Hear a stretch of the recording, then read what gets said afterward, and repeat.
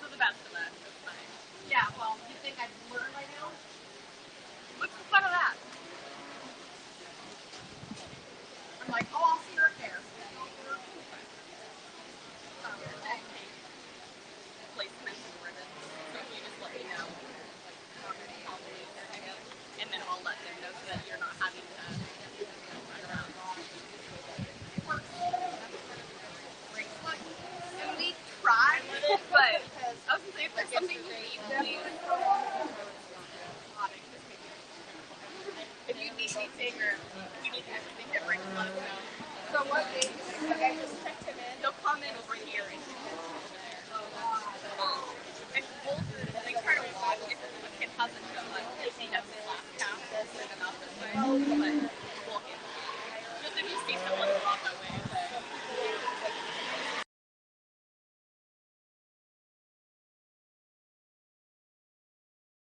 It would be nice to be able to check in and then 10 minutes later we can have a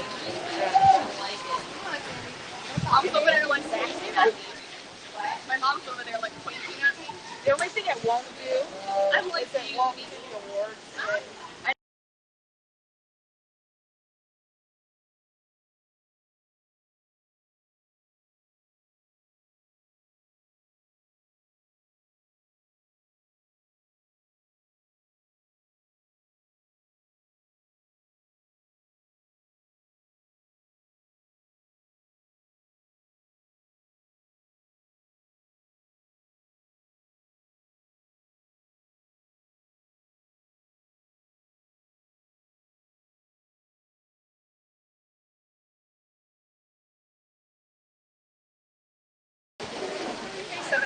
I know. We're only using it like just to get their stuff and get the data and then they're redoing everything. I was like,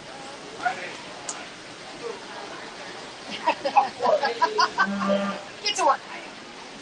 this year we're going to try with the apple pie option. And the other option, so I can have all the buyers now.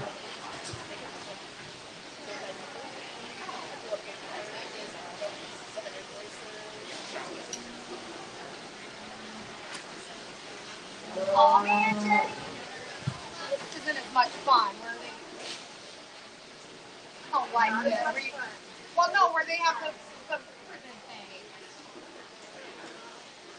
Oh, you mean the circle? Oh, I don't like this.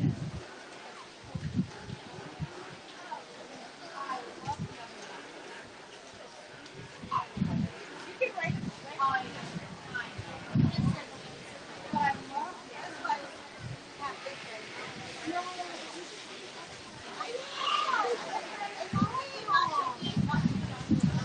Oh,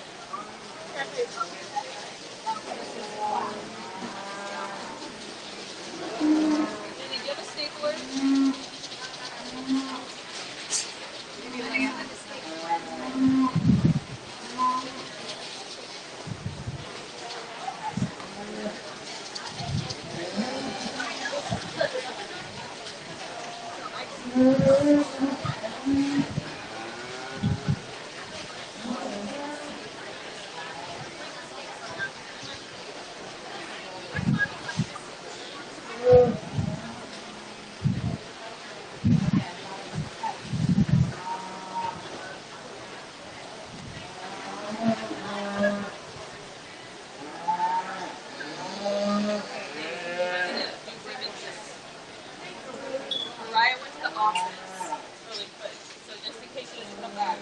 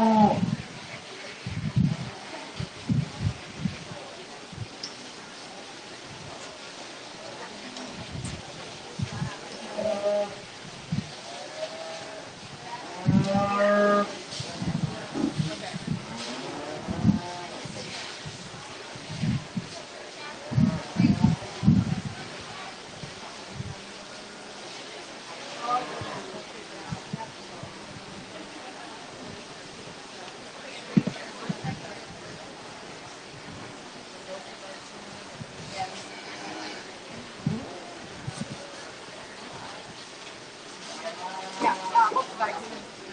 Yep. So next is for this one, stop the name, Tyler, Carter, Avery, those bags, Haley, Emma, and Jennifer. You want the next one? Right. Next one, minus the second one. Lloyd, Megan, Sadie, Caitlin, and Nolan. Well, as we work through our first seat of senior showmanship here, I can tell it's going to be a pretty fun day because I think we've got some talented individuals out here. I guess when we start early in the morning and we've got some calves that maybe have just a little bit more energy out here than others, maybe wanting to circle on some of these kids out here and maybe not wanting to set their feet and really just kind of relax. And I think that kind of comes into play in showmanship. I always say it's a team sport, and I think we've got some teammates that are maybe just not wanting to cooperate. I'm going to share some of the things that I'm kind of looking for as we go through these showmanship heats, and I hope there's some intermediates and juniors out there listening.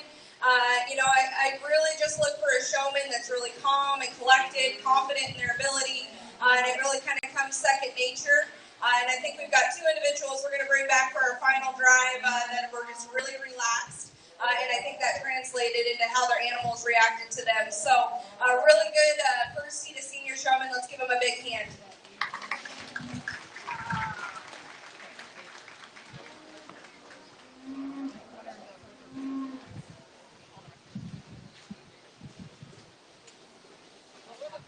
Colors you're getting. Purple, purple. Two purple, and then what's the rest? Blue.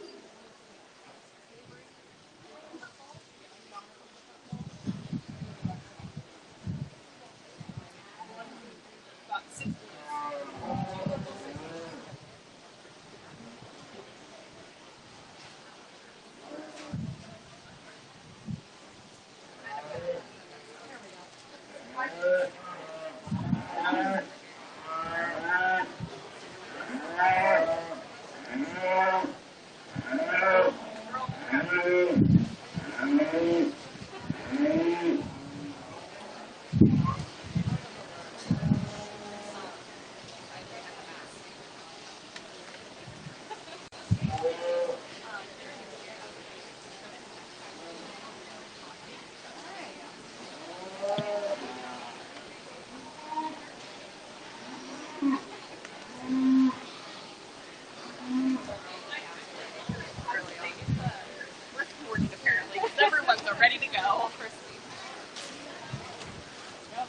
That's what I was looking for, yeah.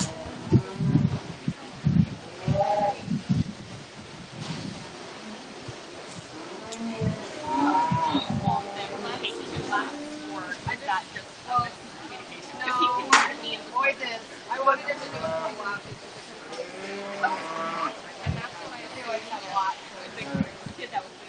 I wanted to point on the rear view. Yes. We'll probably have a take two in the lineup here. Yep.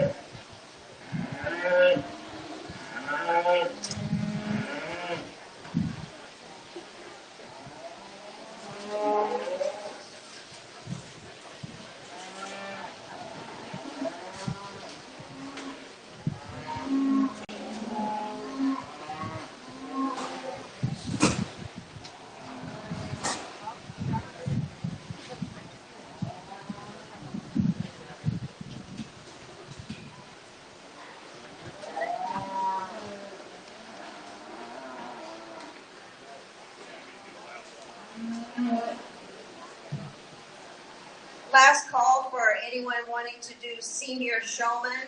Last call, senior showman. Line up outside the show ring. Thank you.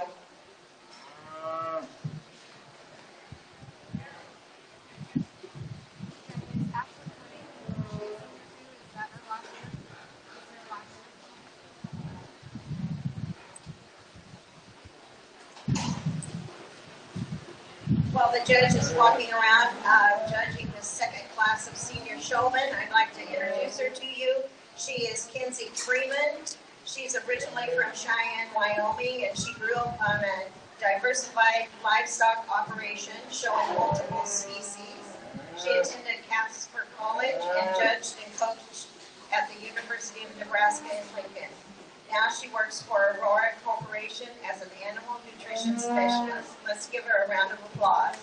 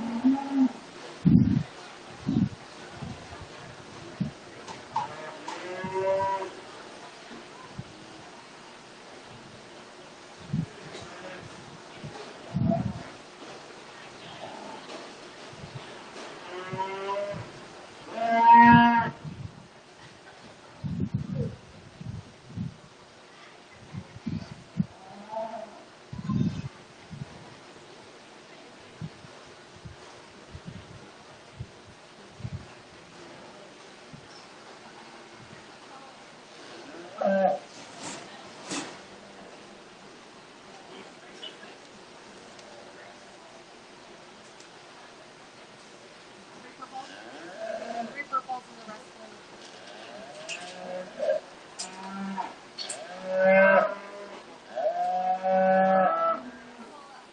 Another impressive heat of senior showmen as we get out here. I think in the second heat, maybe these cattle were just a little bit more calm. So then we can differentiate kind of the skill level and maybe just some minor things that I think these three individuals maybe did to set themselves apart and elevate them just a hair. I think it comes down to maybe some feet placement. We get some cattle maybe just a little too far stretched at times. And then one thing to really remember is utilizing your ring and making sure that you have the right spacing. So when we pull into the profile here, really being aware of who's in front of you and how much distance you have and what kind of space you have to work with. The young lady on the end of the line, she was just kind of borderline, but you got stuck in the corner there. So that's always hard to navigate. But again, all these individuals do a really nice job. So let's give them all a big hand, please.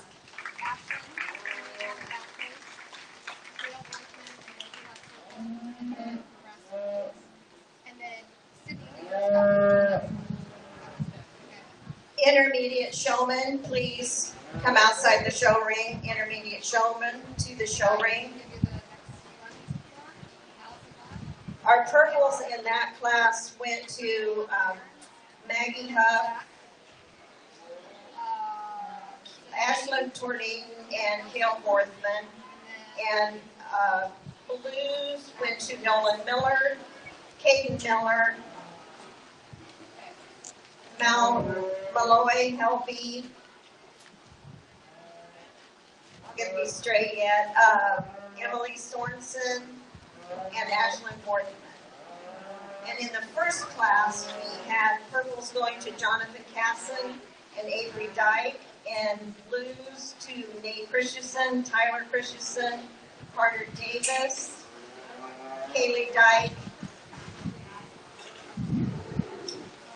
Emma Flathers, Jenna Hanbury, and I think that's it. So now we have our third class of senior showmen in the show ring.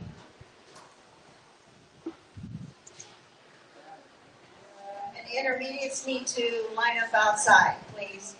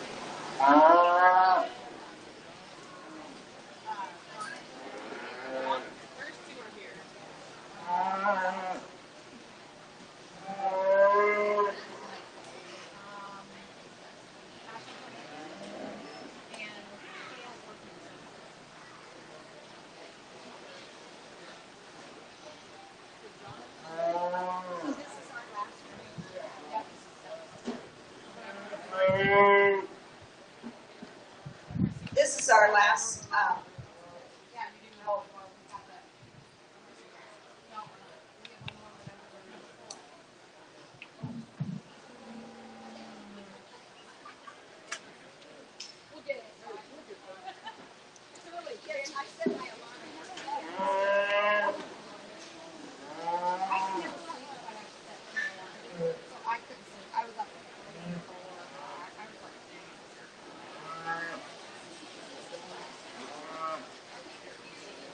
Jenny, we're trying to confuse each other. Are we confusing you?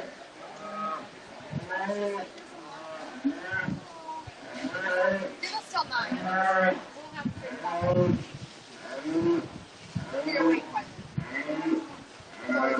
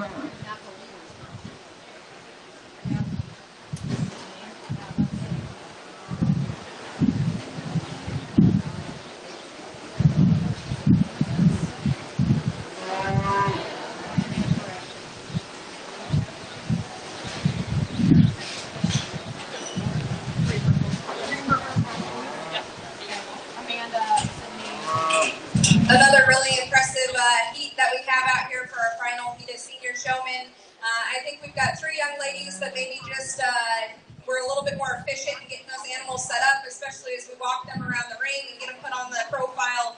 I think just a little bit quicker to use their stick and get those animals to walk into it and be efficient. I think we've got a group that still stand out here that still do a really nice job. There's maybe some things as we're getting the heads up and really trying to give us a nice look from the side. And again, it just comes down to spacing and making sure that we always have those feet set up. So let's give all these individuals a big hand as we get ready for our grand senior drive.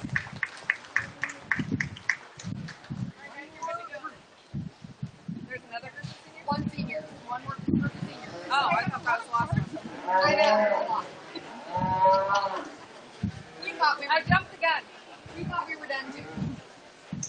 This is our last class of senior showmen coming into the ring, and then we'll need the ones, the kids that got purple in their class to line up outside the show ring to come in for the final drive.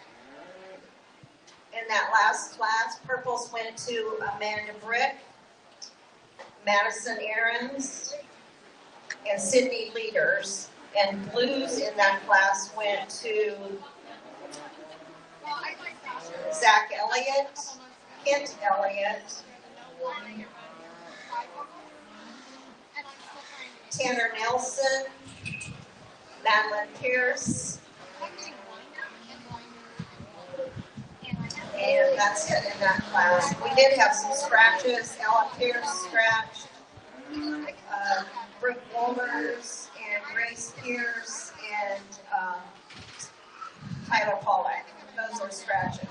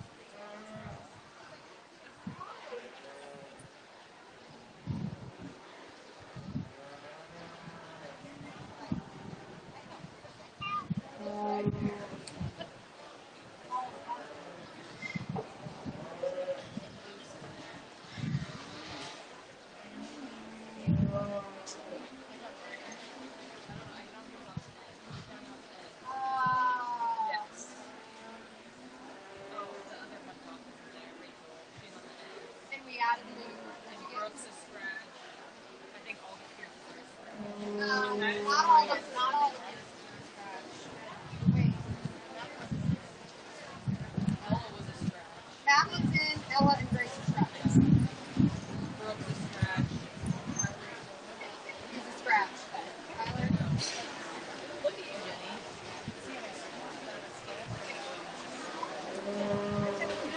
So do you have to I guess I the could be ribbon talking. color? I should be talking. I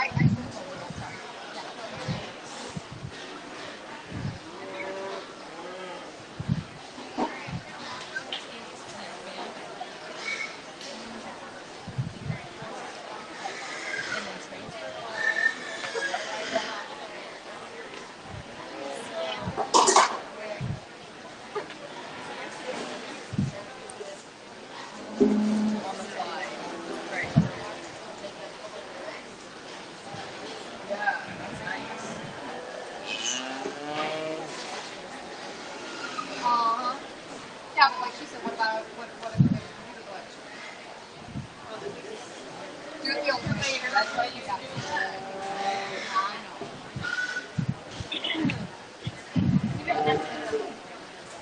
Right.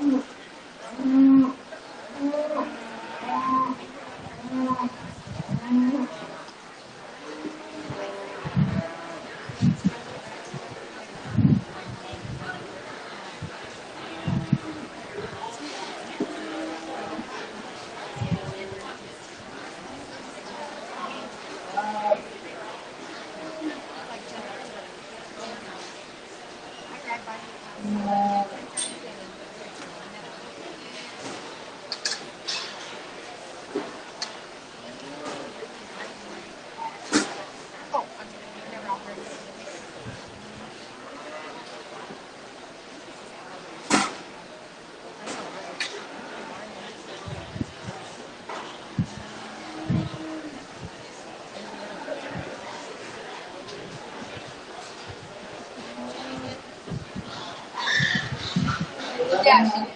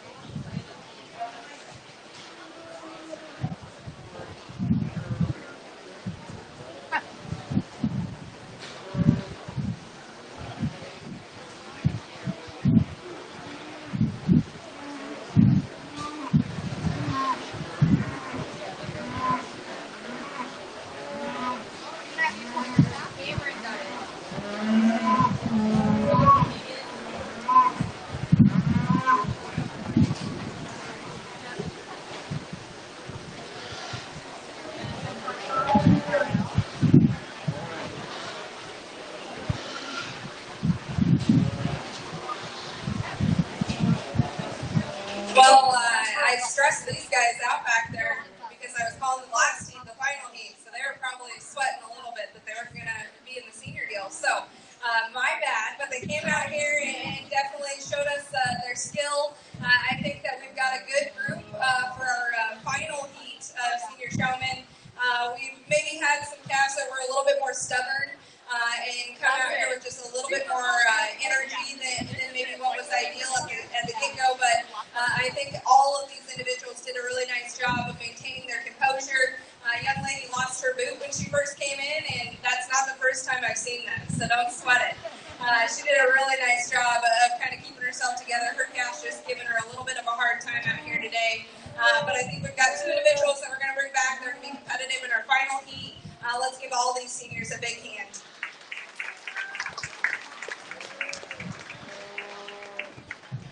Purples in that class went to Pearl Huddle and Kyle Moss. Blues to Luke Huntoff, Rachel Huntoff,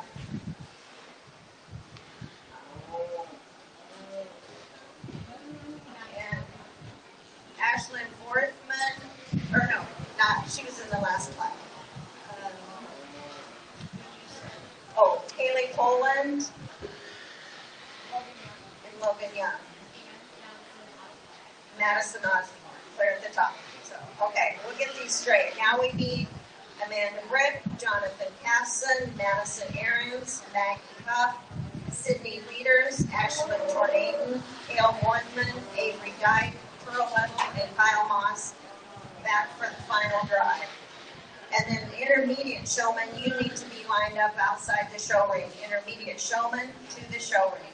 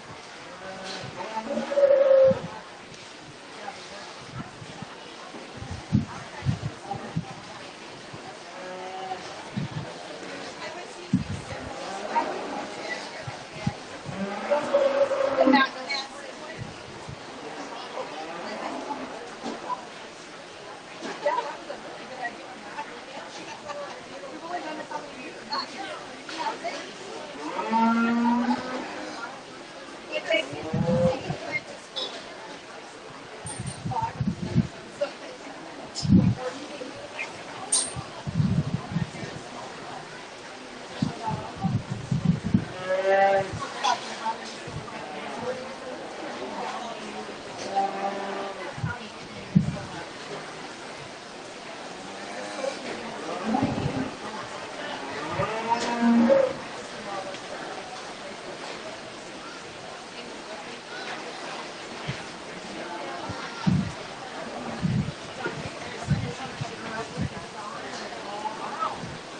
like then you have to go back and put in like your grain and business. Yeah, so I'll switch them by name.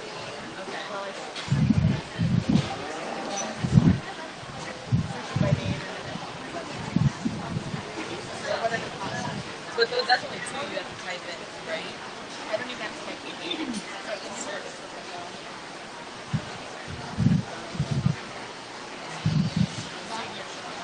Got it. Being paid. I know. So I was gonna look. Oh, that's nice. Then you just have to pull out. Grand reserve. Those, look at that. Isn't that awesome? This one is awesome.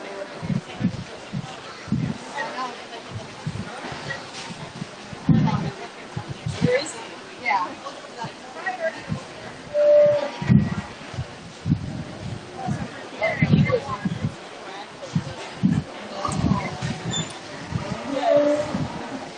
What's that smell? Citronella?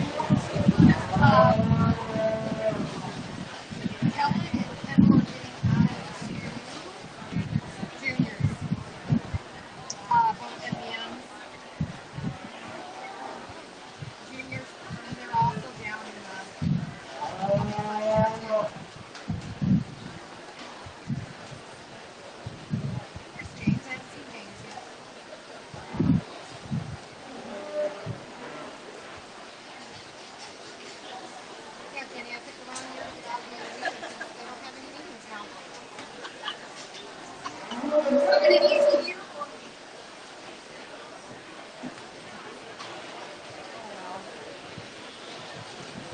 It's nice to have my Sunday free. To do absolutely nothing. It's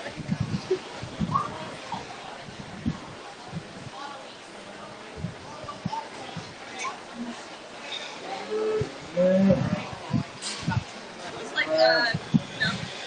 Tonight? I don't know here.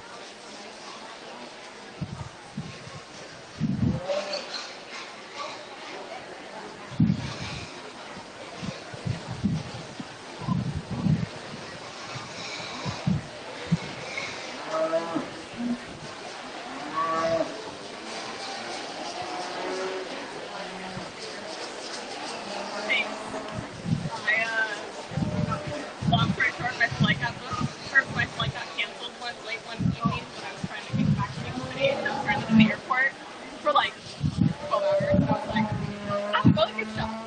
And this is what I came up with. So it's now a funny story because they're airport. But they're awesome. I was trying to decide what I wanted to do. Like, 5 feet. Buy ear here. When you get stranded there for 12 hours, you have nothing else to do. You guys do 4 hours to get it. Only time I've ever done it, came out great though. So,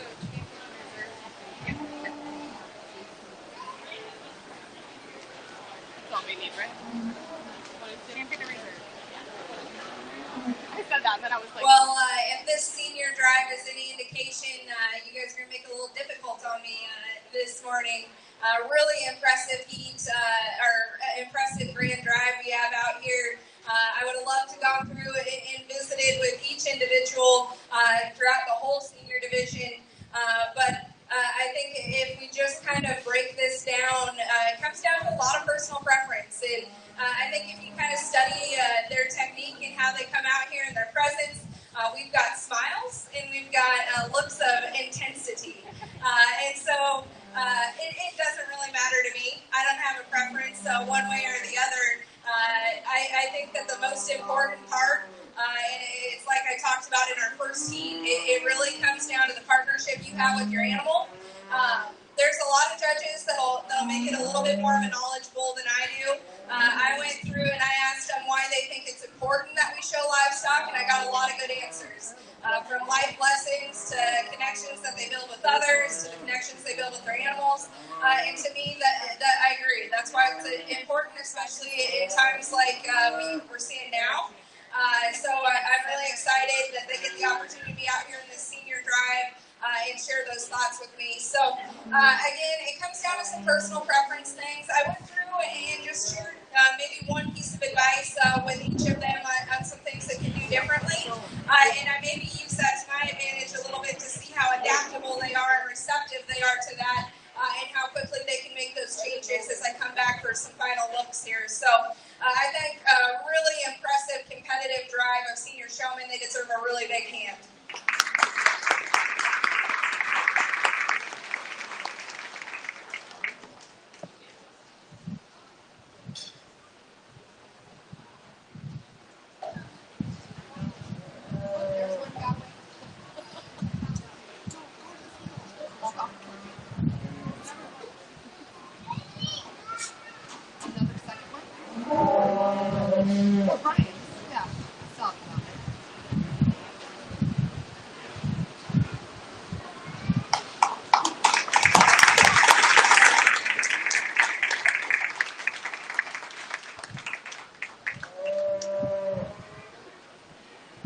Our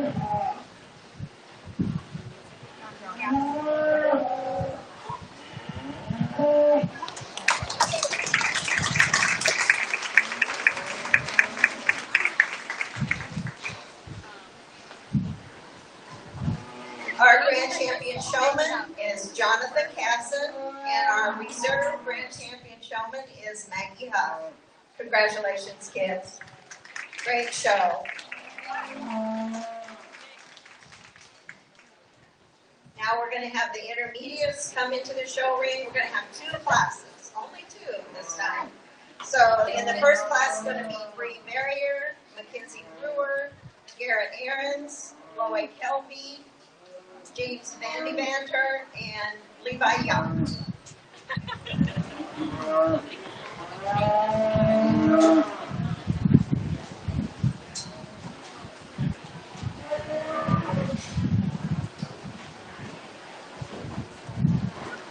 Why? I didn't put lotion on. Right up here, I didn't bite myself.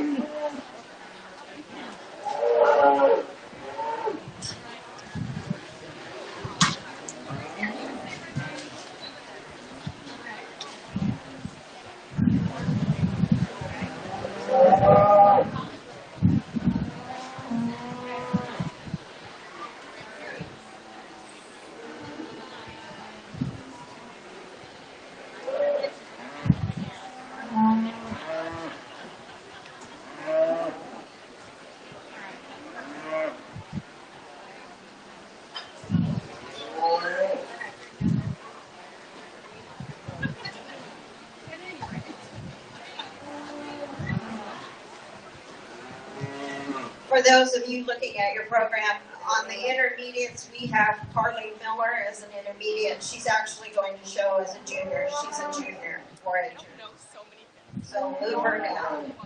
I still do, but maybe about another couple years.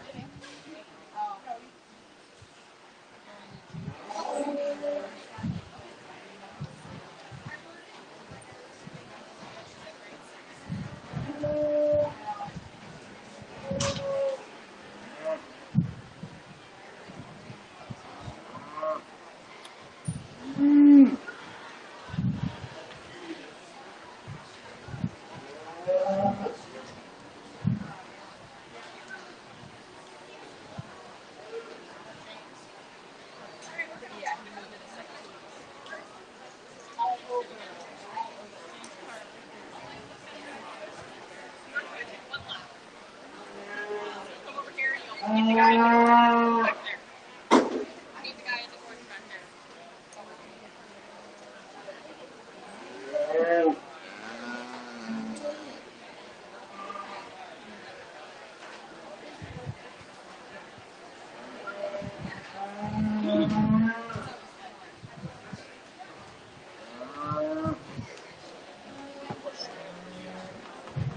No question.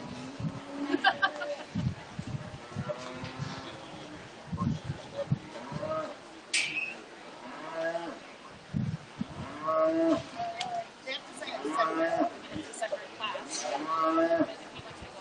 You can.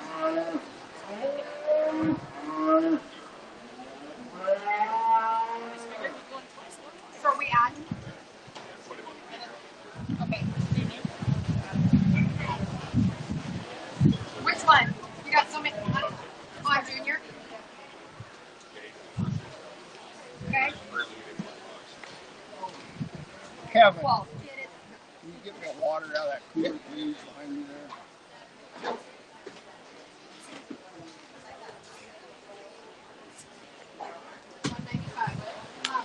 $195. We'll go this way so we don't get things wet. Thanks, Kevin. Thank you. Proud of you.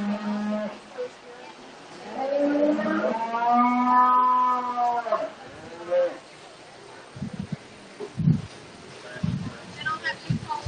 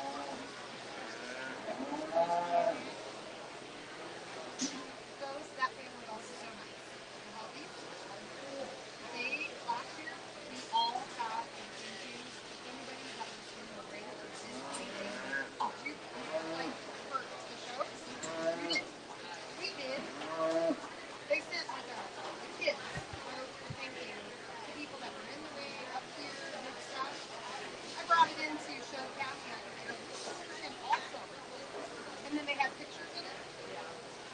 I was impressed because I was like, that's pretty nice.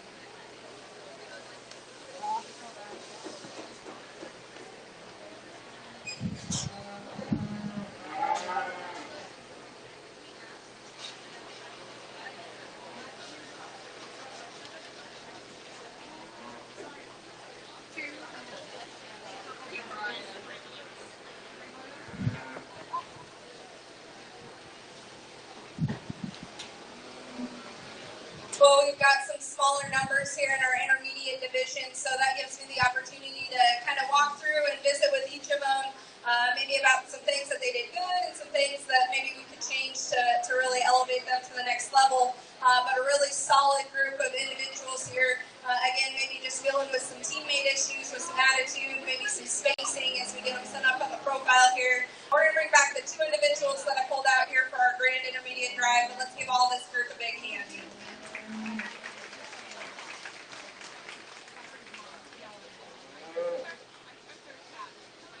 No, I know.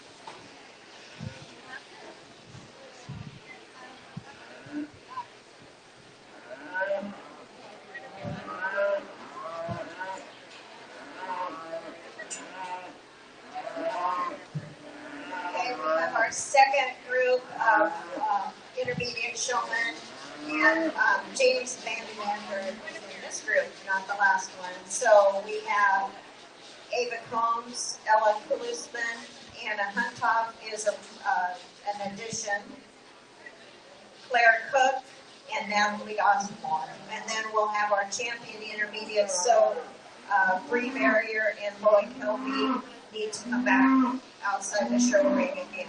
And in that class, Bree and Lloyd received purples.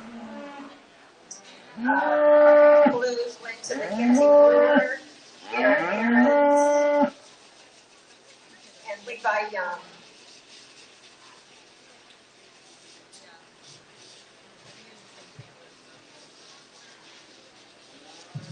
Junior showman, you need to be outside the show ring. Junior showman, outside the show ring, please.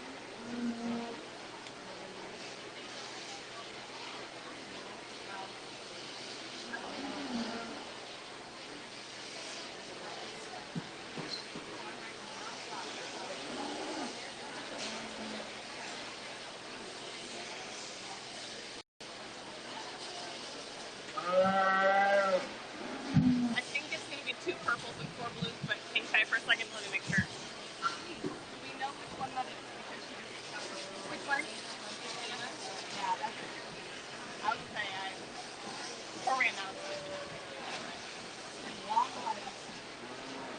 nothing wrong with her. Nothing wrong with her long legs. I wish I would have long legs. Maybe I wouldn't, if I wouldn't stretch out. You say that, and then you try to buy jeans. I know. My girls all in shorts that are like this long and show every.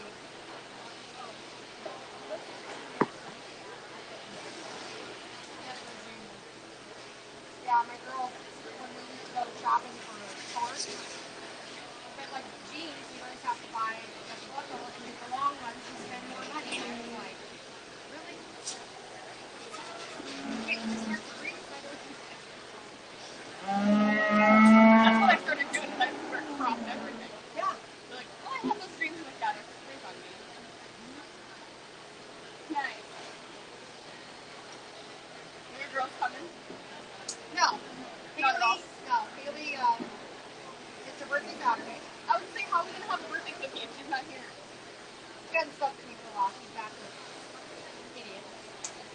Dumb boy. We're all like, did you like hit I saw that on Facebook and I kind of wondered, but I was like, not my place. Oh my god. We're all like, did you hit your head? Oh, he's changed. We're like, Boys don't change. well, Especially in their 20s. she's got a house, she's got a great job, and she's got a car, and he thinks, He's like Adler. He's got that. yep. And he has to change. She's not coming. And Hannah is Another impressive feat of intermediate showman here. I think that we maybe got to calm down and get these calves really eased in, and they really cooperated. And I think that if you kind of study this group of showmen, they're very calm in the presence that they offer out here in the show ring, and I think that really translated to the group of cattle as well. So that makes it a lot easier for everyone if those calves are kind of cooperating. He's going to act up right when I say that. Again, I think they do a really nice job. So that allows me to get maybe a little bit more nitpicking on some spacing and making sure that we're lined up. It's kind of like a follow the leader thing and just making sure that you're paying attention to the calf ahead of you or on either side. And that just makes it a little bit easier to navigate the ring. So let's give all these individuals a hand and we'll see those two back for our final drive.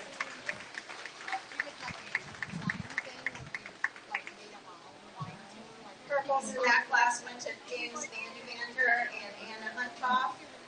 Blues to Natalie Osdemore, Mackenzie Brewer, Claire Cook, Garrett Ahrens, Ella Klusman. Oh, Garrett was in the last class, sorry, and Ava Combs.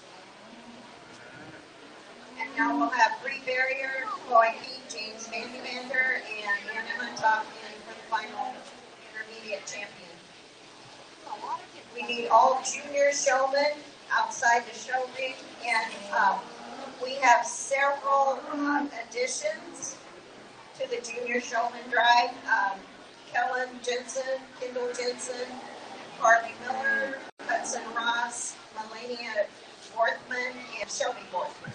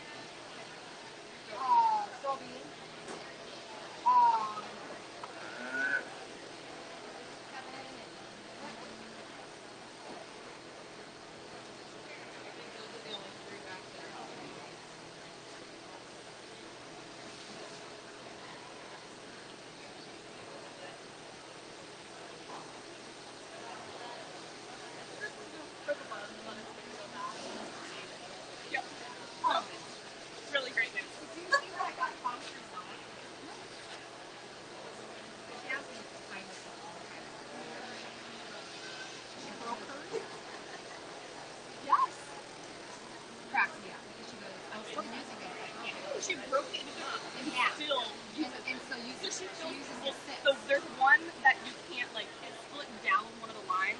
So she has like two and a oneer. So like she still uses it. So I had her one like a couple months ago. The lady wanted to way too much for it, and it was really and You're like, I can buy a new one. well, the problem is they're heavy to ship. You're shipping them from somewhere. And the lady wanted like $40 to no 30 to ship it, and like 30 to buy it. And I was like, no. So this one to buy it and to ship it. I said, is 40 gonna work? And she goes, I didn't even ask her. She didn't want it. I want it. Yeah. And Elsie's like, I go, now you can make 18, 6, and okay.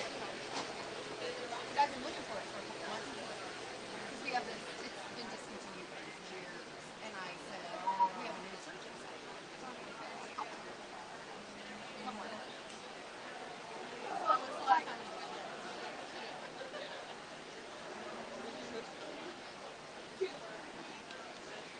shipping is not cheap. Like,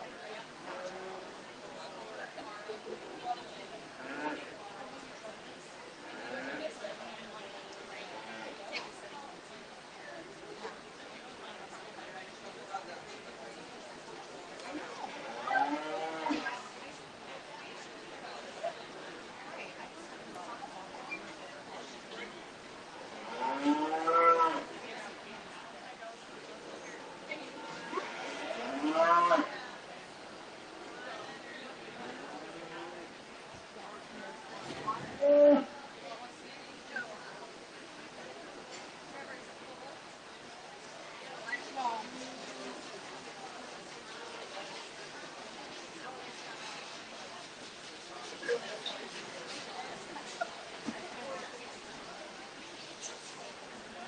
Well, like we said in our heats, a little smaller age division for our intermediates, but I don't think that detracts from the quality of showmen that we have out here.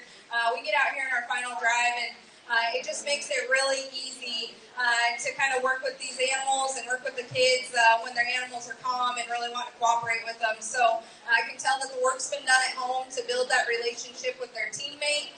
But I think we've got a couple individuals that maybe just a little bit more efficient in getting those animals set up, getting them to walk into it, and then just always paying attention. I think that when we talk about knowledgeable showmen, it says something to me.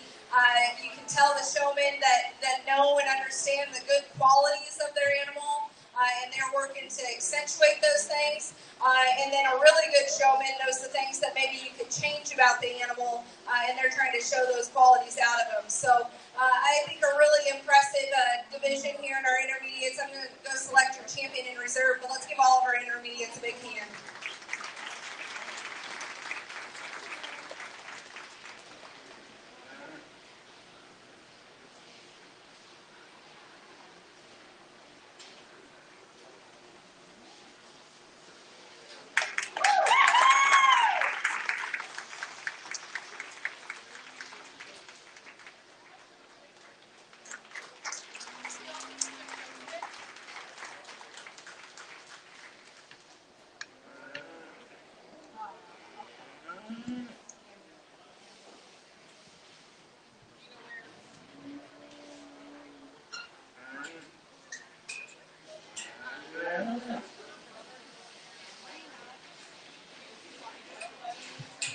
Our champion intermediate showman is Bree Barrier, and our reserve champion is James Van Vanter. Congratulations, kids. Now we're going to start with our junior showman. We've got additions, so it's going to be a longer list. In the first group coming in is Billy Casson, Cameron Cook, Landon Leaders, Carly Miller, Hudson Ross, Hudson's not in there. Ella Borthman, Kira Borthman, Elena Borthman, Reese Borthman, and Shelby Borthman.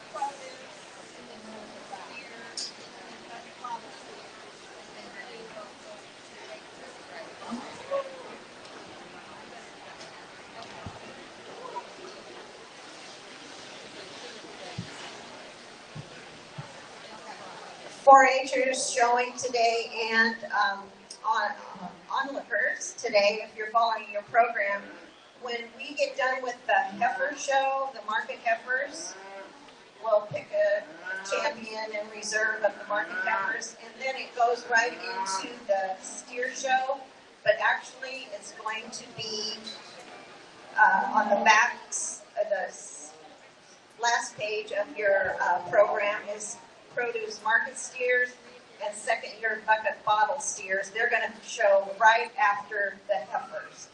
So 4-Hers, make sure you're ready when the heifer show is over. We'll announce it again when it gets closer so you can get ready. Thank you.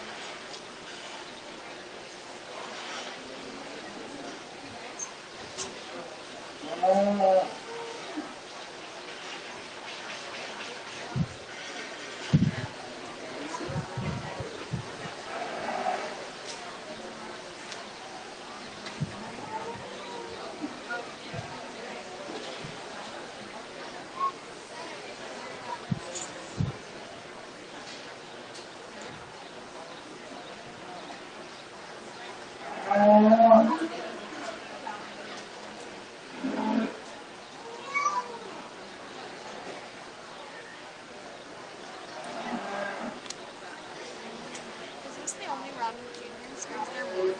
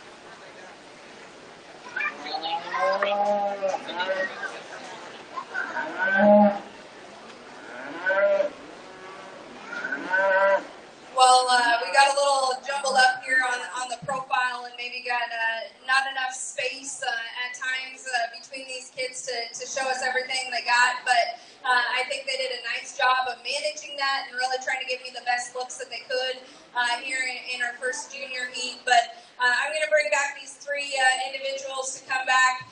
Again, I think as we kind of think about those things that we talked about in senior and intermediate showmanship, really just being calm and collected, maintaining some patience when your animal maybe doesn't want to cooperate with you, I think it goes a long ways. So as we work through these juniors, I know my job's going to get a little bit more difficult because I got to take in the cute factor as well. So I think that all of them do a really nice job, very impressive, and we'll see these three individuals back for our grand drive. But let's give all these juniors a big hand.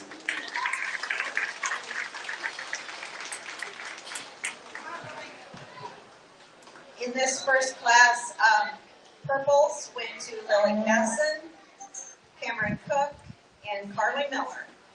And they'll come back for the champion intermediate. And then blues in that class went to Landon Leaders, Ella Borthman, Kira Borthman, Melita Borthman, Reese Borthman, and Shelly Borthman. I'm going to let him get that one. And our next group, we've got it right here. We have an addition, Keegan Cook will be coming in, Jack Handlos, Riley Hemmingson, Helen Jensen, Kendall Jensen, Oliver Ledner, Allie Leaders, Dalton Miller, Austin Moss, and Hudson Ross. Should be 10 of them.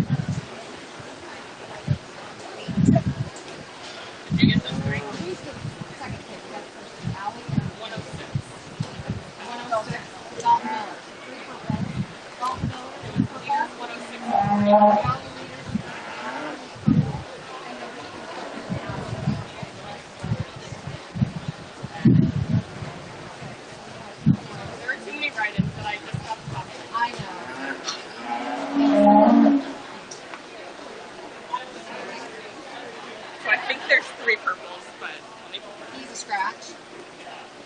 These two are scratches, but you got to add somebody on the third. Kyle's good, but you got to add somebody on your third. And we'll tell you when we get done. Those two are scratches. Yep. And then the add-on for the third is paper. These are all right. Add a paper meters for the third, and then we're good. Yep.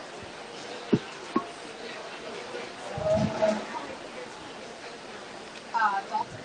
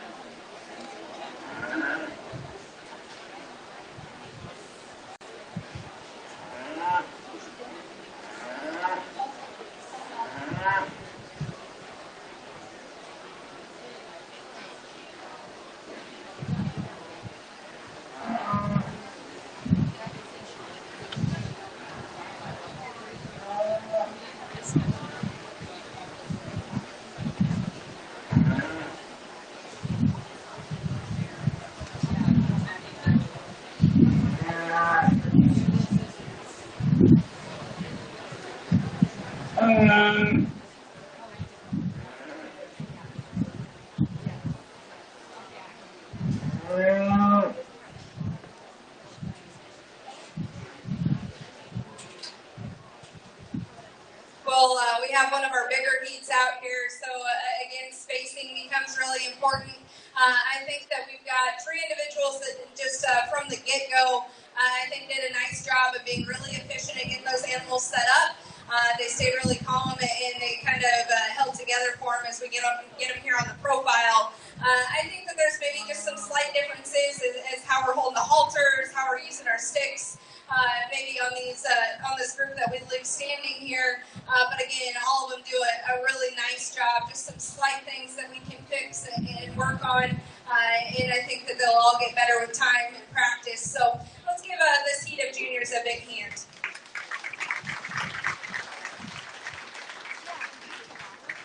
The water would be great. Yes, thank you. I just finished my one, so I wasn't dying, but. Purples in that class went to Allie Leaders, Keegan Cook, and Dalton Miller. And blues to Jack Handlos, You can just set it up. Riley Hemmingson, Kellen Jensen, Kendall Jensen, Oliver Ledner, Austin Moss, Hudson Ross. And now we've got the third group coming in, and that should be Taylor Black, Luke Christensen, Roy Combs,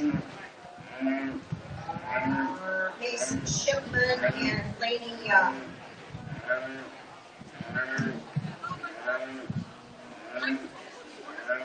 And Peyton Lear. See? Trevor's like, why'd you let him go? Get it together. Right up here, bud. We're having fun. It's Westfair. For sure. No, we haven't had it. Yeah. So.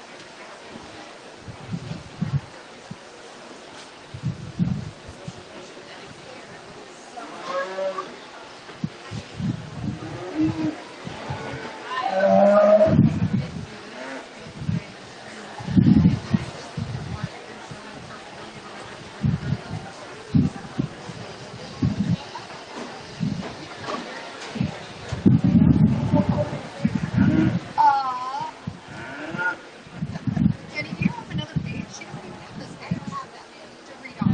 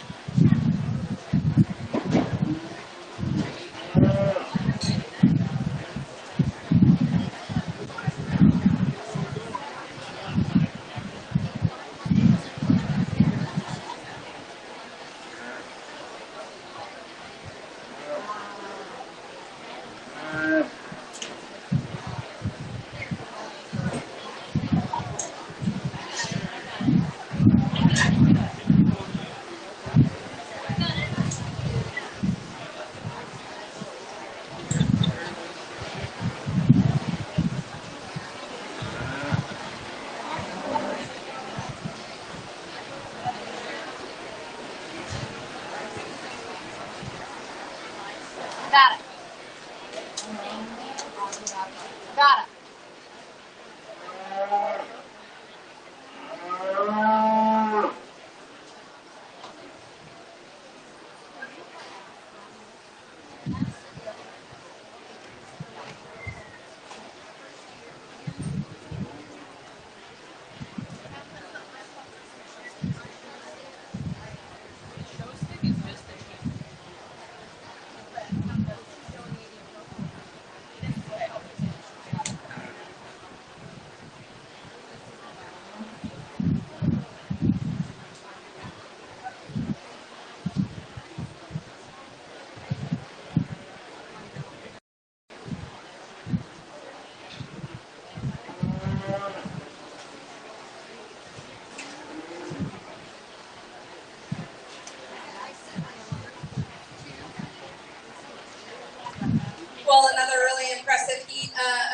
showmen that we have out here. I went through and visited with them just to touch about some things that maybe we can change. I think here maybe we saw just a little bit more feet placement and things we can do differently to give us a more ideal look from the side. I do want to comment the young man there at the end of the line. I thought he was really in here and he was going to have a good go at it. But his calf just really didn't want to cooperate as we got set up out here on the profile. So it really just goes back to that teammate waking up on the right side of the bed and wanting to work with you out here. So he does an awesome job. We're going to bring back these two individuals here for our final drive, but let's give this heat a big hand.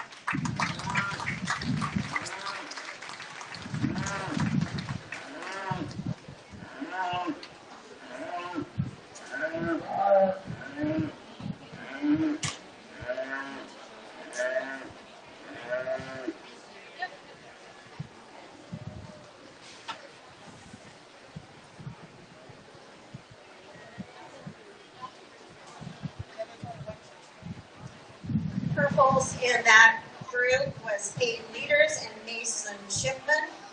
And blues in that class went to Coy Combs, Luke Christensen, Taylor Black, Lainey Young, and I think that was it. So, and also I'd like to announce that Tom and Sue Trady, as they have done for many years, are donating rope halters to all first year and junior showmen. So let's give them a round of applause. They've done that for many years, and we really appreciate it. I'm sure the kids do. Make sure you thank him.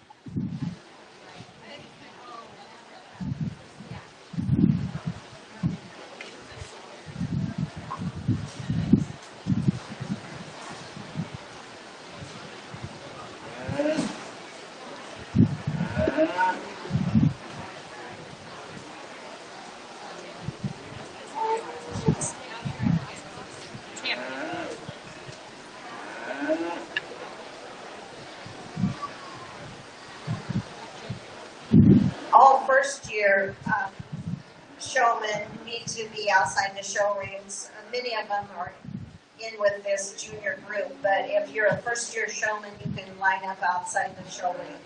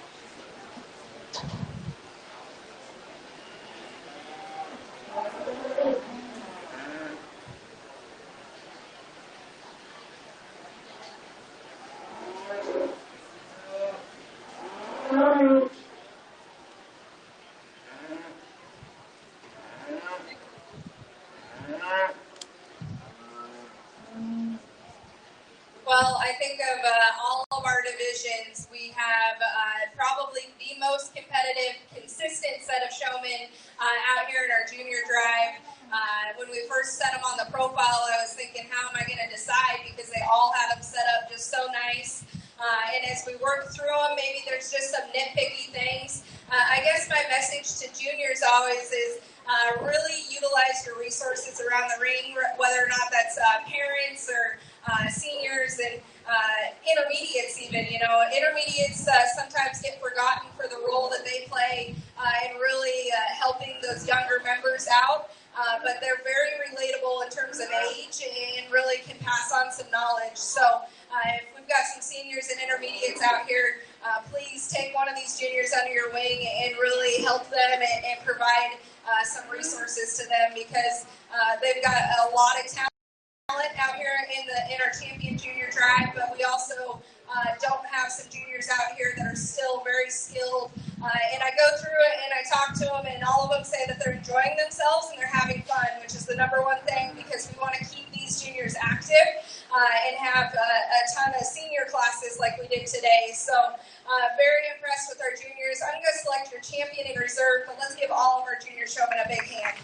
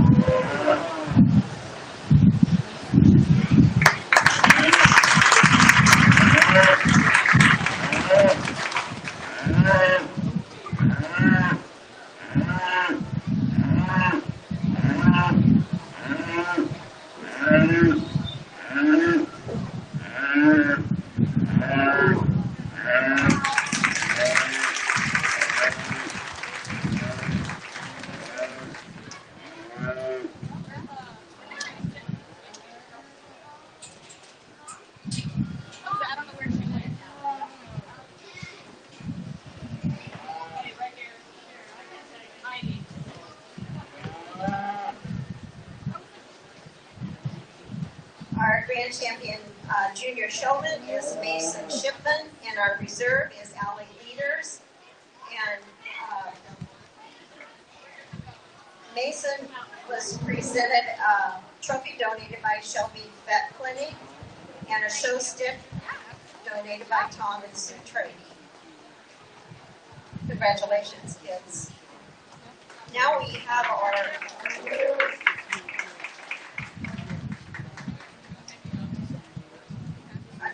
our first year showman. These are kids that have never shown a beef animal before, and they can show in the first year and the junior. So I need to between the grandson and grandmother. So they then come back out for first year because they haven't shown these before. Also on the champion senior beef showman, Jonathan Casson, he was presented a trophy donated by Rick and Joanne Brody. And the intermediate showman, Bree Barrier, was presented a trophy donated by West Potawatomi Extension and Outreach. So make sure you thank those donators, the folks that donated your trophies.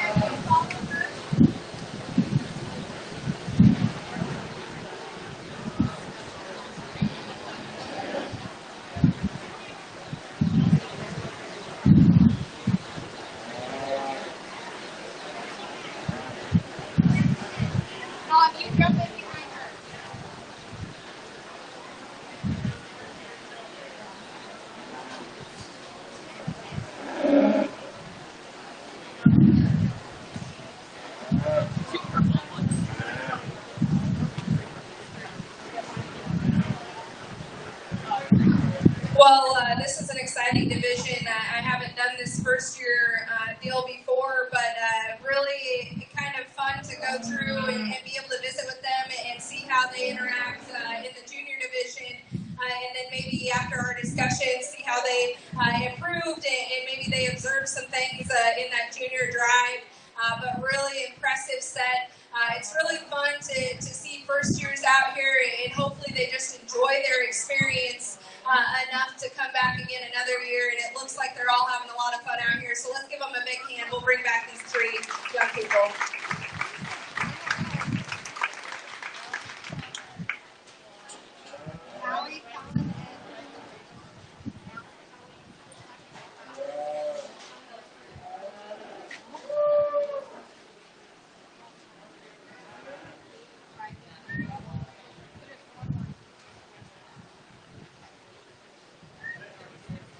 Purples in that class went to Riley Hemmingson, Kellen Jensen, and Allie Leaders. Blues to Ethan Chambers, Kendall Jensen, Oliver Bender, Hudson Ross, and Shelby Northman. And then we will be picking on the first year showman. We have the top 5 receive a cash award donated by Bill and Annette Rocker, and also roll callers given to all juniors and first year showmen.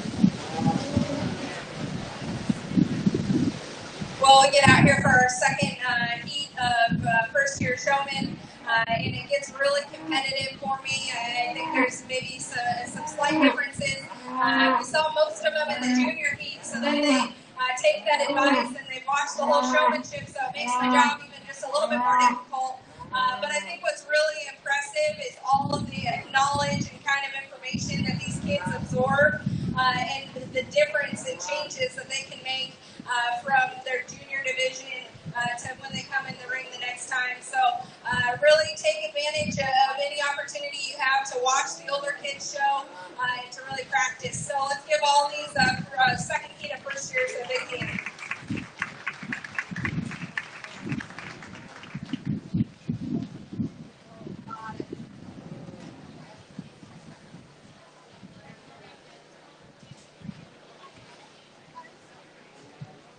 After this championship first-year showman is finished, we need second-year bucket bottle heifers outside the show ring, and then produce market heifers outside the show ring, please. Second-year bucket bottle and produce heifers outside the show ring.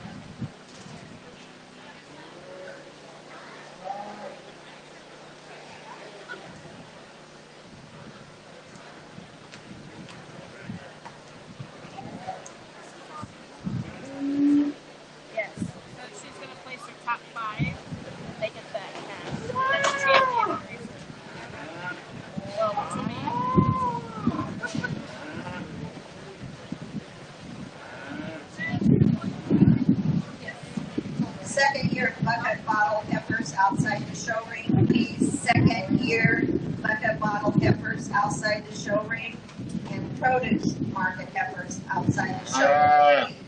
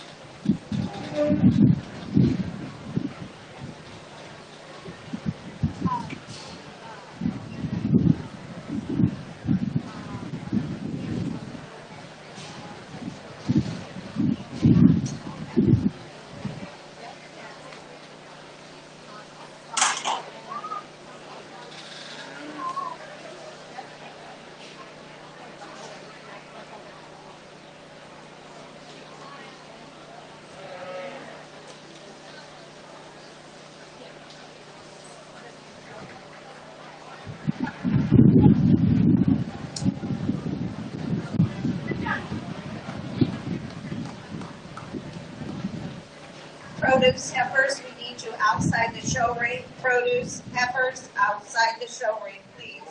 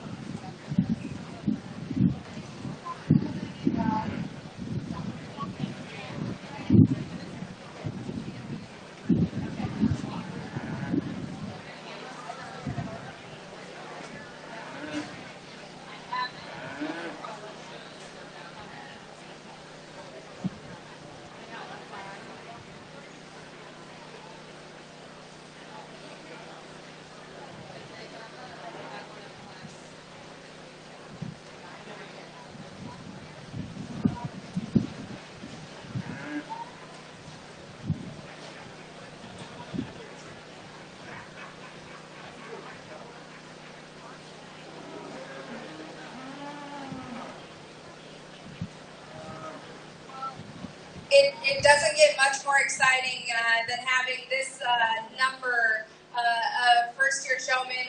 It's probably hard-pressed to find that in a lot of counties. I know, especially with what we're dealing with in terms of current circumstances this year, but just so exciting to have new kids. And I'm sure there's new families around that are getting into this deal. And I truly believe that there is no better way or better place to raise our kids. And so to have this volume and this quality of kids in our first year program is really commendable, not only for those families and these kids, but your guys' community. So let's just give all of you a really big hand. I didn't go through and visit with them again outside of one kid. I think we had all of these individuals in some junior showmanship. And I think it's exciting because we've got a reserve champion out of our junior division. For her to be a first year, very impressive. I think we've got another individual that didn't even make the final heat within their age division.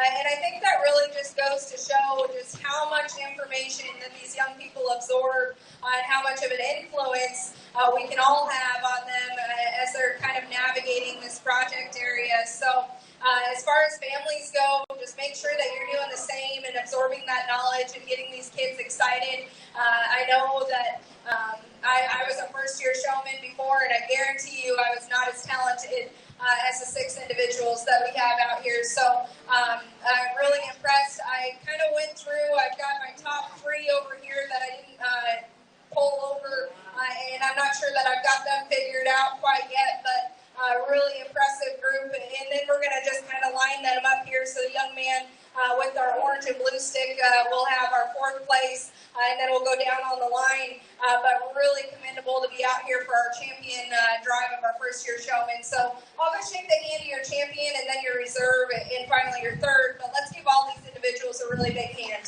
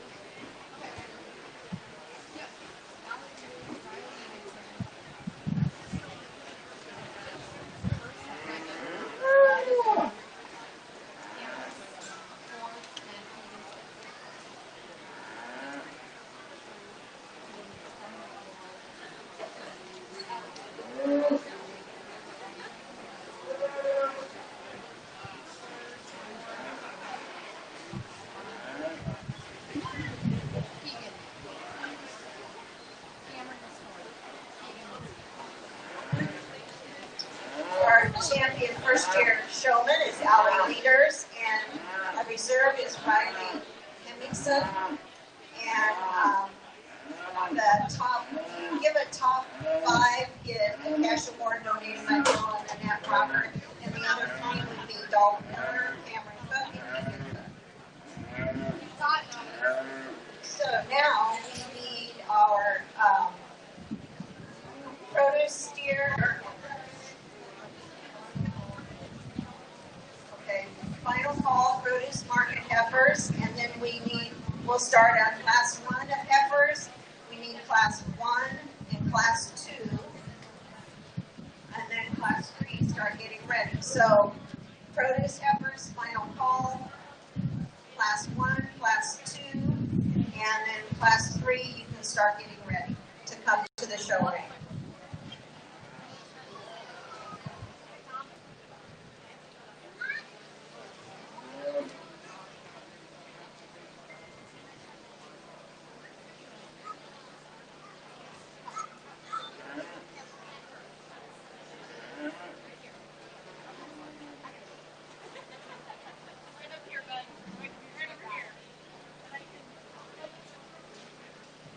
Class coming into the ring is second year bottle heifers. And due to the situation this year, there is no livestock auction on Monday. It has been changed to a premium donation drive. The Livestock Sale Committee is asking for your continued support of the 2020 Westfair Livestock exhibitors by making a cash or check donation to the Livestock Sale Committee. This money will be distributed just as in past years as they qualify to have items on the sale. Donations can be given to any Livestock Sale Committee member. A huge thank you in advance for your continued support. Thank you to John Fisher and Tom Trady and all the Sale Committee members.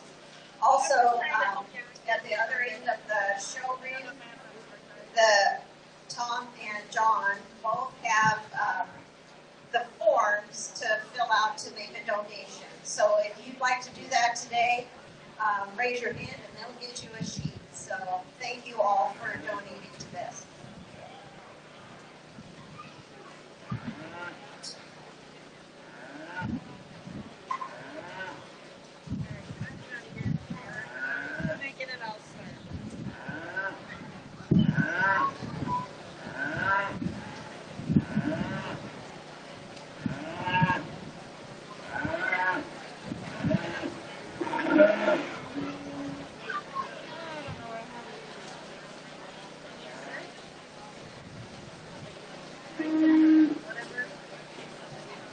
Class 1 and 2 outside the show ring, please. Class 1 and 2 heifers outside the show ring.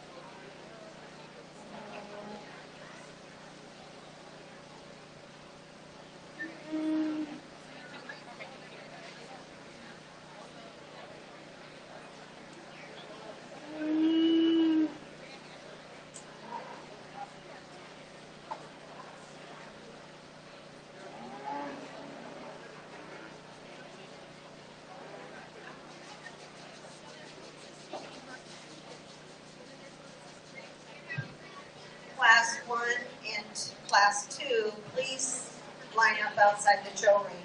Class 1 and Class 2. The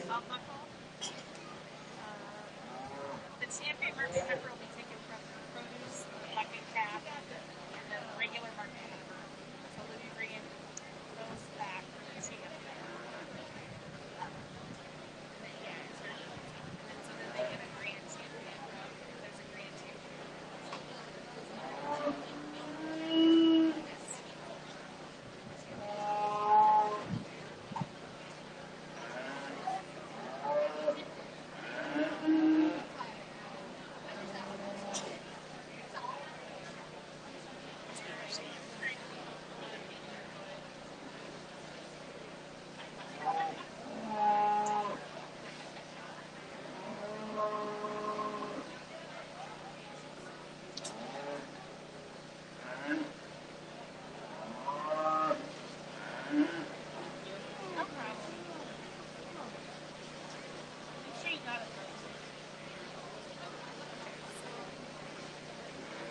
So there's probably one for the steer. Grand champion market heifer, grand champion market steer.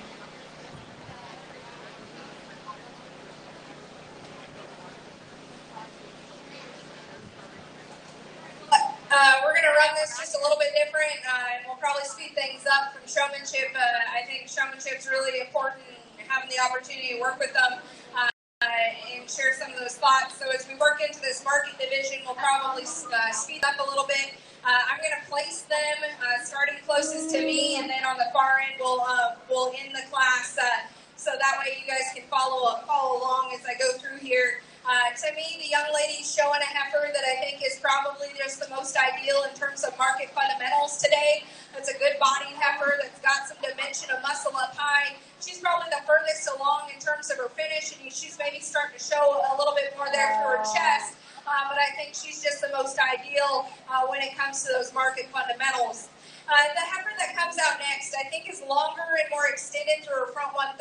I think she maintains just a little bit more levelness down her top. She's really big hipped. She's maybe one that gets a little bit more upright in the angle of her shoulder. She doesn't have that same softness and mellowness and touch over her rib, but still a nice heifer to sit in second. The heifer that sits third, I think if you really start to analyze her, she's maybe one that you appreciate in terms of her midrib shape. She's really bold and opened up there. She's got plenty of power as you step in behind her. To me, I just want to change how she's built skeletally up front, lay her back in the angle of her shoulder, and allow her to just mold her with a touch more flexibility off her front end.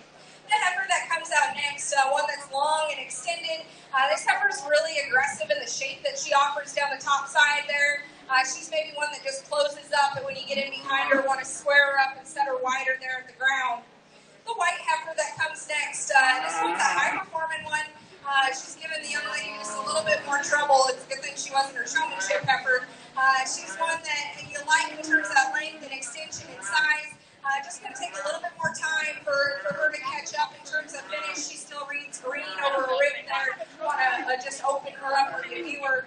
The red heifer that comes next, I think one that you can stouten up in her pin set, just offer a touch more dimension as you get in behind her, but she has that same advantage in terms of size and performance that we see in the heifer ahead of her. Then we end the class with a heifer that probably is just a little bit more moderate in terms of her frame size. I think she just reads the greenest today. She needs a little bit more those individuals a big hand.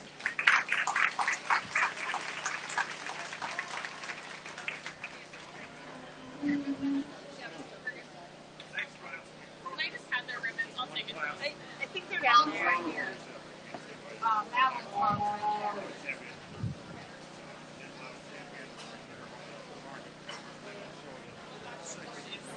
You're fine. Okay. But just one glass of each of those things. One glass of the. The heifers are 4 pounds to market. I should go let her I'm stumbling around on there. It's like, We're good. yeah, you didn't know one. I should only know Our one. champion second year bucket bottle cap was shown by Madeline Pierce, and she was presented a trophy donated by, I will find it, or, Okay, Dad. no trophy, I'm sorry.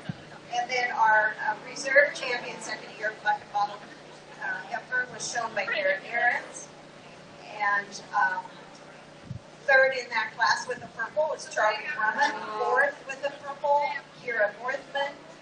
Fifth with the blue, Ali Leaders. Sixth with the blue, Emily Sorensen. And seventh with the blue, Oliver Bettner. Now we have our produce heifers in the show ring, and we have class 1 lined up outside. We need class 2 outside the show ring. Class 3 start coming over. Class 3 heifers start coming over.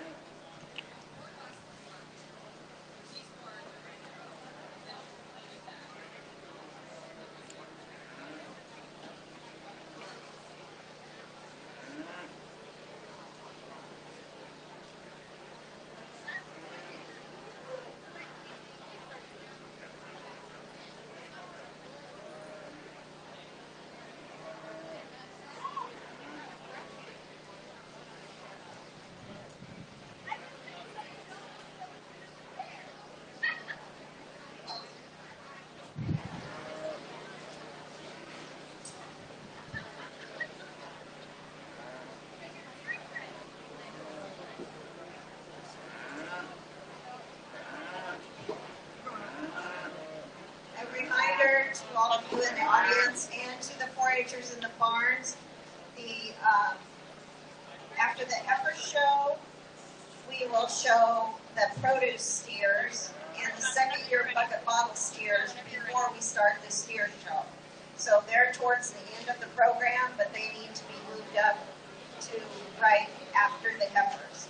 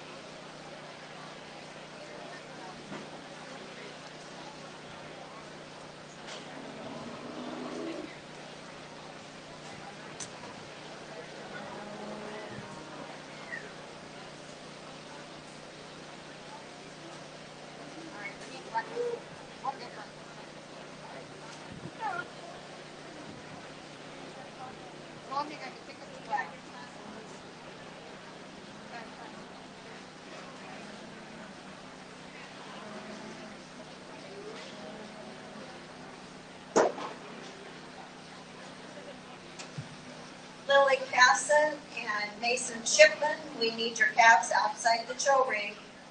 Lily Casson, Mason Shipman, come to the show ring.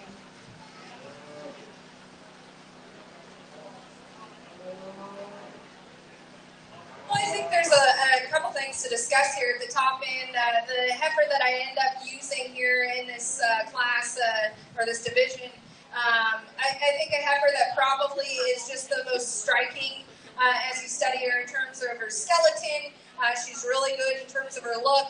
I guess with those things being said, when I get down on top of her, I was more surprised to find that she's actually really opened up in her pin set. She's got some dimension there right behind her shoulder. I think to me she reads just a little bit more feminine in her muscle pattern, but I think she's still got plenty of product and dimension there, and certainly those added bonuses of look and skeletal quality. The heifer that sits second is probably the one that impresses you, and from a muscle standpoint, she's the stoutest pin, the biggest hipped, and easily probably a little bit more ideal in terms of her finish. I think that comes with a little bit of compromise to her skeleton. She's one that gets a little too upright and angled her shoulder and knee, and I want to relax her off her hind wheels as well. If we could just allow her to motor a little better, I think you could really find some advantages to that female. The heifer that sits in third, I think one that is probably the furthest along in terms of her finish. I think with that, she's more moderate in her frame size. I'd like to see her with a touch more shape and power, especially as you read her down her top. Then we've just got a lightweight heifer that's going to take a little bit more time and groceries to get her to catch up. But let's give all those young people a nice hand.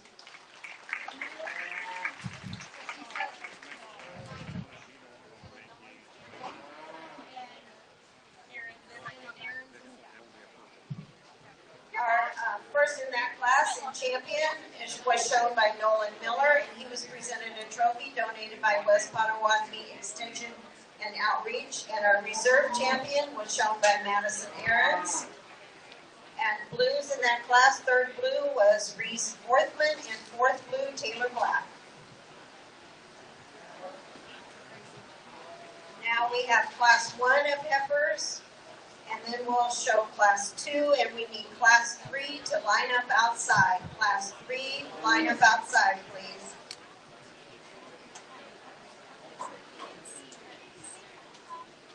I don't know.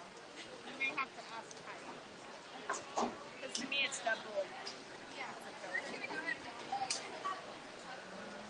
wonder if this should have been champion second year.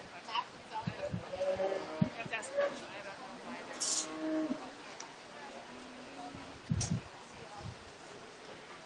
There wasn't a second year bucket bottle trophy, which there usually isn't. But it's like it double backs, you never know.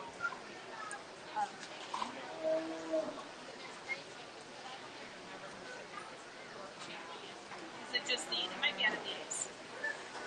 It might be out of this group of regular market first, and then the grand champion and Rebecca. Well, I'm just going to go ahead and start talking about these heifers as these young people get them set up. I'm going to leave them lined up the way they are. The kind of colored up heifer is going to win this class. I think a heifer that you like in terms of her stoutness of features. She reads really shapely down her top. I like the look that she gives you from the side, long, extended front end in her. She's one that maybe is just a little bit coarser in terms of her joint work. You can see maybe getting a little bit more restricted off those hind wheels with this lighter weight, but I still think a really nice heifer. The heifer that comes second is one that you like in terms of the shape of rib that she has. She's got more flexibility, especially off her hind wheels. This one just needs to be opened up in her pin set and drop her down in her body. Those things will come with time, but still two really nice heifers. Let's give those young people a nice hand. I get what you're saying. So they're both blues. Blues.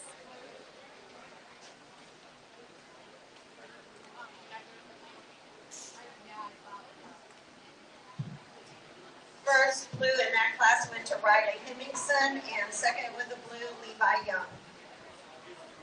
Now we have class 2 coming into the show ring. And class 3, you should be lined up outside, and then class 4 start coming over. Class 3 outside, class 4 come over. And then we'll bring back the top two from each class. I believe in class 4 we have an addition. Wade Spencer has a calf. I'll let you know. Don't worry.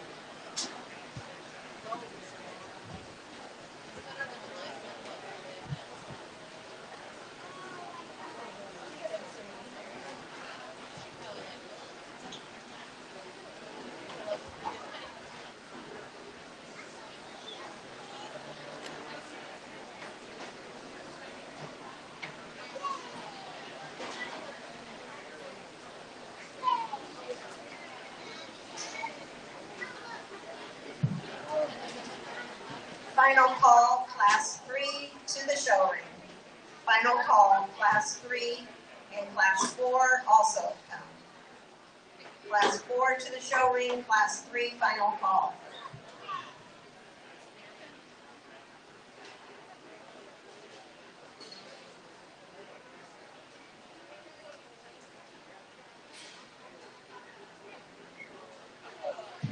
Maverick Cal, we need your calf to the show ring. Maverick Cal to the show ring.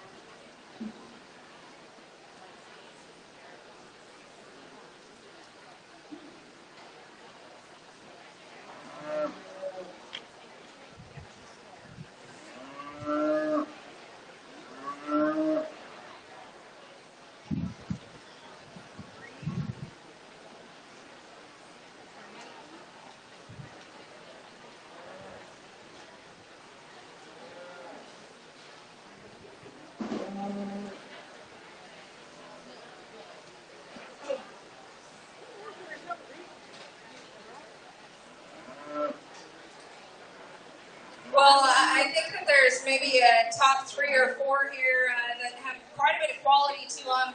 I guess for me, the young lady's kind of composite heifer is one that just combines the most good. She's the biggest topped, or at least the most consistent in the amount of muscle that she has there right behind her shoulder, how she transitions back into a really impressive hip shape. And I think she still does this with being really balanced and proportional from the side. She's probably not the freakiest fronted one that you'll find, but I think all of her pieces match, and she's skeletally one that I really appreciate in this top 4 heifers. The heifer that sits second, I think a heifer that probably is the most impressive is I handle her right there behind her shoulder. She's really aggressive and square in the shape that she offers.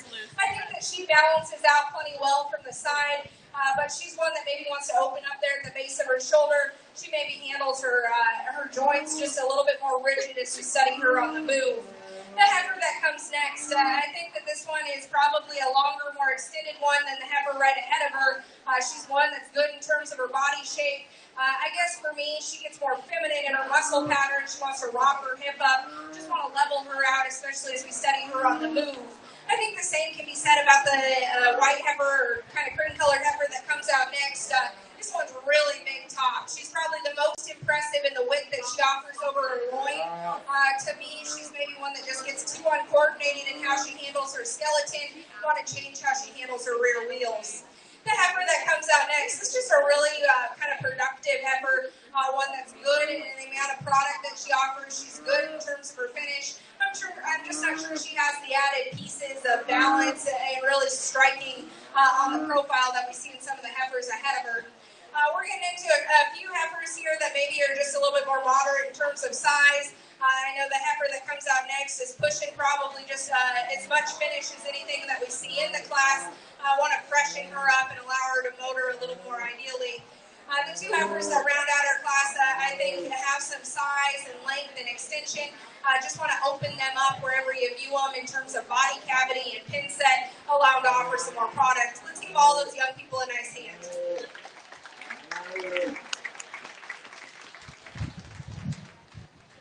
First with the purple in that class, Free Barrier. Second with the purple, Ashley Tornado. Third, purple, Mason Shipman. Fourth, purple, Brooke Pillars. Fifth with the blue, Emma Flathers. Sixth, blue, Lou Christensen. Seventh, red, Lily Casson. And eighth, red, Sydney Leaders. Okay, we have class 3 coming into the show ring, and we need class 4 lined up outside.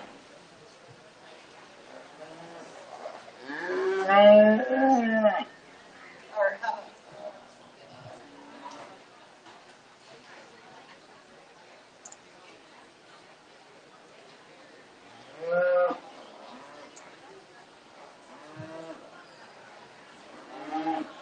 so after we have class 4 coming in, or this is class 3, then we have class 4 coming in, and after that we will have the second year bucket bottle steers. We need to line up outside the show ring. Second year bucket bottle steers outside the show ring, and then we'll have the produce steers outside the show ring.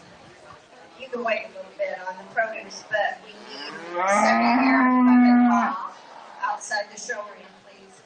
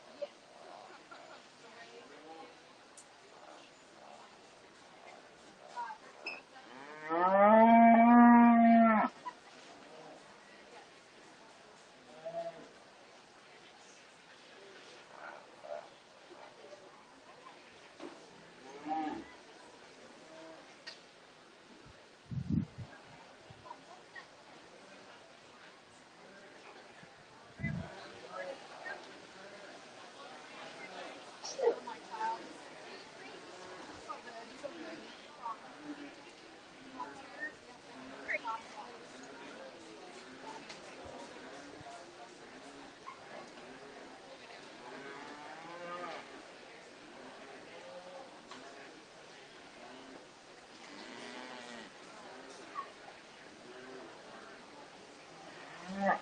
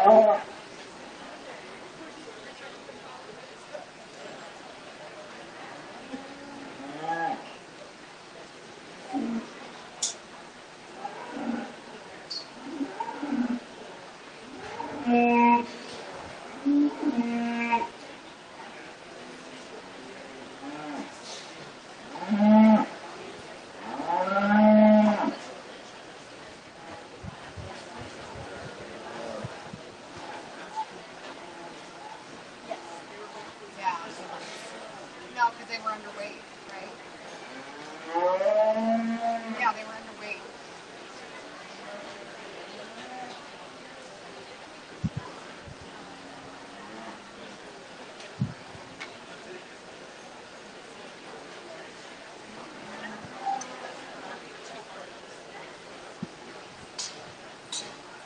Well, I think we have a couple of really nice heifers here at the top end. The cream-colored heifer I'm going to use to win the class. She's easily the most eye-appealing when you get her off to the side, and I think that's because of the transition of muscle shape that she has, the front end that she puts together, and just really level and square in the way she's built standing still. When you get her on the move, she maybe wants to rotate her hip just a touch outside of herself. Want to set her down just a touch square and allow her to maintain that attractive look as we get her in motion, but I still think plenty adequate in terms of her skeleton, especially for the amount of muscle and freshness that she offers here today. The heifer that sits second is probably one that didn't initially strike me, but if you get your hands on her, she's really impressive. She's very shapely and expressive right there behind her shoulder, and she continues those advantages back there through her loin and through the upper part of her hip. She maybe wants to play out just a touch as you steady her through the base of her hip, but she's actually got some length and extension advantages over the heifer we have sitting in our first hole.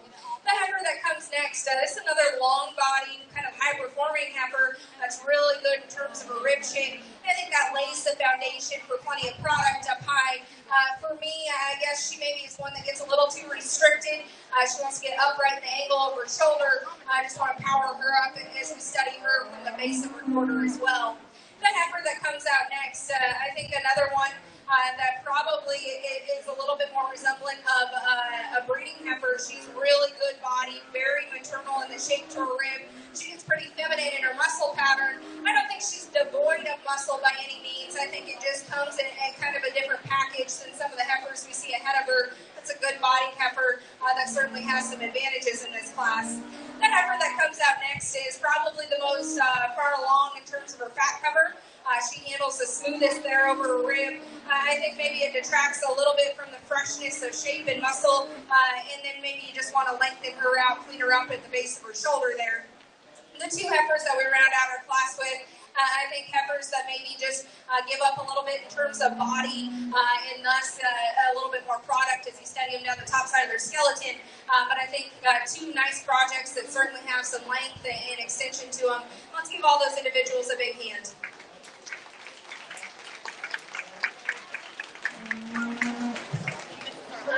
First with the purple in that class, Lila Spencer. Second purple, Maggie Huff. Third blue, Maverick Powell. Fourth blue, Mason Shipman. Fifth blue, Kyle Moss. Sixth red, Jenna Henbury. And seventh with the red, Holden During. Now we have class 4, and then we'll be picking our champion in reserve.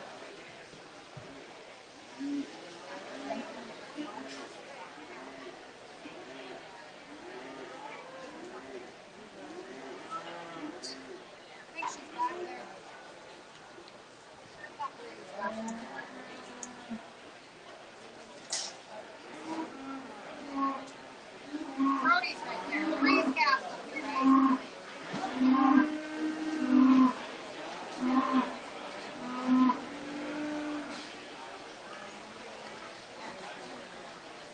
For who? Oh, yeah. Yeah, wanted to know. Yeah. Yeah, I know. Yeah, okay. Yep. Yep, that's fine.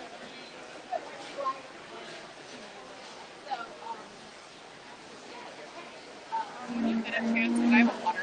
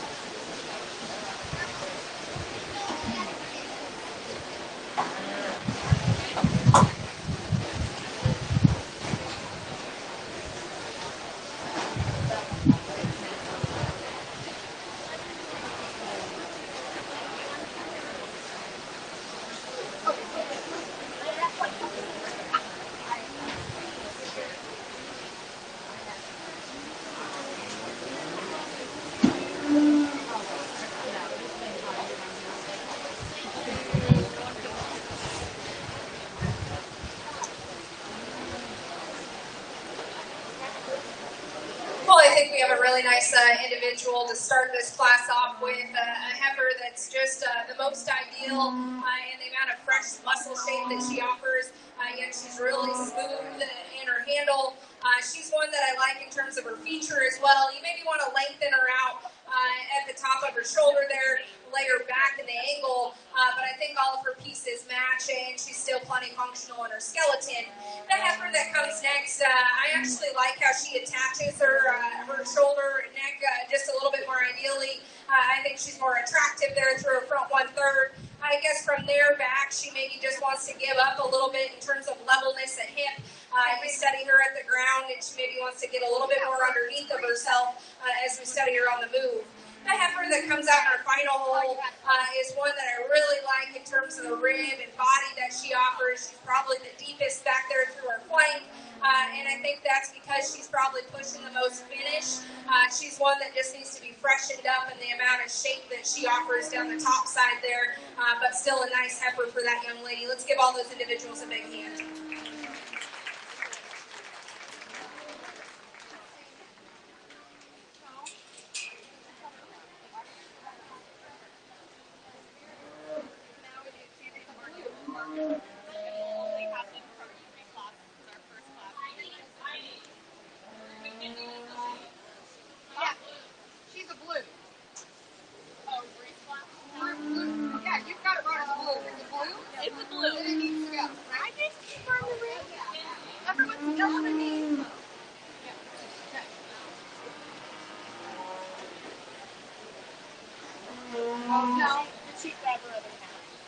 No, she stuck that cap in the cap.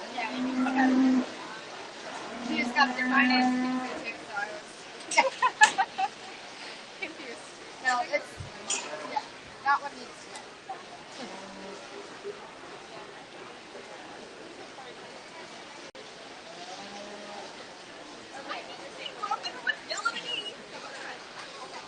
We're all on the same page. Yes, because the first one, they didn't make me and they flew. Remember the rocket? No. But my name is... Okay. These are first one.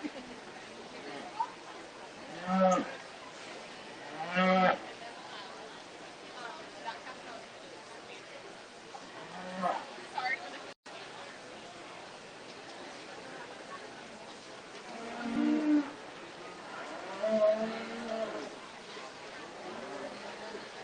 Bree, just get it with this one. Just get it with this one.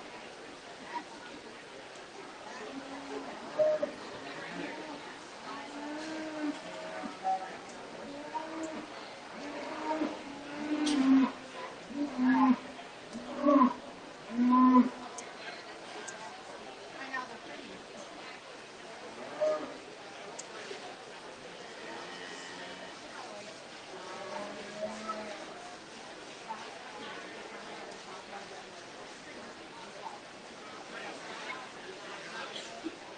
Get to it here.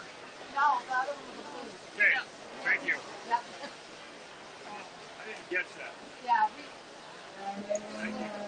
yeah.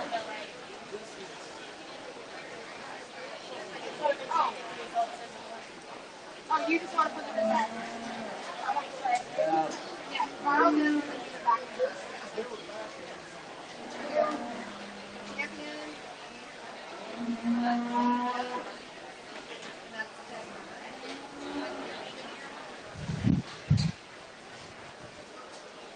just going to get them out.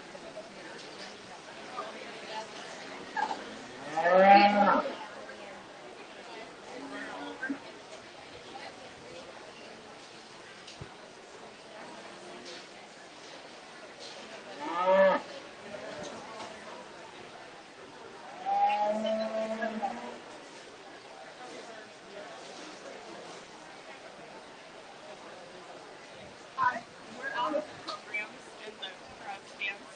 There's some. Do I have them? Yeah. I'm done. Oh, there is a bunch of programs. I'm getting complaints that there's Well, not. yeah, they're all here. Now they're out.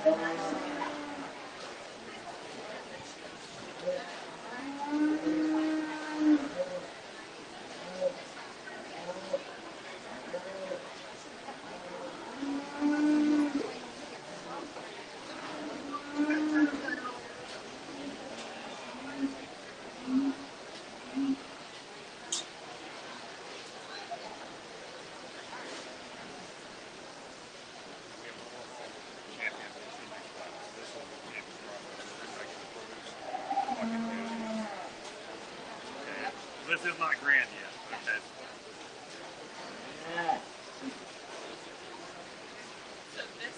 Well, I think we've got a really nice lineup out here in this division.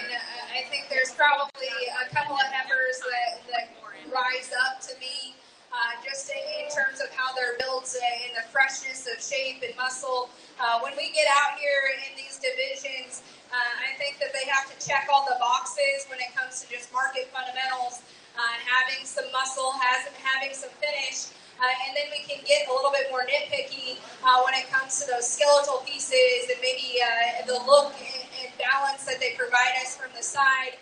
And I think that's probably where my decision lies a little bit. I think there's probably a heifer out here that's just a little bit more there today. I think there's a heifer out here that's just a little bit more far along and effective in the way she handles her over a rib.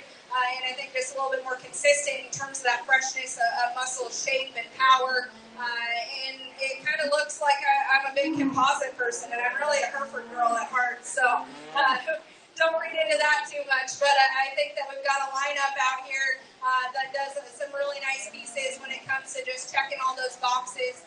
So let's give all these individuals a big hand on the Select Your Champion in Reserve.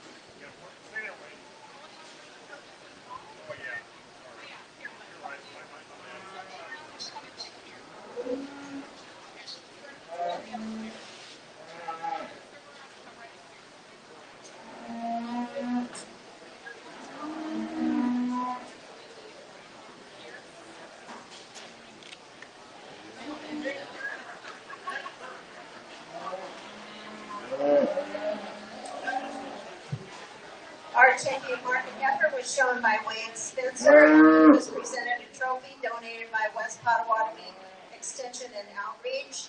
And our reserve champion was shown by Lila Spencer. Now we'll go for our overall grand champion heifer.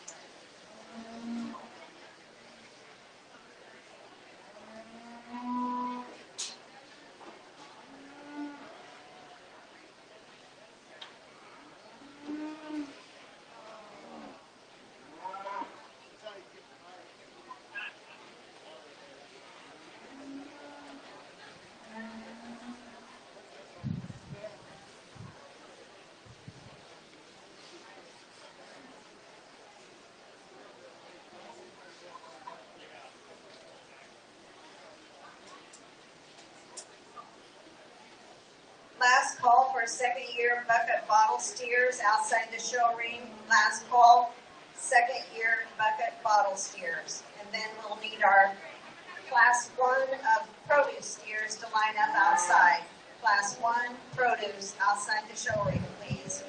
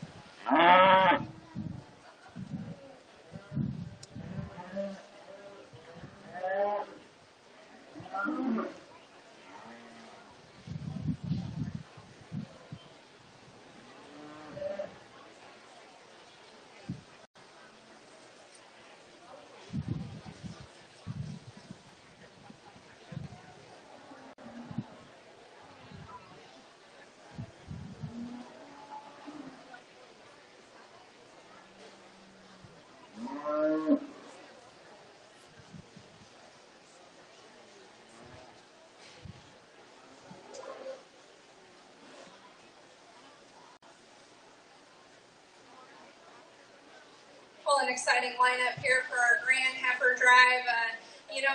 It's cool to see the differences amongst the divisions because it's certainly commendable for those heifers that were bucket calves or produce heifers versus the crossbreds, and just kind of the work and effort that goes in to the longevity of the project. And I think it's really impressive. I think we've got 6 individuals that certainly did the work at home to bring us some really high quality animals. So I guess with that being said, I think there's a couple of heifers that just hit me pretty hard that do some extra things, and those are going to be the 2 heifers from our crossbred division. But let's give all these young people a really big hand.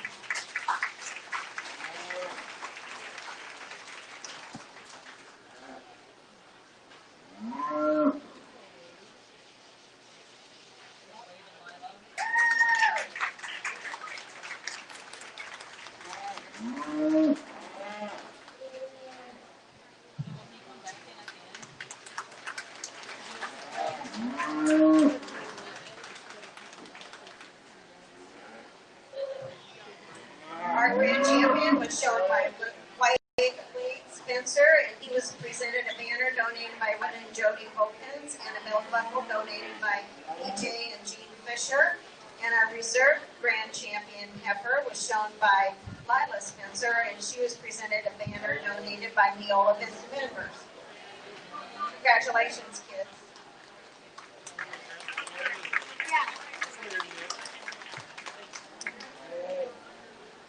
Now we'll have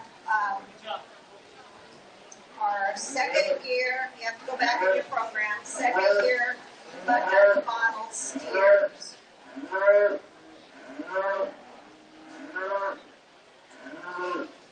And then our produce steers, there's 2 classes of produce, and we need you to line up outside the show ring.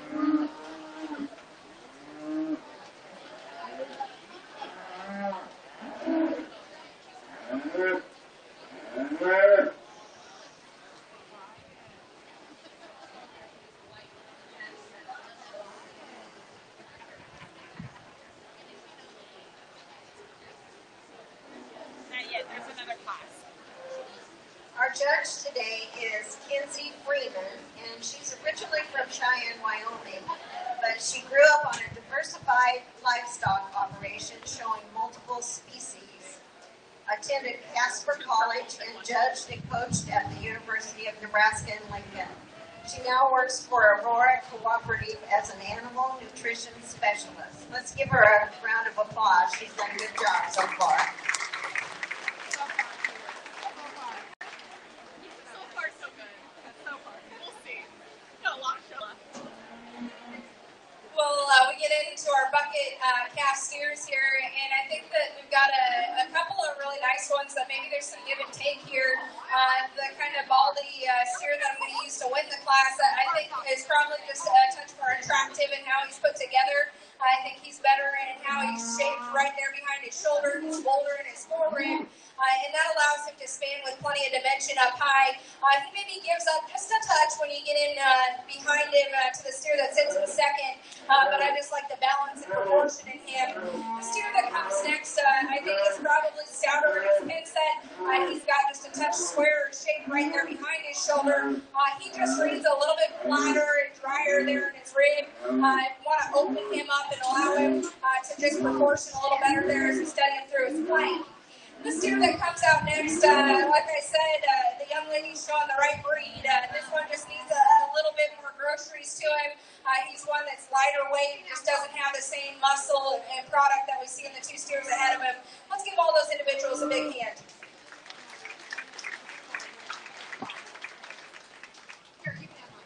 First purple in that class was was given to Kendall Jensen.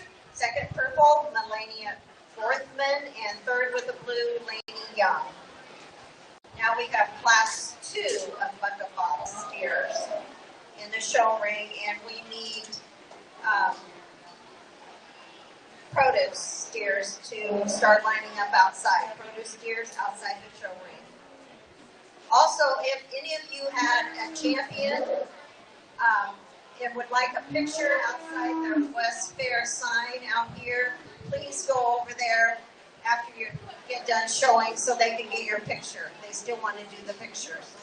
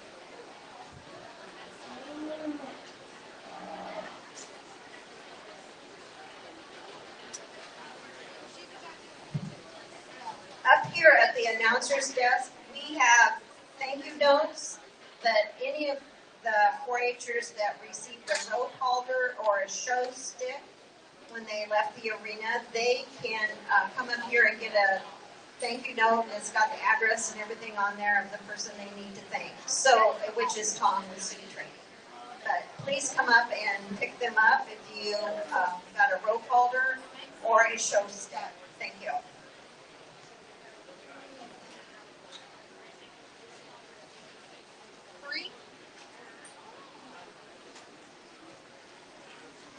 But first year, junior, which ones? They're labeled. All juniors, 3 juniors?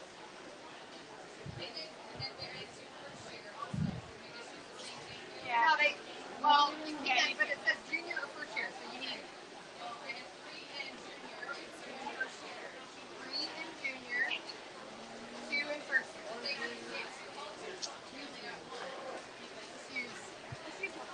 Yeah. Just give her 3 junior. They can even all sign the same card.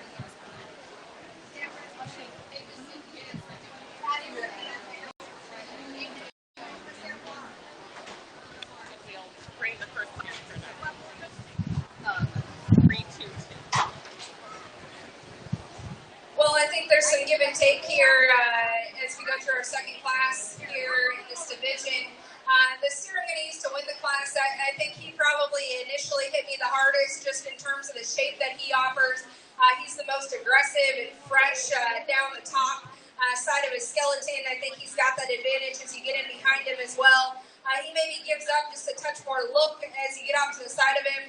I want to clean him up there through his chest and throat, lay him back and smooth him out in his shoulder. But with all the power and product that he offers, I think that he proportions out ideally enough for me with all that added mass. The steer that comes out next, I think probably one that has the added length up front. I'm not sure if he's an upgrade when it comes to smoothness of chest and how he blends that together, but certainly like the body shape in that one, very fresh and square down its top. want to open him up as he goes away from you. But I think his advantages lie as you study him in his pin set. I think he's got just a touch more dimension in the steer that we see coming next. The third place steer is probably the most ideal of the top three in terms of length and extension, levelness of top. I think the young lady does a nice job showing him and allowing him to provide a pretty good look from the side. When you step in behind this one, you just want to stouten him up wherever you view him to allow him to be more competitive in that top pair. The steer that comes out next, certainly the furthest along in terms of his finish. That's a good bodied steer. He's given the young man a little bit of trouble here, but I'm really impressed that he stuck with it and kept his composure. This steer maybe just gets a little too restricted off of both ends of his skeleton. You want to fix him in his foot shape as well. This steer that comes next, I think probably one that's a little trimmer to the touch as you start to study him next to that steer right ahead of him. I guess for me, he just gets too opened up at the base of his shoulder. I want to just allow him to flex and reach a little bit truer off the front end of his skeleton. Kind of the white-bellied steer that comes next. This is a high-performing steer that certainly has some size and scale to him. I think it's still going to take him a little bit of time to catch up to his frame in terms of feed and finishing that one out, but certainly got to like the size to him. We kind of get down to the bottom end of this class, and I think we've got a steer that certainly has some length of body, got some performance. Skeletally, you like some things in him. Just want to open him up and power him up wherever you analyze him. Let's give all those young people a nice hand.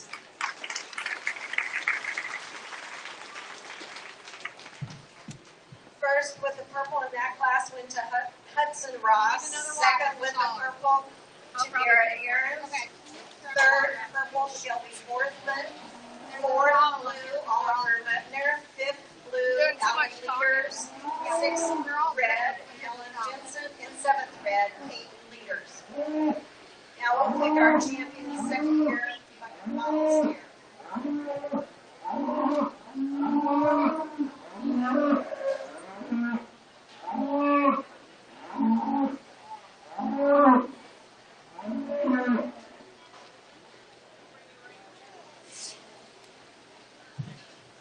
Last call for produce steers outside the show ring. Last call, produce steers. And then first call for Division I, Class 1 steers. Start coming over to the show ring. Division I, Class 1.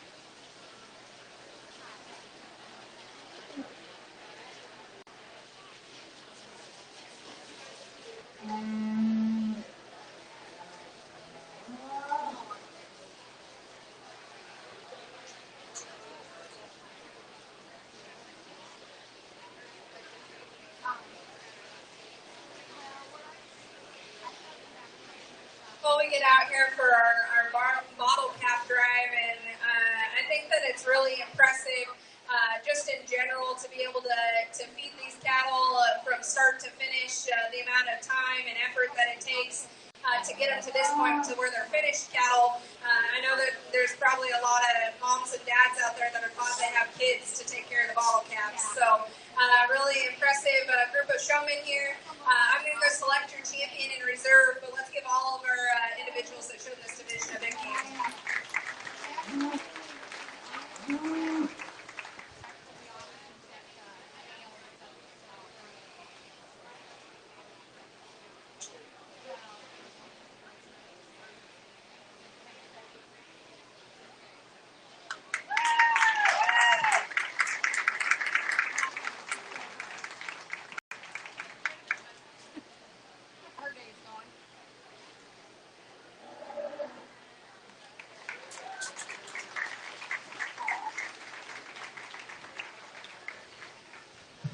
Our champion second-year bucket model steer was shown by Hudson Ross, and our reserve champion shown by Garrett Aarons. Congratulations, kids.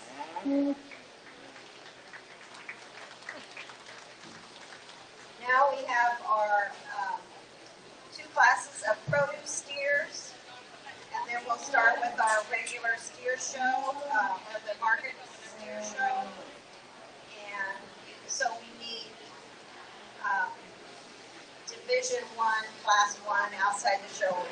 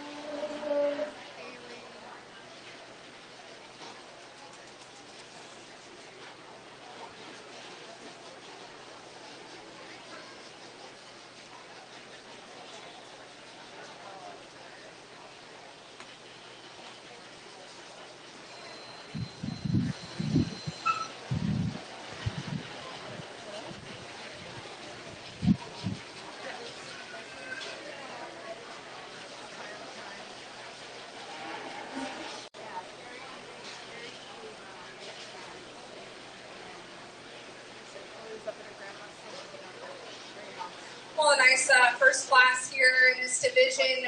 The young man steer, I think, is probably just the most ideal in terms of the shape of his rib.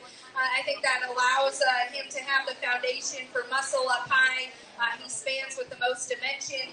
I think maybe he gets a little bit coarser about the base of his shoulder. Maybe you want to tuck him up, clean him up there through his chest. But with that added finish and muscle, I'm willing to give up just a little bit more balance from the side. I still think he's plenty functional, practical calf to start the class. The steer that comes out next, this one's really impressive as you study him over his loin, very wide, fresh, square shape. To me, he just reads a little bit harder right there behind his shoulder. Want to pop him open there in his forehead. And then as you study him on the go, he's maybe one that just gets a touch more upright in the angle of his shoulder. Want to relax him there. The steer that comes out next, this is a moderate, kind of easy feeding steer.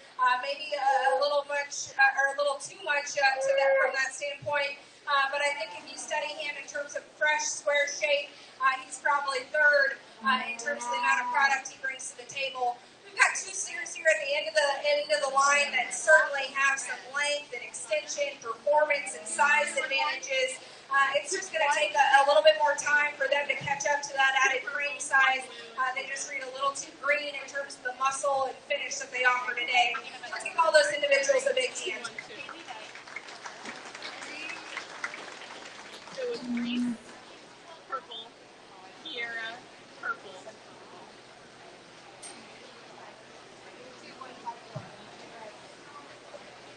First purple in that class went to Reese Worthman. Second purple, Kira Worthman. Third with the blue, Kaylee Dyke. Fourth, red, Madison Aarons. And fifth, red, Connor Bryant. Class 2 is coming into the show ring. Then we'll pick our champion produce. And then we have Division 1, Class 1 of steers should be lined up outside. And Class 2 should start coming over.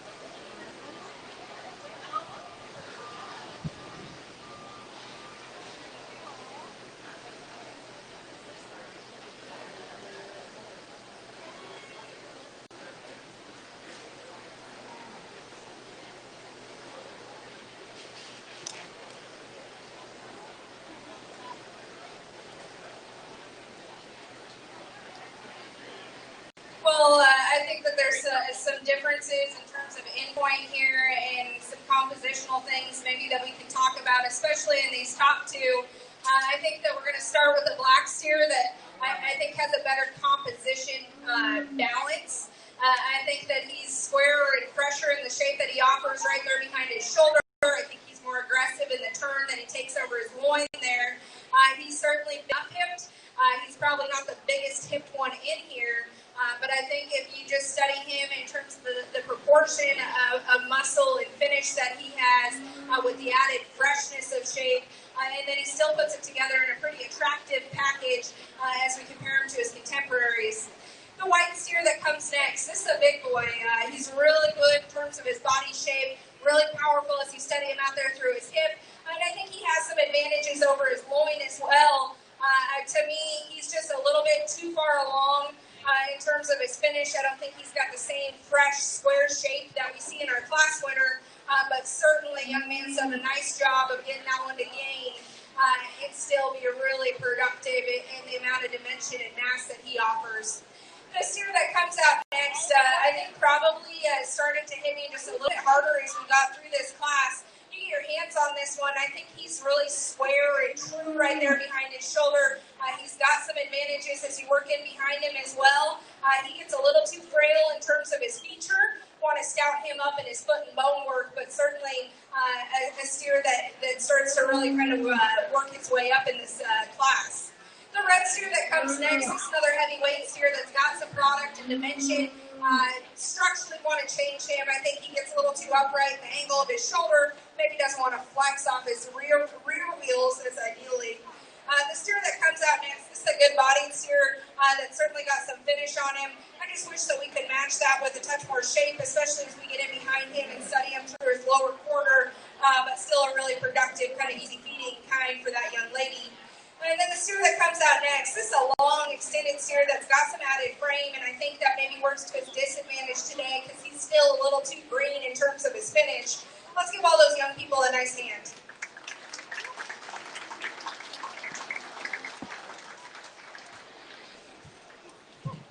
First with purple in that class, Cale Forthman. Second with the purple, Jonathan Casson.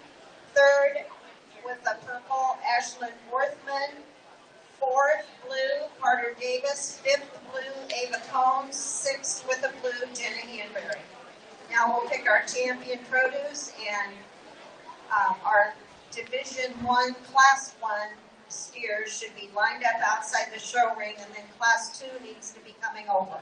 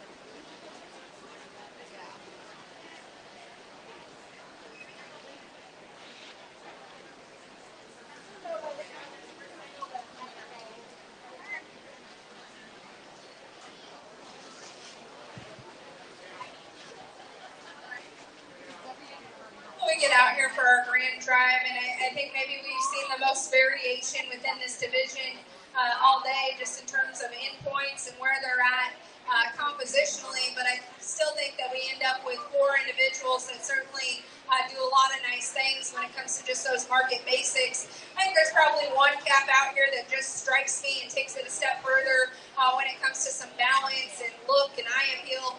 So I'm going to shake the hand of your champion and then your reserve, but let's give all of the individuals in this division a big hand.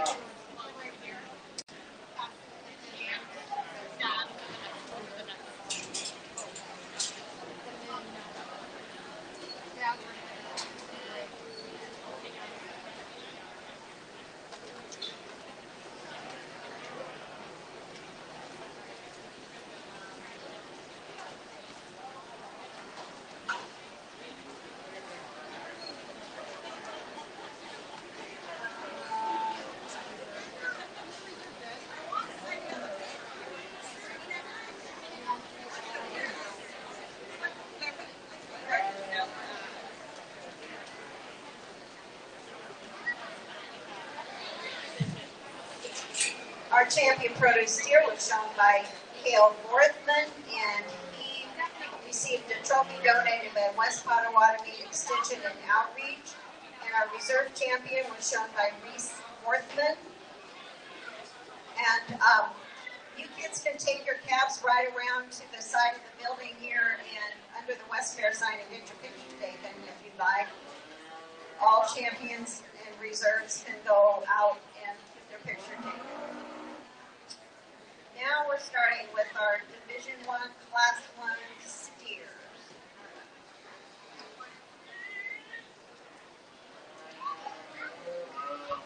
And Class 2 needs to be lined up outside. Class 2 steers outside the show ring. And Class 3, you need to start coming over. Class 3, Division 1 steers outside the show ring also.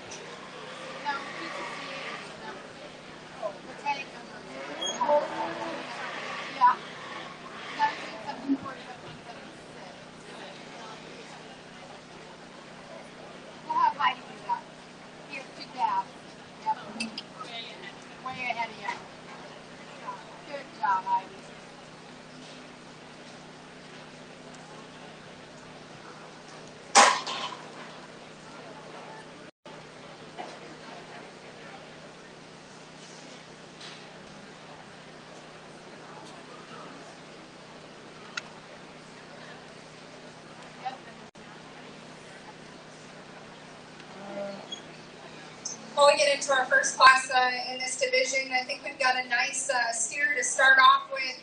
This one's really good in the shape that he offers up high. He's very dimensional there through his hip.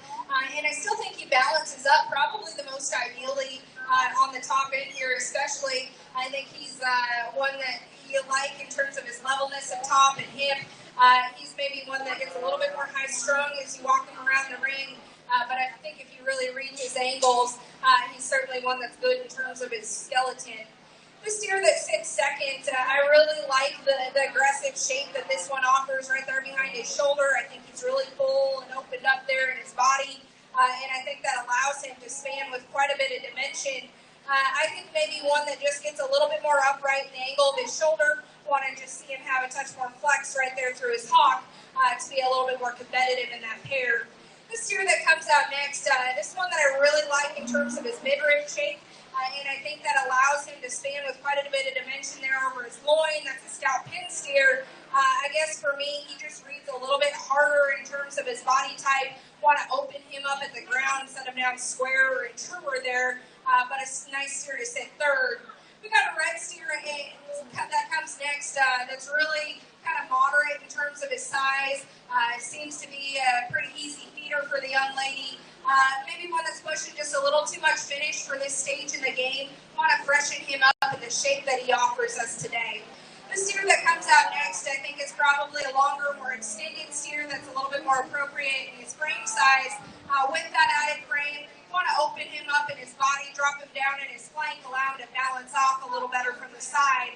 Then we get into a few steers that I think are probably just a little bit greener in the condition that they offer us today. I want to see them opened up in terms of their body type, stouting them up when you get in behind them. Let's give all those individuals a big hand.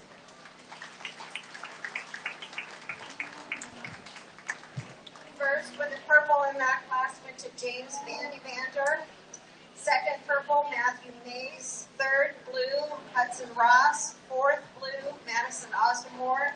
Fifth, blue, Kaylee Dyke. Sixth, with the red, Emily Sorensen. Seven, red, Logan Young. And eighth, with the red, Logan Young. Yes, both of them were, he's got two in that class, so 260, or 1774 was in eighth place. Now we have class 2 coming into the ring, and we meet class 3 lined up outside, and class 4 you can start coming over. Class 3 line up outside.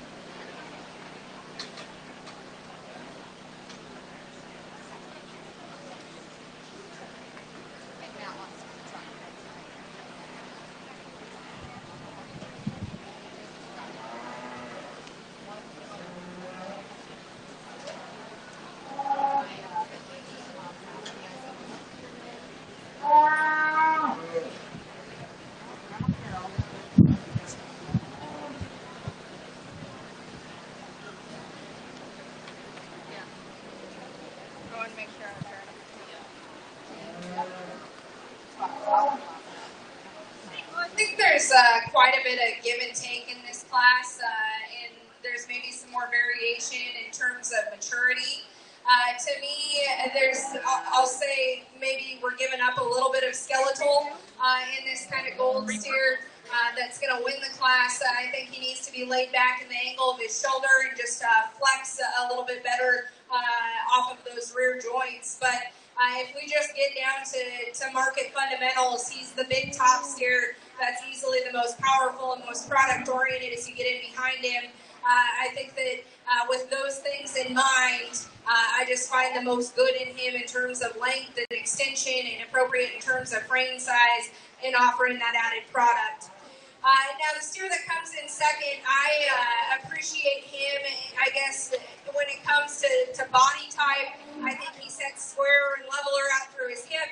He's a touch more functional as you handle him off his rear legs there. I think that standing still, you like him better in how he's built through his hip and hind leg. But to me, I'm not sure that he's the skeletal upgrade in that pair. He needs to be laid back in the angle of his shoulder, and he too could flex just a little bit better there. But I like him in terms of product and dimension and standing still. He maybe blends together a little better. The steer that comes out next, I think a steer that you like for the shape that he offers over his loin. From his mid-rib back, he's got some advantages in this class. That's a stout pin steer that's certainly got some dimension. He's one that, again, want to fix him off of both ends of his skeleton, just allow him to motor with a touch more comfortability as we get him on the go. But I think a steer that, again, you got to like for that added product and mass. The steer that comes out next, I like the depth of rib, and he's probably a little bit smoother in terms of the finish that he offers compared to the steer directly ahead of him. I like the shape that he offers right there over his top. He just plays out a muscle when you get in behind him. That steer just needs to be powered up, especially there through his lower hip. The steer that comes out next, long, extended type of steer that's got some added frame size in this class. To me, he's maybe got a similar issue when you get in behind him. Just want to stout him up, give him a touch more product. The steer that comes next, this is probably the longest, thinnest necked one in the class. He really blends together nicely there through his front 1/3. I guess for me, he just needs to be opened up and offer some more volume and mass, especially right there behind his shoulder. This two steers that we round out the class with probably just come in some greener packages today. Just want to give them a little bit more time on feed to really catch up to the rest of their contemporaries here. But still, some steers that have some product and certainly will have a little bit more time to get there. So let's give all those individuals a big hand.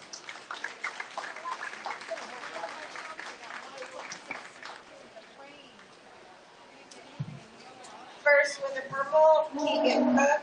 Second purple, James Vander. Third purple, Amanda Brick. Fourth blue, Sydney Leaders. Fifth blue, Levi Young.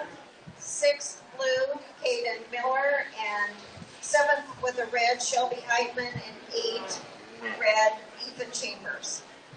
Now we have class 3 coming in, and we need class 4 to line up outside. Class 4 outside the show ring, please.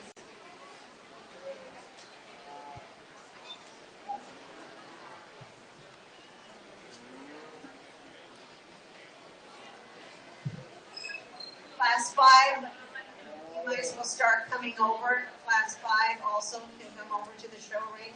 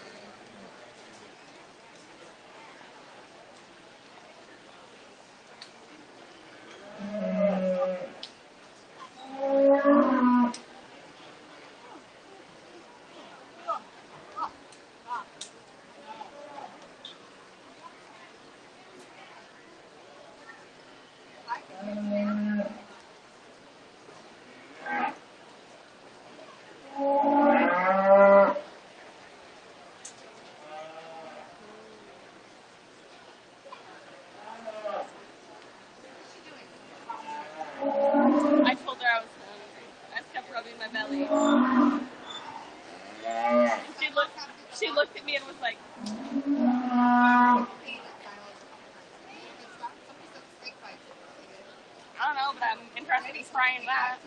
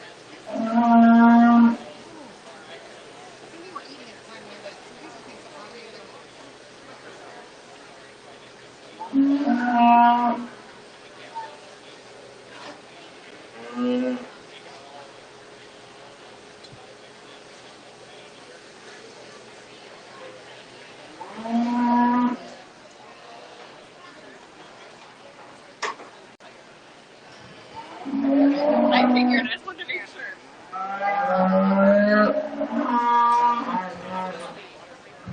Well, I think we have a really fun pair to go back and forth here on the top side of this class. I'm just going to describe how I see these two cattle, and then I'll tell you how I like them. So, to start with the red calf, this one's really good because of his body shape. I think one that you like and how he blends his front 1/3 together and opens up with a lot of mass and power. He reads square and truer right there behind his shoulder. He maybe gets a little too aggressive in the shape of muscle that he offers over his loin. I think he reads a little fuller today, and maybe that works to his disadvantage in terms of keeping his top in him, especially as we get him on the move. But when the young lady gets him stuck, I think this is a steer that can give you a pretty nice look, and one that's just really chock full of fresh expression and mass wherever you analyze him. The white steer that sits, or that we have in the second hole there, I think one that you like in terms of his body type. He reads really wide and square over his loin. I wish that we could match that just a little bit better right there behind his shoulder. I think maybe he's starting to show just a little bit more maturity there. But I think one that you like for the width and mass and power, especially as you get in behind him. That's a stout pink steer. Certainly got some bone and feature working underneath of him. Then you want to lay him back in the angle of his shoulder, and he's maybe showing just a little bit more there through his chest. But I think two really nice calves to be in the top pair here and to just kind of study those differences between them. I'm going to use the red steer to win the class. The white steer will be second, but two really nice calves here at the top end.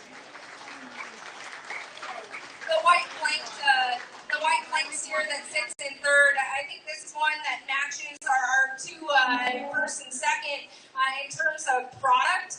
It's a really big pin, stout featured steer that's got plenty of mass and power as you get in behind him. Skeletally, I don't think he matches those two quite as well. I want to lay him back in the angle of his shoulders, certainly give him a little bit more fluidity as we study him off his rear legs as well. The calf that comes out next, a red steer that I think probably doesn't strike you initially, but you get your hands on him and he's actually really square and fresh right there behind his shoulder, maintains that advantage back. It's when you step in behind him that you want to square him up at the ground, and I think maybe he plays out a muscle as you study him at the base of his quarters, especially compared to the top end of this class. This steer that comes out next, this is a more moderate frame steer that's got some finish on him. He's really smooth in terms of his handle.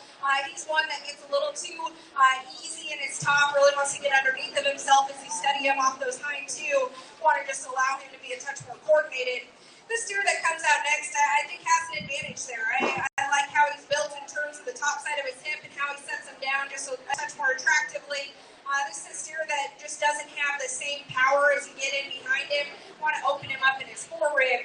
The two steers that we end the class off with, we got a steer that's really long, extended, kind of a big frame steer. I just wish that he had a little bit more product to match that added size. And then the steer that we round out the class with, maybe one that just comes a little bit more compact, a little greener today. Let's give all those individuals a big hand.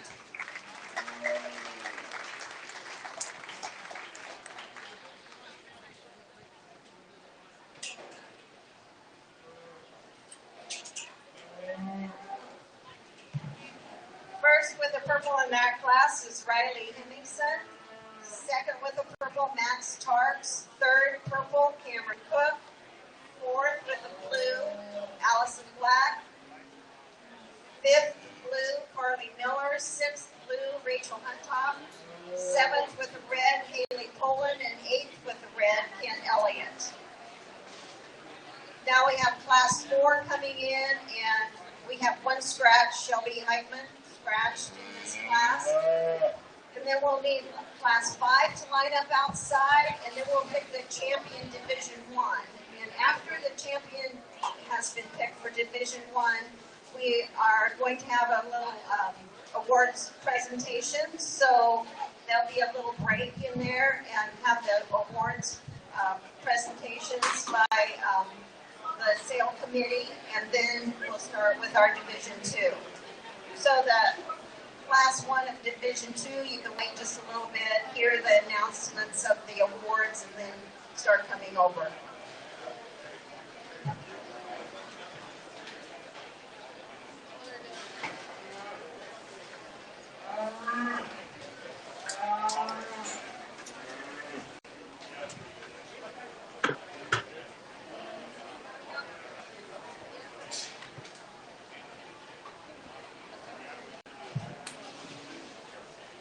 Any of you kids that are selling, or not selling, but sending cattle, or I think it's any of your animals that you are want the premium on, there you can have 2 with the premium. You need to fill out a sale entry or animal card, and those are at the 4-H office, and those need to be filled out and turned in by Saturday at 5 o'clock, July 25th, and that's for any of the animals that are going to get a premium, 2 of them that you have, and so make sure you fill out those sheets.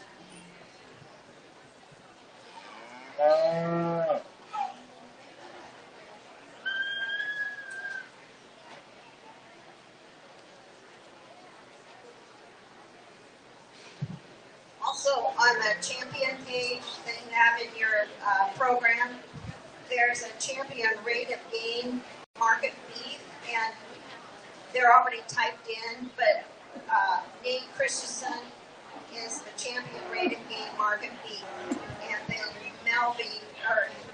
Mallory Helby is the champion rate of gain per day of age. So those just need to be switched. And if those 2 kids are around and not showing right now, you can come up and receive a trophy donated by Richard and Kim Pigman, and a belt buckle donated by EJ and Gene Fisher, and Mal Malloy, you can pick up a trophy donated by Larry Larson. Those are up here at the desk.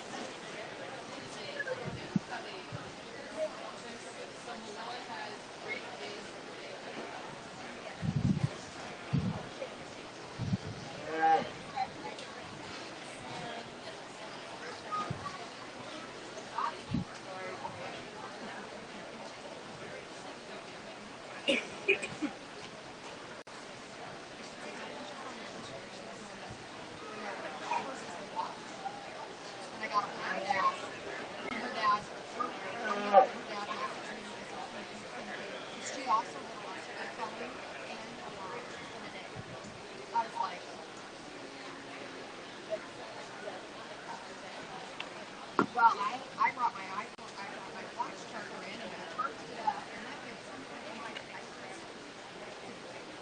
like people want it, I'm like, it's done. And I messaged or I sent him an email because he does vendor things with me. I'm like, it's not me. I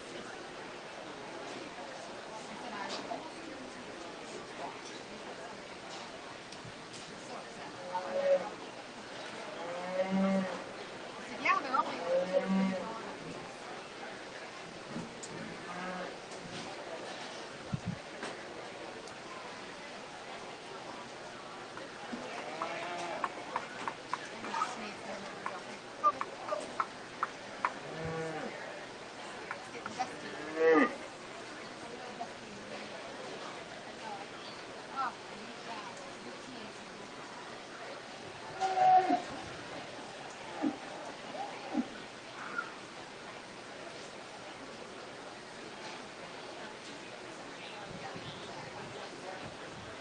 Did you have one too? Yeah. Which one was it? Yeah, alpaca or... Yep.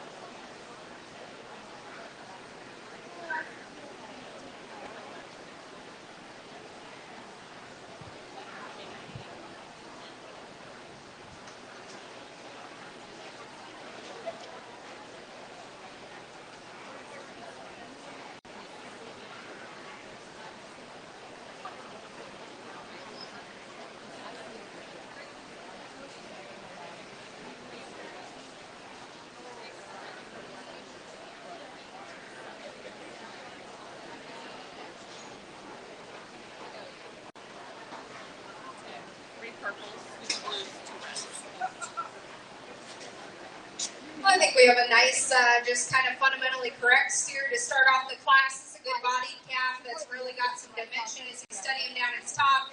His stoutness feature, and he still gives you a really kind of balanced look from the side. A nice place to start. The steer that comes in second, I think one that maybe have to read just a little bit further. I think one that you like in terms of the mass and product that he offers down his top. You get in behind him, and I think maybe he's a little rounder in his pin set, but I still think he's got some dimension. He's wanting to just not cooperate. Maybe not wanting to cooperate for the young man, but I think as you get him out and going, his sound structured steer as well. The steer that comes out next, young man does a nice job showing him. Good body calf that's got some dimension, especially there to the base of his quarter. I think he maybe has the advantage there over the calf directly ahead of him. Just want to clean him up through his chest and shoulder. This steer that comes out next maybe doesn't balance up as ideally from the side, but you read him, he's probably squarer and fresher in the shape that he offers right there behind his shoulder. The steer that comes out next maybe gets a little bit piecier. He's one that I want to blend smoother there right behind his shoulder, open him up in his forerib, and I think that allow him to span with some more width. A steer that maybe you just want to fix off of his rear wheels as well. The two calves that we end up the class with, we've got a steer that's got some dimension as you get in behind him. He's round-bodied. He just comes a little coarser. I want to fix him skeletally. Then we've got a long, extended steer that's got some frame size. He maybe just needs to be freshened up in the amount of shape and power that he offers today. Let's give all those individuals a big hand.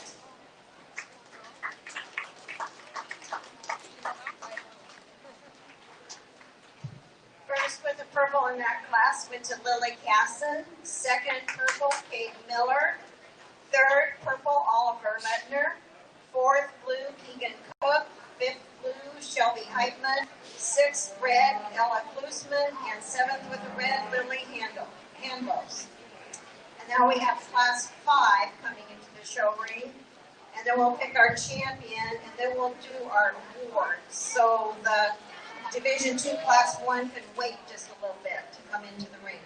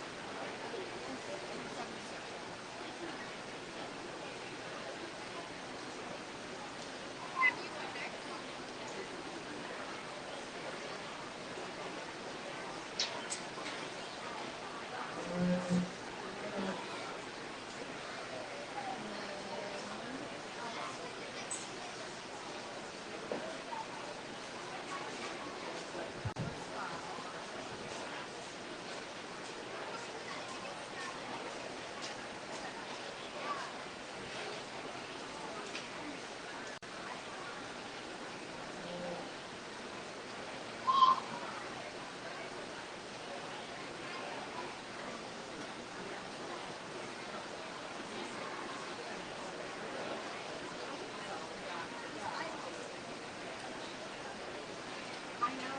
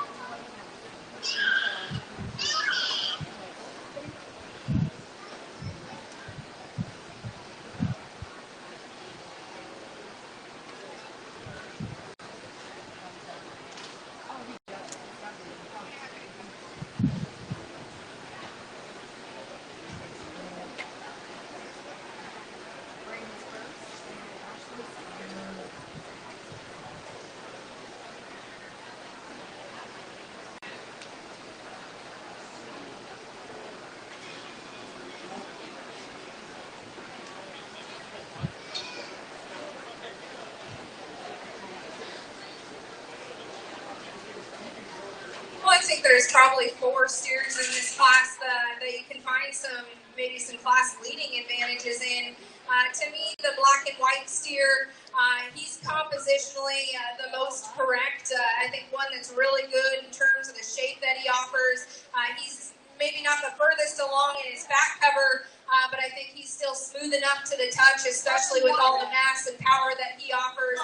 I think he's a little bit more progressive in how he reads there through his flank from the side. It probably allows him to balance up just a little bit better from the profile. He's one that needs to be laid back in the angle of his shoulder, flex with a little bit more authority off his rear leg. But I'm not sure that we find a skeletal advantage in maybe the next 2 steers. So I'm willing to call him sound enough, especially when you get all that added product. The steer that comes out next, really shapely and expressive, and really aggressive in the shape that he offers right there behind his shoulder. And he continues that advantage back. That's a really stout pin steer that's got plenty of dimension when you get in behind him. Study him at the ground. He's really stout in his feature. Want to open him up in his body type, especially right there behind his shoulder, make him fuller in his forearm, and allow him to drop down with just a touch more depth there through his flank, allow him to balance better from the side. The white steer that comes out next, I think this one probably is just a touch more appropriate in his body type. I think he's fuller right there behind his shoulder. I think he reads truer in his midrib. And I think that allows him to span with plenty of width up high. I guess to me it comes in a little plainer package as we compare him to the 2 steers ahead of him. Want to set this one down squarer and truer coming and going. But that's a steer that you have to like for some added body. The steer that comes out next, I think probably one that you appreciate in terms of his smoothness and finish. He's one that's got some dimension and power. Length and extension is probably where he's got some downfall. I think he opens up in his shoulder. Just want to blend him a touch smoother there. The steer that comes out next probably has a class advantage in terms of depth of rib. To me, he just looks like a kind of an easy feeding, really product-oriented steer. To me, he maybe gives up a little bit of freshness, squareness of muscle. And then we've got maybe a few steers down here that have some added frame size and haven't had the groceries or time to really catch up to the rest of the class. But I think steers that certainly with some added time can get right along. So let's give a big hand to that class.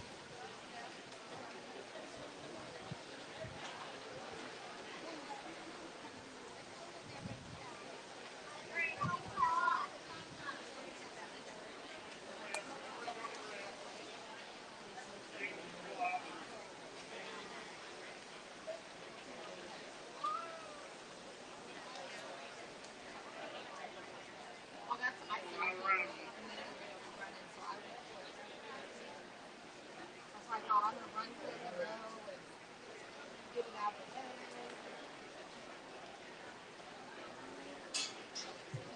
After we pick our Division I champion, then we'll start with we'll have our awards program, but I think it's only going to last 5 minutes or so. I thought it was going to be longer. So Division II, Class 1, you need to start lining up outside the show ring. Division II, Class 1, outside the show ring, please.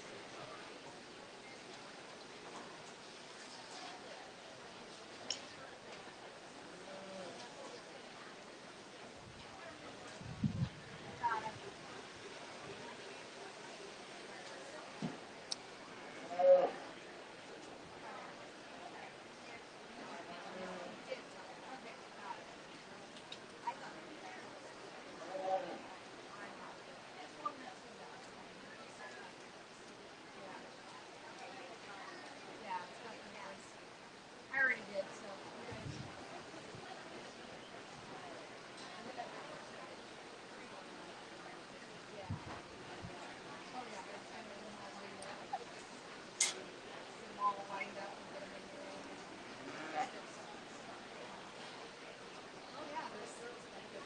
I saw that yesterday. I saw it snap. And I looked at that one.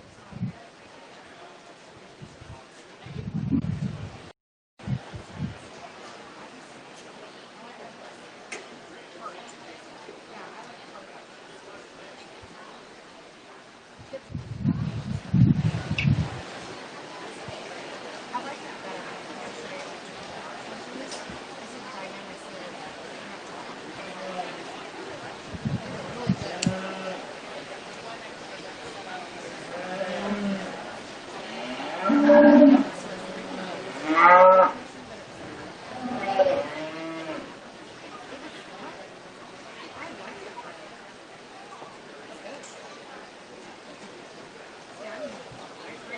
Before we get into our first division here, and I think there's been a tremendous amount of quality. Some of those classes we went through, and there was maybe 3 or 4 at the top end that we could find some things we really liked. And I think we get 5 players out here that do some really nice things. I think maybe it comes down to a couple of calves for me that maybe just excel when it comes to squareness and freshness of shape, and then offering some added pieces of balance and look. I think maybe these calves I talked about in class, there's some slight changes I could make to them skeletally, but I think that we probably have 10 calves out here that I'm willing to call sound enough, I guess. To me, we got to think about the market fundamentals of muscle and power and some finish. So if we can check those boxes, most commonly, when you put that much meat on an animal, you're going to have to sacrifice some of that. So I still think that we've got a couple that I would say do some extra things on top of that. So I'll go shake the hand of your champion, and then we'll take another quick look for reserve. But let's give all these individuals a big hand.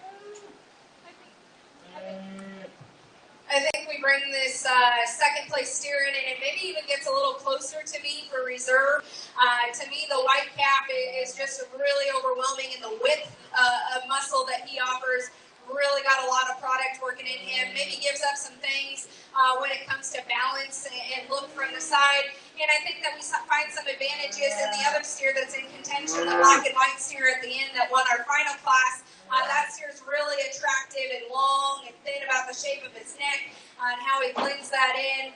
He's maybe a steer that we need to change off his hind wheels, lay him back in the angle of his shoulder, but still a steer that I really like in terms of his mass and product and that attractive look on the stock. He's going to go ahead and be your reserve. Let's give them all another big hand.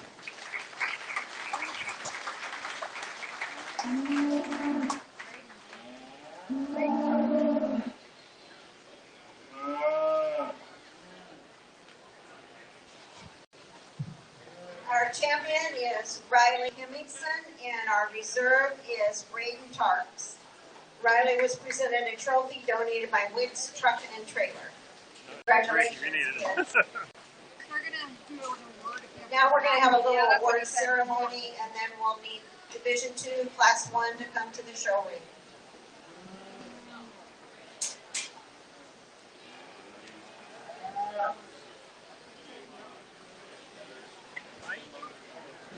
I've got one right here. Yeah.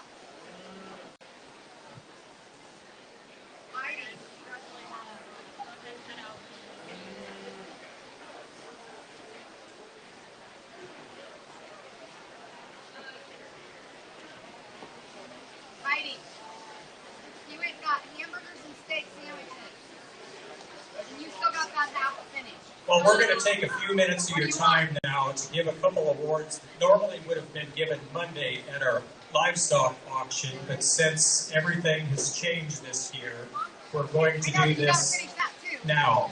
And so, this is a year of a lot of different things. So this will be the first year in 67 or 8 years there will not be a livestock auction. Going back to 1952 or 1953, I'm not sure which year it started, but quite a string of great support. We also have a broken string this year in that there is no Westfair Queen. And so Mariah Kane, would you come out here, please? Mariah was our queen last year, and she is doing double duty. We really got our money's worth from Mariah. So, Mariah, thank you for what you were doing again. Mariah is a student at Northwest Missouri State, and she's studying education. So thanks for filling in. Maybe we'll put you down for both years as queen, okay? So thank you, Mariah. Okay, if there's three things that you can say about our auctions through the years, the 4-H kids had outstanding projects, and that starts with that. And then outstanding, exceptional support from the buying community. Last year, you buyers contributed $170,000 in premium support to the 4-H members, and so we decided we would have a premium donation situation this year, or drive. So if you haven't contributed to that, we would like to know by the end of the week, or actually next Wednesday at noon when we proof the Nonpareil ad. If you would like to be in the newspaper with your name or your business, if you let us know by next Wednesday, we can still get you covered in the advertising. So the third thing that I've always thought about the auctions is it's such an emotional for the young kids when you see them walking away with that empty halter and the tears streaming down their face. So it's been a great tradition. This is just a one-year hiatus, and hopefully we're back here next year with a livestock auction on Monday. So when we talk about exceptional support, Mike Hoy, would you come in the ring, please? You want to help me here? Tom's going to help me. So the first award we have given through the years now is the Westfair Premium Award, and that is for the total dollars of premiums paid at last year's auction, the 2019 sale. And Mike, your company paid $13,262 at the 2019 sale for premiums for the 4-H members. So Hoy Klimowski Funeral Home down on North 16th Street. Mike, thank you. So they opened their business in 2011. They won the Partners with Youth Award in 2012. And then this is your 7th straight year for winning the Premium Award. And so according to my calculations, you have purchased 125 lots since that time you started, Mike. So you are our #1 supporter. We thank you so much for what you've done. You've got a beautiful facility and a great staff. And, whenever I say to Mike, thanks for all your support, he says back to me, well, thank the community for all that you've done for them. So, Mike, thank you very much. Sure. I don't normally like to say anything other than you're welcome, but it'll be 9 years next month that we've been open, and I will never, ever be able to pay back the support that we've seen from the community, particularly in the rural area. And as I look around the arena every year, I see the faces of people we've helped at their worst moment, and we've helped other people celebrate some extraordinary lives. And the people that helped us get started, I'll just never be able to thank people again. That being said, in the particularly difficult year for all the 4-H kids, we didn't want them to go without. Our business has been affected just like everyone else's, but I've handed a member of the sale committee a check for $10,000 to be handed out among those kids this next year. So thank you.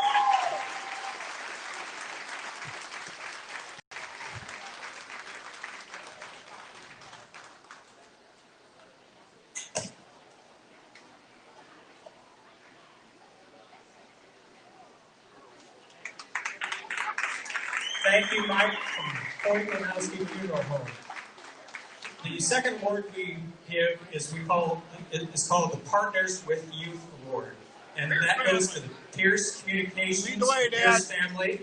Would you come in, Jason Pierce, with 3 daughters, Madeline, Ella, and Grace, and Diane. Now, Pierce Communications is a voice data technology company. Anything technology, Jason said. So they also do security systems. Jason is a native of Omaha, graduated from Omaha Bryan High School. He met Diane at American Ag Insurance Company. She said she rescued him from a cubicle. So we're looking at 1/3 of the starting lineup of the Underwood girls softball team that plays in state next Tuesday. So we have the starting pitcher, the starting catcher, the starting shortstop.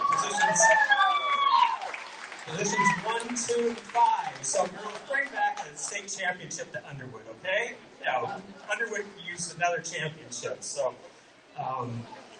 they have been in business 25 years. They have 3 employees here in Council Bluffs and 1 in Houston, Texas. And so if you need help with technology like I do, Jason is a good man. So, Jason, your company purchased 10 lots at the sale last year, and so we award you with the Partners with Youth Award, and thank you for your support. So,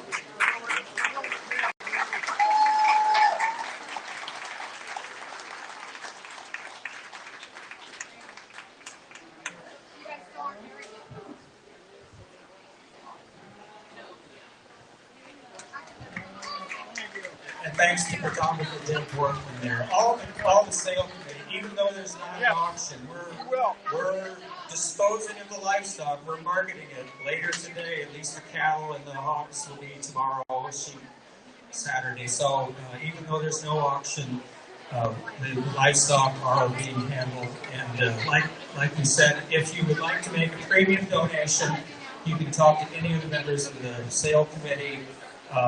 Let us know at least by next Wednesday. We're doing quite well, actually.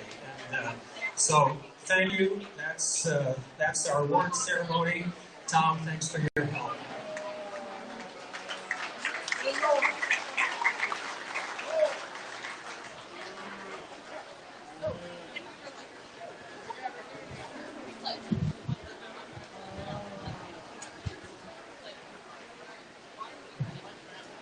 Class 1 of Division 2, we need you inside the show ring.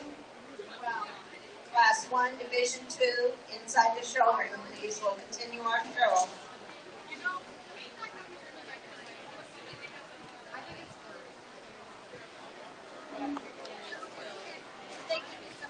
Yes, I'm good. Refreshed. Yeah, he was using the one I had.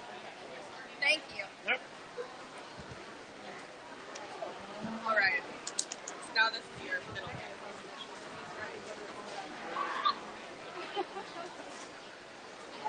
Let's go. Keep moving. Class 2 and Class 3, you can start heading over here too. Class 2, Class 3, start heading over to the show ring, or outside the show ring.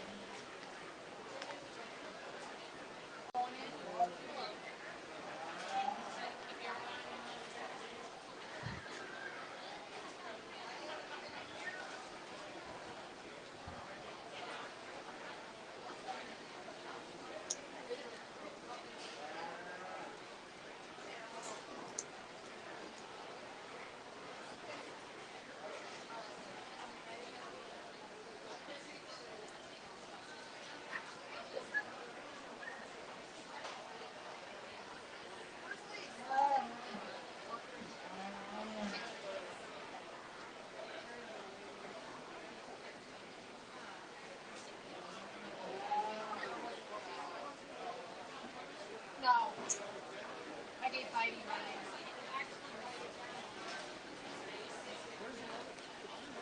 No, Matt gave me one and then I ate a little bit and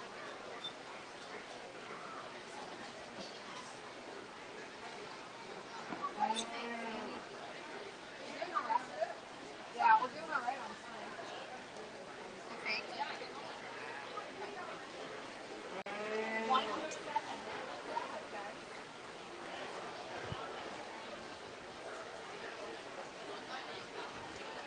Yeah, those are open. Yep. Yep.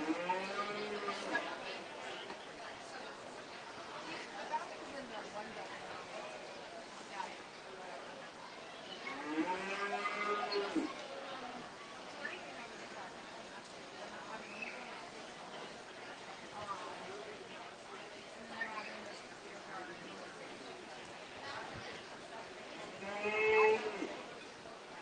I didn't come down today. I walked down to the car shopping.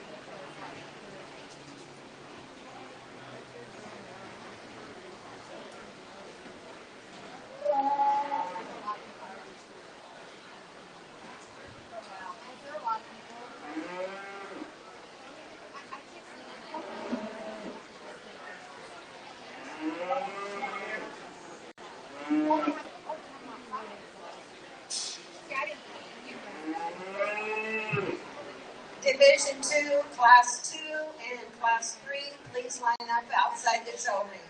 Class 2 and Class 3, outside the show ring, please.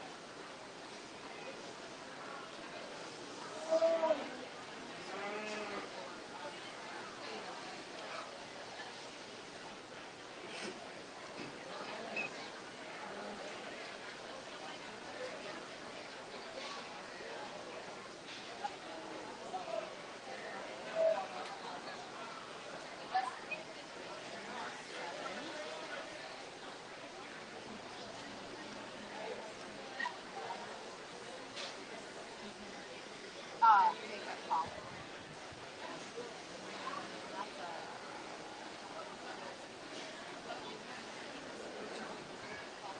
Must be. Now we got to figure out what's next. Number 2, the second one. The second cup. No. Well, there's 2 Jacob Collins. We got to figure out which year tag. He was doing the second one. Logan showing the second one. Okay. Okay. And then Clark Cook.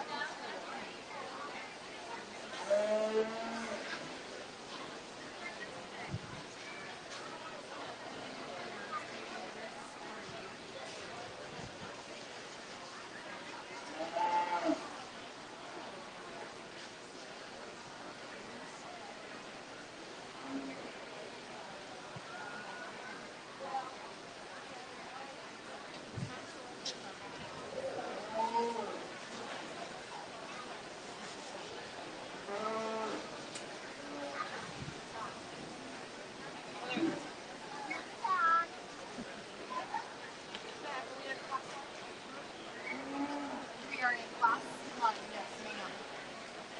R.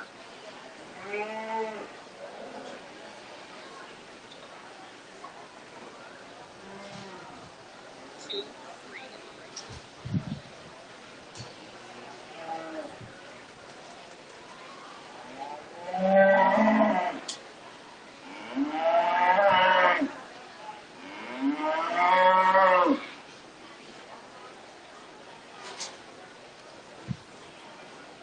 Well, I think we've got 2 nice steers here at the top end of this class to start this division. I'm going to start with the young ladies steer to win the class. I think one that's just a touch bolder in terms of his body type. I think that lays the foundation for some mass and product up high. He maybe isn't as expressive in the shape that he offers, but I think the dimension is there, especially when you get it behind him. That's a stout pen steer that's got a lot of product. The steer that comes in second is a long, extended steer that breathes really level and square down his top, and that probably is where his advantage in the class is. To me, we need to lay that one back in the angle of his shoulder, allow him to be a touch more fluid off his hind wheels, but a nice steer to sit in second. The red and white steer that comes in third. This is a good-bodied steer that breathes deeper in terms of his body type. He becomes more progressive back there through his flank. If you read this one down his top, he's got the shape and power up high. I just wish you would match it a touch better as you get in behind him. You want to scout him up, especially in his lower quarter. The steer that comes out next probably has some class-leading advantages when it comes to length and extension. He's a big boy in terms of frame size, and I think that maybe he hasn't quite caught up when it comes to some depth of rib and some flank.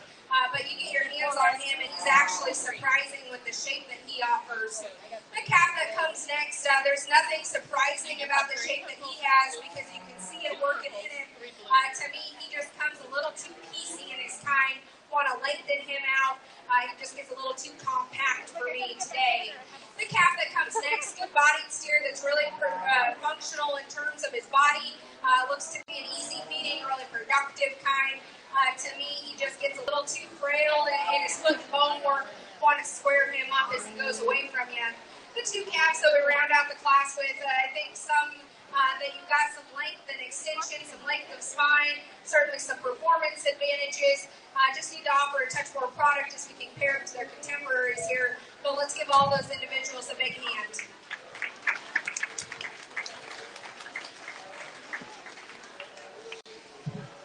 First, with the purple in that class, went to Rachel Huntop. Second, purple, Coy Combs. Third, blue, Peyton Leaders. Fourth, blue, Claire Cook. Fifth, blue, Jacob Pollock. Sixth, with the red, Tyler Pollock. And seventh, with the red, Tana Nelson. And eighth, with the red, Jacob Pollock. And that red steer is number 989. Okay, I want to knock it over something right there.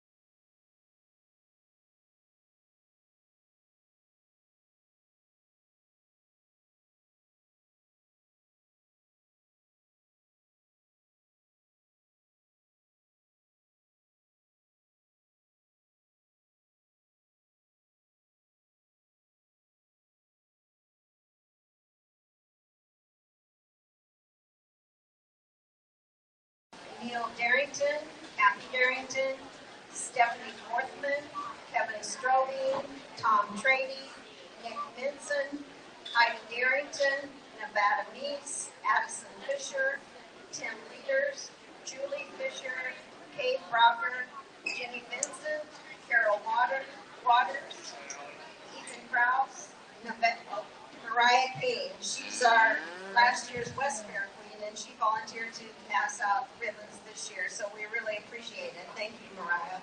And thank you to all the other volunteers. If there's somebody I forgot, come and tell me your name, and I'll write it down. Thank you.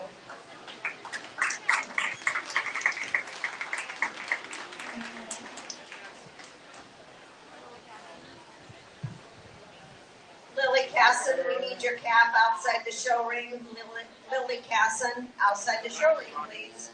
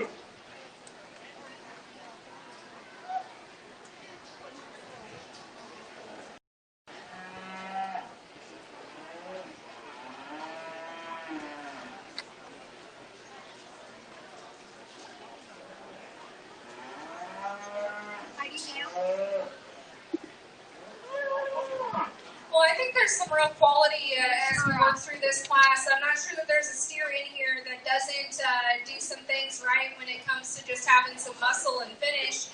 So it makes it a little bit more fun to sort on some of those added extras. And to me, the steer that wins the class, I think, does so fairly handily just because of the balance and look that he offers. He's really fresh and square, and the shape that he's got down his top. And I think as you study him in terms of his angles, he reads correct. He's maybe one that doesn't just get out and really motor, but I think that he's certainly one that you have to appreciate appreciate for that added look and feature that he's got at the ground. The calf that comes next, one that's really bold and opened up in his body type. I think that allows him to weigh up with some mass down at his top, really square in his loin, and he's got some advantages when you step in behind him as well. He got close for me for second and third. I think he's further along in his finish. He's smoother to the touch than the calf that we have sitting in third. Young lady does an awesome job showing this steer. This steer's long and extended. He's probably leveler and squarer down at his top than the calf directly ahead of him. He just reads a touch greener, I guess, when we talk about fat cover compared to the two ahead of him, but still a nice steer for the young lady. The kind of cream-colored calf that comes next, this one's really ripped up down its top. He squares up with a lot of shape right there behind his shoulder. I think some of it comes with a little bit of a disadvantage when you look at him from the side and maybe how he wants to get around the ring. Gets up in his top and rounder out of his hip, but he's got a lot of product working in him. And same can be said about the black and white steer that comes next. This is a heavy muscled calf that's got some shape and expression. Skeletally just want to change him off of either end, allow him to be a touch more attractive as we can study him in motion. The white calf that comes next, really kind of an easy feeding steer, moderate in his body type. I think one that you just want to clean up in his chest, allow him to proportion out a little bit better from the profile. And then the steer that rounds out her class, you just run into a bunch of tough cattle directly ahead of you. Stout featured calf that's got foot and bone, certainly not devoid of muscle, just maybe doesn't have those added pieces that we see ahead of him. Let's give all those individuals a big hand.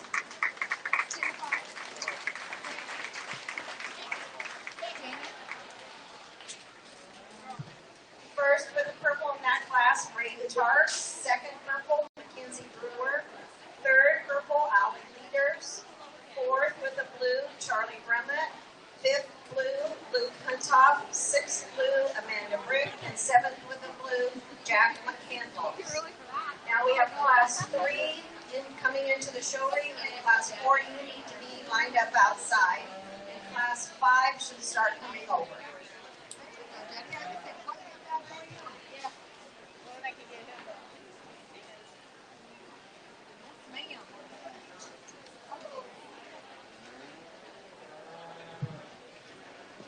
I was given a message that I was to give a special thank you to Trevor Huff for power washing your bleachers so that they weren't dirty when you sat down. So thank you, Trevor. Good job. That's okay. I'll just write it down.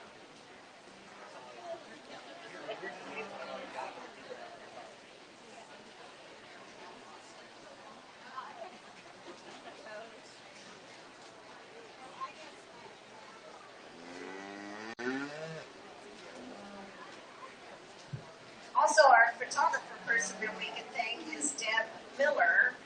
She was a fourthman, so now she's Deb Miller. So thank you, Deb, for doing that. So remember, any of the kids that want their picture taken under the Westfair sign or the champions, please go over there and she will take your picture. Thank you.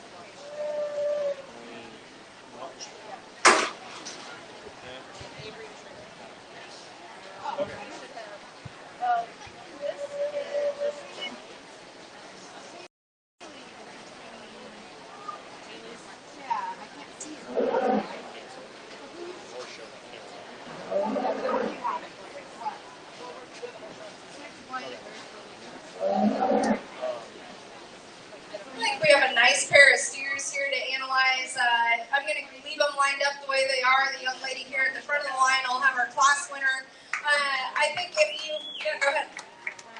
I think if you really study this one, probably just a touch more balanced and proportional from the side. I like how he blends his neck into his shoulder, his front 1/3, and then really just gets massive right there behind his shoulder. I think he's more attractive in how he sets down his hip and hind leg as well. It's a nice steer to win the class. The steer that sits in second, I think, is bolder and more opened up in his body type, and I think that allows him to stand with more width up high, and he's really fresh and square. I guess it's stuff from the side that maybe I could change him just a hair. I need to lay him back in the angle of his shoulder, lengthen him out through his neck there, and I think that allow him to give the same look that we see in our class winner, but still a really fundamentally correct steer. The calf that comes out next, again, like the body shape in this one, he's probably pushing just a touch more fat cover than even our class winner. Really expressive over his loin. To me, this one needs to be laid back in the angle of his shoulder, picked up in his chest. Just allow him to blend together more ideally on the profile. The steer that comes next, a white steer that certainly has some dimension, especially as you step in behind him. He's stout in, he's got plenty of power working through his stifle. I guess for me, he's one that again can get a little bit PC on the profile. I want to open him up in his forearm, and I think that allows him to have the same shape and dimension there that he's working through his rear 2/3. The steer that comes out next, a deep-bodied steer that's got some size advantages, similar to we end the class off with. Length and extension have some performance advantages. Just going to take a little bit more time for their finish and just condition to catch up to that added frame size. Let's give all those individuals a big hand.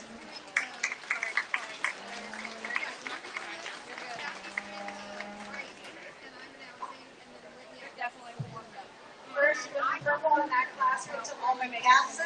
Second purple, Ashlyn Northman. Third blue, Maverick Cal. Fourth blue, Grace Pierce. Fifth blue, Nolan Miller. Sixth red, Haley Poland. Seventh with the red, Tyler Pollock. Now we have class 4 and class 5 should be lined up outside the showroom. And that's why I was looking at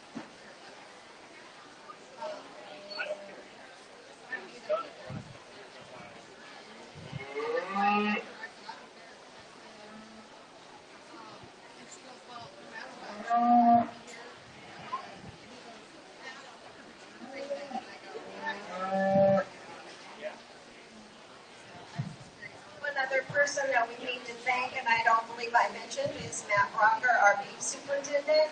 We really appreciate all the work that he's done. It's been a hard job this year with the new fair entry forms that they have on the computer, and just getting that all organized, and he's done a great job. So thank you, Matt.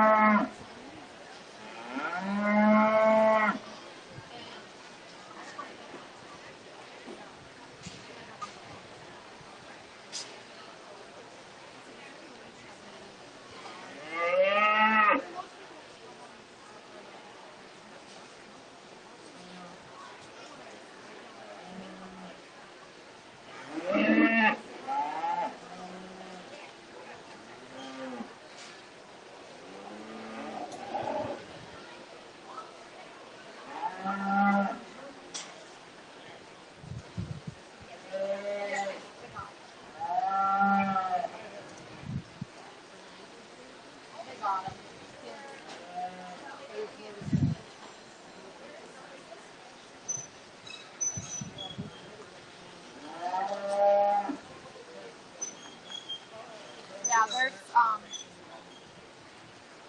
Adam, did you eat something? Adam hasn't eaten.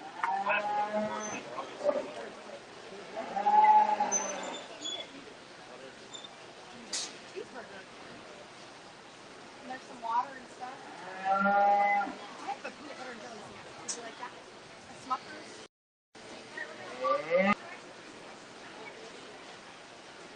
And this is your sister.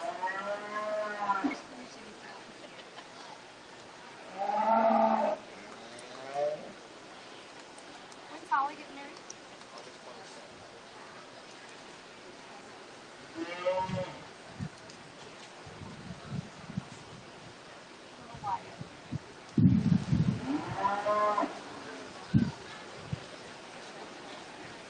That is Zach out here.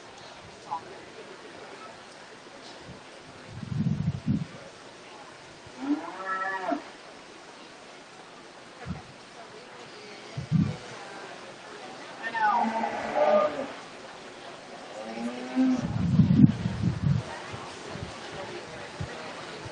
I'll be working this weekend.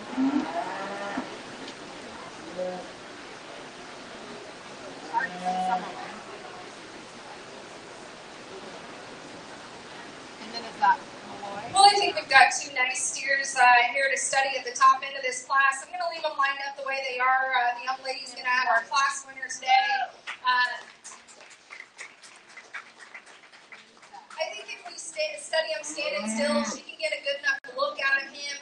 And then you just study him in terms of mass and power, smoother over his forearm. And I think one that if you study him on the move, he's got more flexibility there through his hip and hind leg. He gets crestier, I guess, in terms of his neck. You maybe want to smooth him out in his shoulder. But to me, I'm not sure we get like a huge upgrade from that standpoint in our second place steer. For our second place steer really is impressive. He's so good in his body type. That allows him to span with a ton of dimension down his top. He's really expressive there. I think he's longer and more extended through his front 1/3, but I'm not sure that he's any cleaner there either. But I still think you have to love the mass and power and freshness in that one. Just wish he had a touch more flexibility off his hind wheels. The steer that sits third, I think not as hairy as the two steers ahead of him, but if you read him for what he is, he's probably got some advantages when it comes to look and balance. He's longer and thinner about the shape of his neck. He ties higher there, squarer and leveler out there through his hooks and pins. To me, he maybe just gets a little bit frailer in his feature as you study him at the ground, but I really like that one from a balance perspective over some of those pieces that we see in our first and second place animals. The steer that comes out next, I think kind of just a fundamentally correct steer. He's one that maybe gets a little bit more moderate in terms of size, but he's got muscle and power and finish. It just comes in a piecier package. He's really starting to drop down in his chest there. Maybe trim him up and freshen him up, but still one that you have to like for just some market basics. The steer that comes next, one that's really bold in terms of his body type, and I think that allows him to span with a touch more width than some of the calves that we round out the class with. He's long and extended. He's just a steer that maybe tapers out of muscle as you get in behind him. The calf that comes next, this one's probably the furthest along in terms of his finish. Want to freshen him up, maybe cut him back just a touch, but one that you like in terms of his body type and just easy feeding kind. And then the calf that we round the class off with, one that's got some frame and performance, maybe just reads greener in terms of muscle and finish today. Let's give all those young people a nice hand.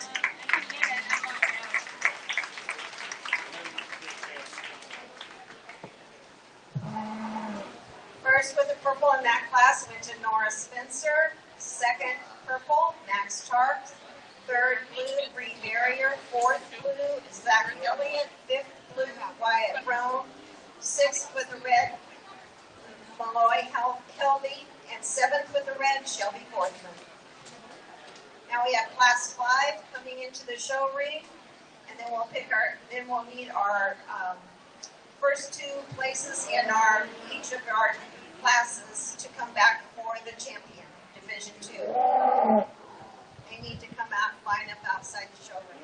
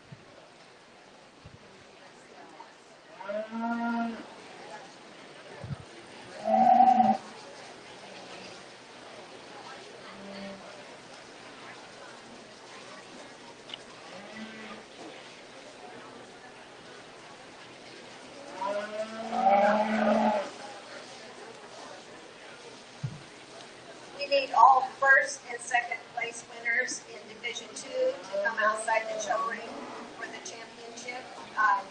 First and second players in each class of Division 2 outside the show ring, please.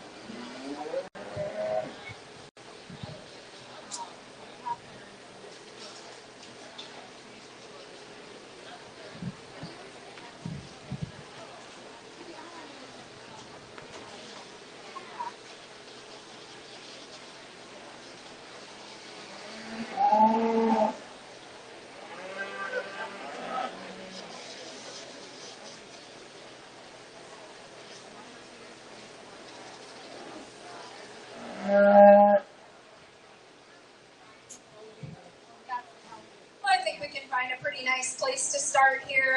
This young man brought this steer in initially, and I think he just kind of hits you pretty hard in terms of muscle and shape and expression. You can see that all working down his top, and you get your hands on it, and O'Leary confirms it. He's got a lot of dimension working out through his hip. I think where he maybe surfaces ahead of the steer that we have sitting in second, he's more attractive in how he's built the angle of his shoulder. I think he's more correct standing still, how he's built through the top side of his hip. The steer that comes in second is probably smoother in terms of his back cover. He's one that maybe wants to open up at the base of his shoulder there and just get a little too open and coarse. I guess for me, I want to blend it in smoother, to be a touch more attractive on the profile. This steer that comes next, I think, has some advantages there. He is longer and more extended. He's one that's set square down there through his hock. I think one that maybe just read a little bit drier in terms of his body and flank. Want to drop him down there and allow him to proportion more ideally on the profile. This steer that comes next, just kind of a moderate, easy feeding type of a steer that's got some finish. Want to freshen him up in the shape that he offers. Just getting a little too plain for me today. The two calves that we end the class off with, we've got the white steer that's probably the biggest one in the class. Certainly got some frame advantages. Just wish he matched that with a little added muscle and power. And then the steer that rounds out the class, just want to open him up wherever you analyze him. Let's give all those young people a nice hand. So that was the last class for Division 2. So now we're bringing it back in for First with the purple in that class went to Jonathan Casson. Second purple, Coy Combs. Third with the purple, Mackenzie Brewer. Fourth with the blue, Connor Brummett. Fifth blue, Thomas Honeyke. And sixth with the blue, Roy Kelby. Now we will pick our champion Division 2 pick our Division 2 champion, and then we need Division 3 Class 1 to line up outside the show ring. Class 1, Division 3 outside the show ring, please.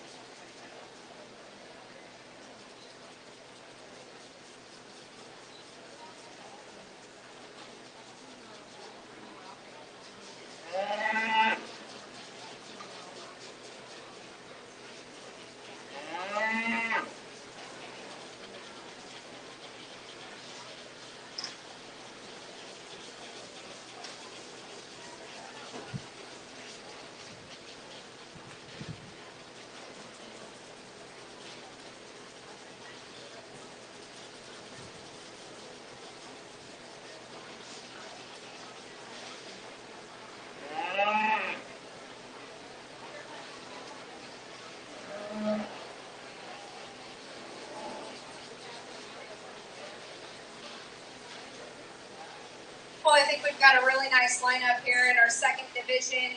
We're getting into some more ideal weights where we can get a little bit more critical when it comes to some handling quality and freshness. But I think that we've got a couple of calves out here that just are really striking in terms of their appearance from the side, how they're presented to us today. And I think that goes hand in hand with both of them being probably the freshest cattle in these five head that we have out here. And I think they do some added things when it comes to some skeletal quality, and again, just giving that look and appearance on the profile. So I'm going to go take another quick look, but I'll go shake the hand of your champion, then we'll take another look at reserve. But let's give them all a big hand.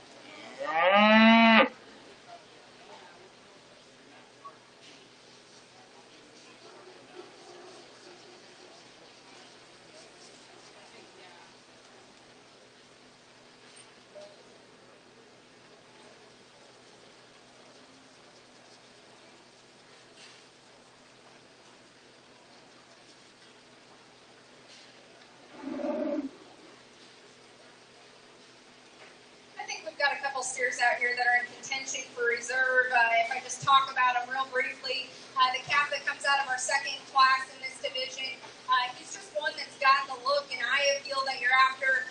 He blends all of his pieces together really smoothly. But I think what's equally as impressive is he handles with a lot more shape and dimension up high than what I would initially expect. He's maybe one that doesn't have the most lower quarter in him. Maybe that's where you want to change him. But I like the hip and hind leg skeleton in him as well. Lay it back just a hair in the angle of his shoulder. Same can be said, though, about the black and white steer that I think we're also evaluating out here in this lineup. One that's just so good in his body, expressive, shapely.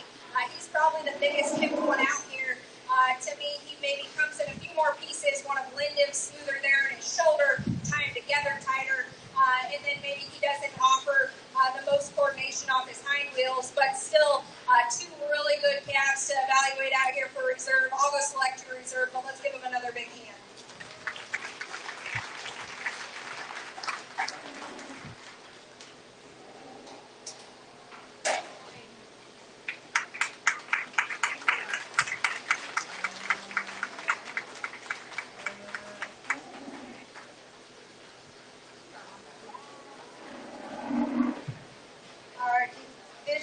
Champion was shown by Nora Spencer, and our reserve shown by Braden Tarks. Congratulations, kids. Now we have Class 1 of Division 3 coming into the show ring, and we need Class 2 to line up outside.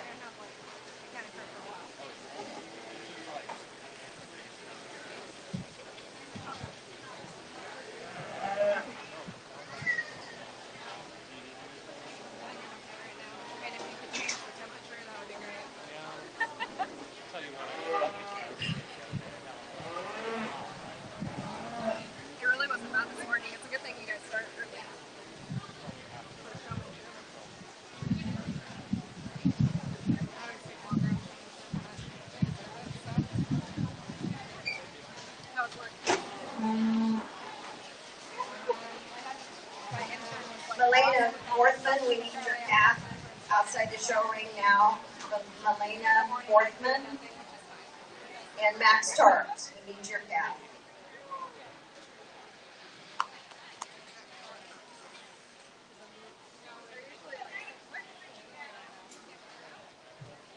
Division 3, Class 3, you need to line up outside also. Class 2, you should be here, and Class 3, you should be lining up. Thank you.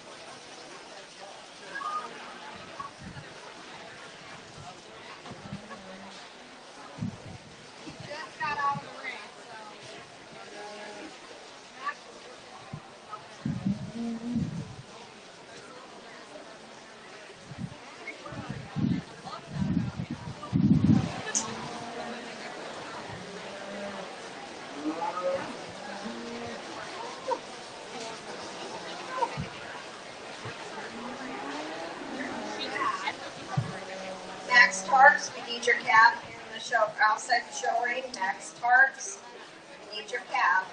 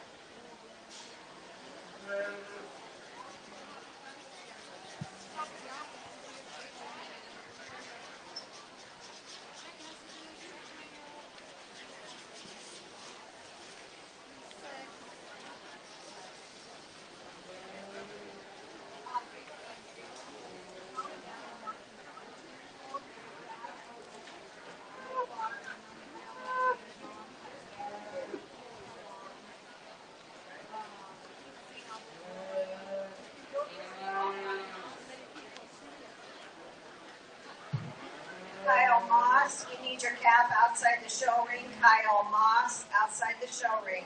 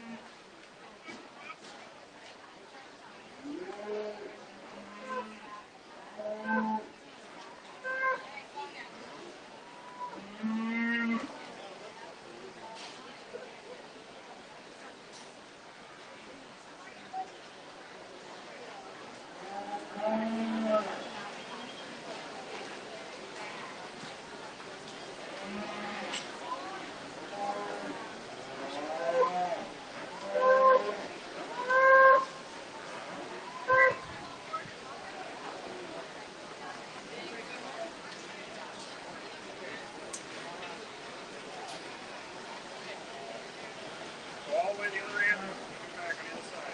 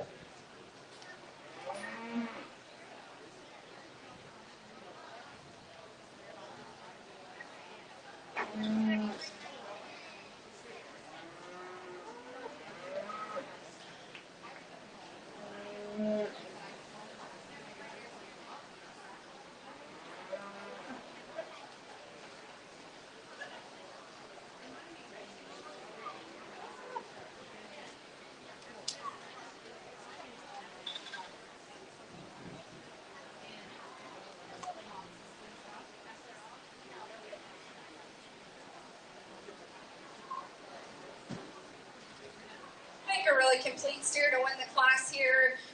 One that's good in his body. He's really a product-oriented steer that's thick-ended, got some dimension down his top, and I still think he puts it together in a pretty balanced package. I think that's just a nice, solid steer to start with. The steer that comes next, I think probably spans with a touch more dimension down the top side. There, he spans with more width right behind his shoulder. He's fresh and square. He's one that maybe just comes in a few more pieces and parts. Really just want to clean him up through his front 1/3, lengthen him out there. He gets a little rounder out of his hip as we study him in motion.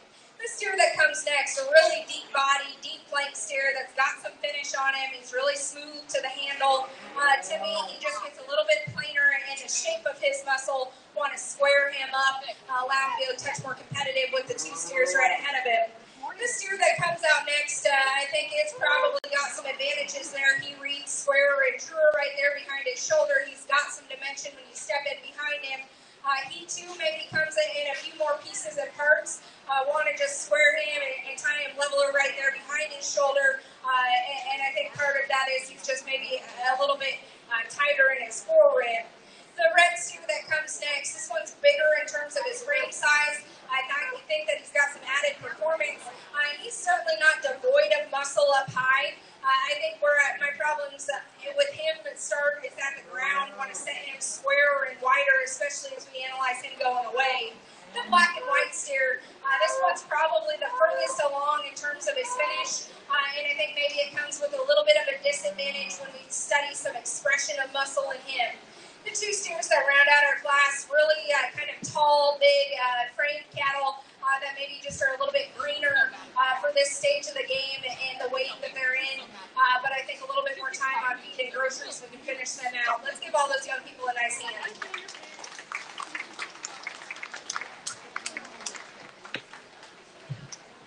First in that class with the purple went to Max Tarks. Second purple, Dalton Miller. Third purple, Cameron Cook. Fourth with the blue, Lloyd Kelby. Fifth with the blue, Melania Forthman. Sixth with the blue, Shelby Heitman. 7 red, Peyton Leaders. And 8 with the red, Tanner Nelson.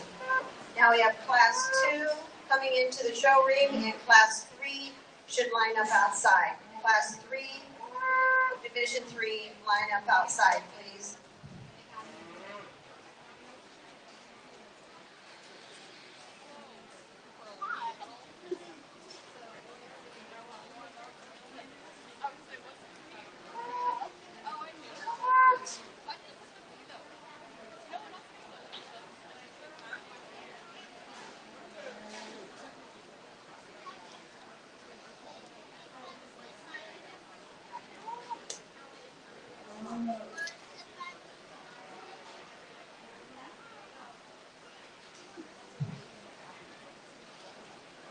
Graduating seniors, if you're graduating this year, last year to show, the Fair Board would like you to meet over at the commercial building at 5:15.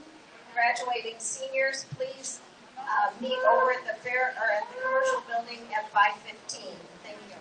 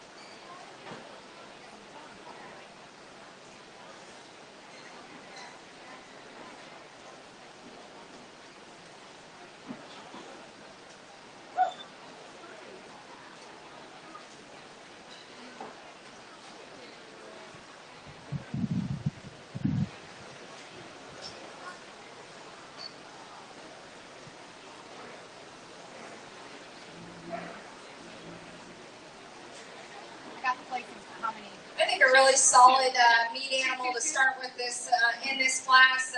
One that's just kind of checking all the boxes when it comes to market basics. It's a big top steer that's got a lot of dimension when you step in behind him.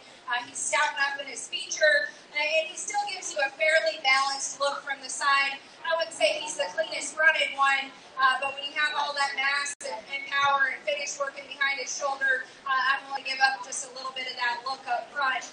The steer that sits in second, probably a little bit leveler down his top. He's maybe a little bigger in terms of his frame and extension. I think maybe one that if you start to really study him, he's starting to give up just a little bit more expression, especially as you read him right behind his shoulder. He gets a little softer and rounder there in his muscle shape, but one that you still have to like for the product and mass that he offers. The calf that comes out next, I think one that you like. Just giving the young lady a heck of a time. He doesn't want to be out here very badly, but if he settles down and you really start to study him, he's got plenty of dimension working behind him there. He's a really big pin, stout hip steer. He just is a little worked up today. Maybe looks a little bit wrung out when you study him in his forearm and how he sets into his body cavity.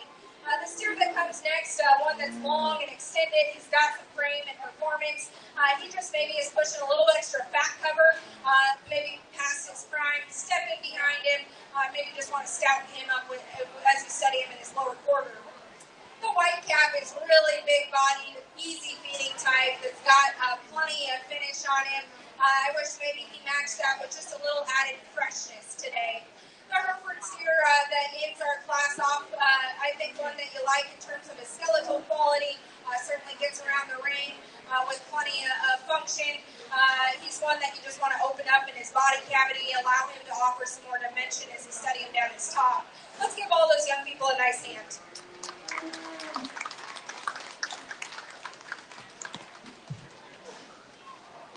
First purple in that class went to Pearl Huddle. Second purple, Kyle Moss. Third blue, Grace Pierce. Fourth blue, Natalie Osdemore. Fifth with the red, Ella Worthman. And sixth with the red, Grace Abbott. And we need, class 3 is coming into the ring. We need class 4 and class 5 outside the show ring. Class 4, class 5 outside the show ring, please.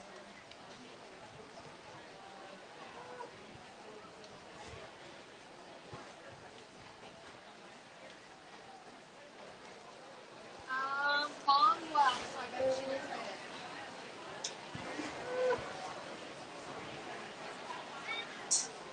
That mom with 10.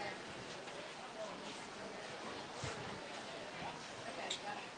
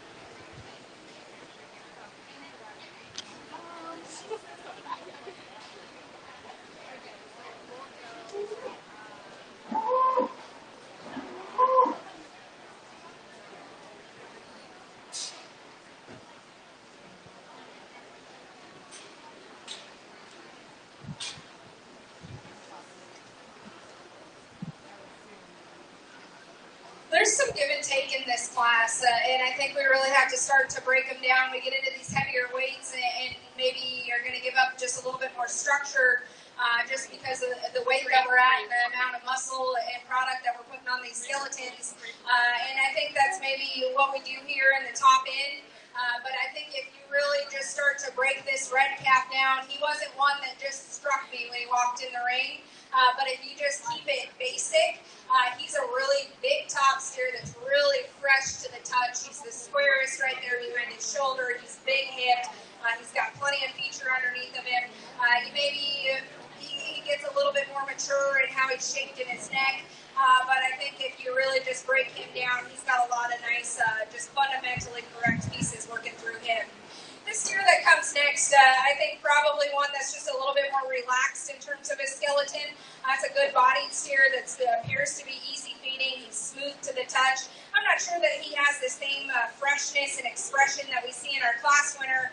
And then you get behind him, and he maybe tapers out of muscle just a touch there through his stifle. Want to square him off those hind legs. This steer that comes next, one that comes in a little bit more moderate package. I think if we could lengthen him out and give him a touch more frame, he's one that maybe balances out a little bit better because that's a big top steer that's got plenty of product working in him as well. Just a little too quick for me today.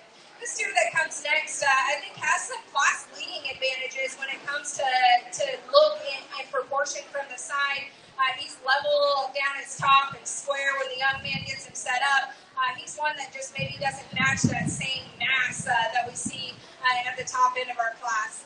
The white calf that comes next, good body. He's probably the furthest along in terms of his fat cover. I just want to freshen him up in the shape that he offers, especially at the top side of his skeleton there. The two calves that round out our class, I think calves, the next one's got some body, got some, certainly some depth of rib. Just want to stouten that up whenever you analyze him, certainly right there from the rear view. The calf that comes next, long, extended, big, tall, performing kind of steer, just so it breeds a little too green for that weight right now. It's going to take a little longer to finish him out. Let's give all those individuals a really big hand. And our ring guy that took a kick.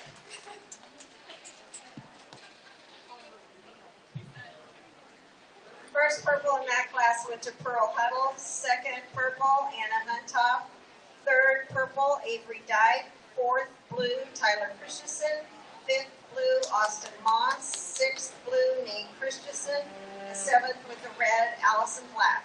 Now we have class 4 in the show ring, and class 5 you need to be outside the show ring. And we'll pick our division champion and then our grand champion. So we will need the other division champions in reserves in the show ring after we pick this Division 3 champion. I'm not going to take for a long time. She's going to take the breaks. I can't wait to go to the festival. I brought one and I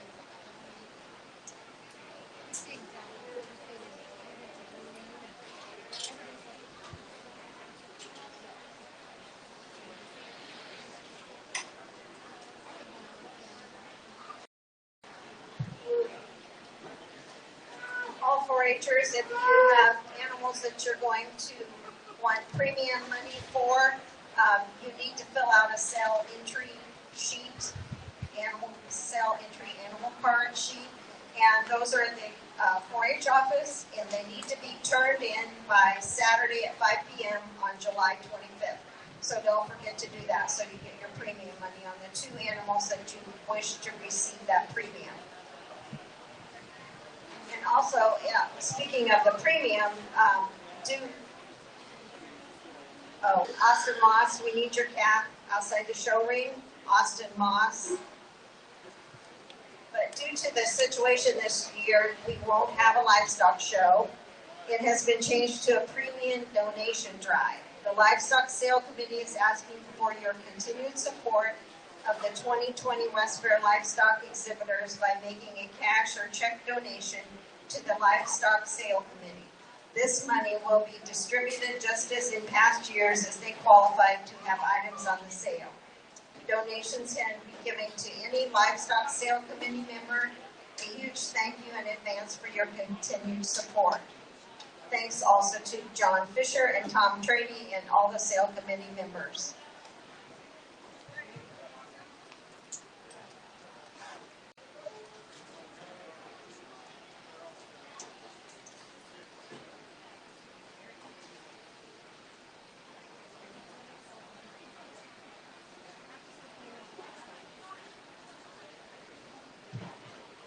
After we pick the grand champion and reserve grand champion steer, we will do the club groups of 5. So if you're interested in having calves in that, pick out your 5 best calves out of your club and bring them back for the club group of 5.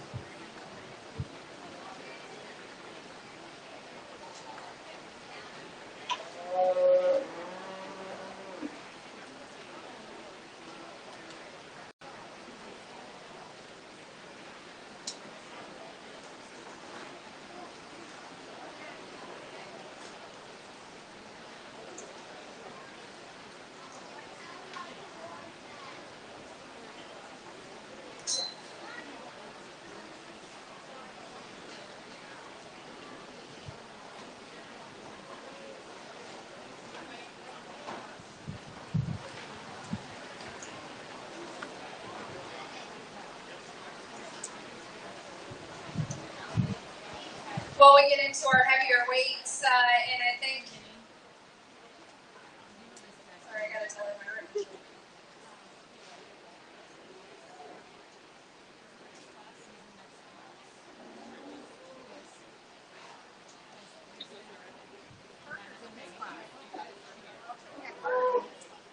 All right, so I think we get into these heavier weights here and some maturity differences and maybe some cattle that are just a little bit past their prime.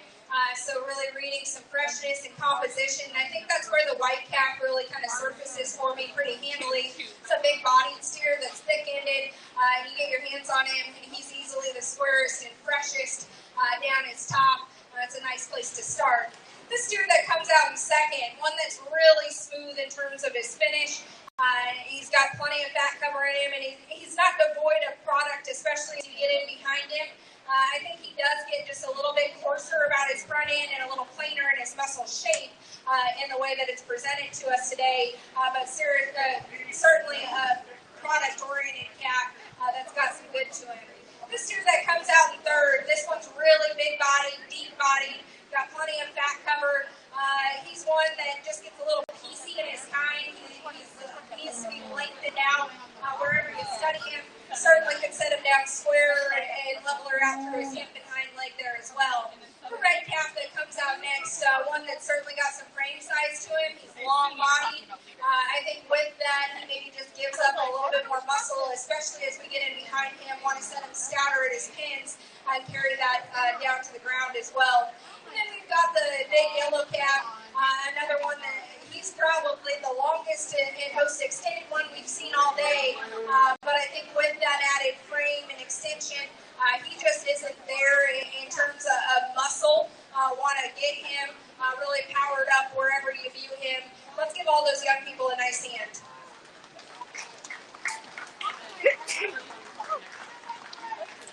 Probably not something to do during COVID, it seems, but anymore. It's just a shape piece.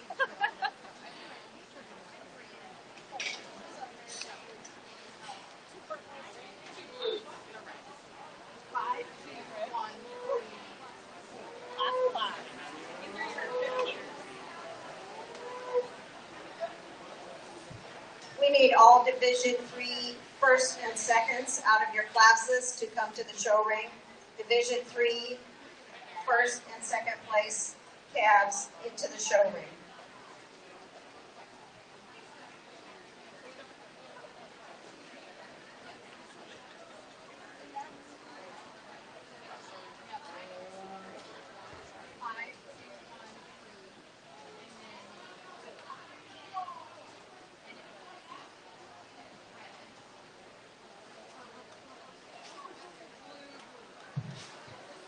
First in that class went to Cale Northman with the purple.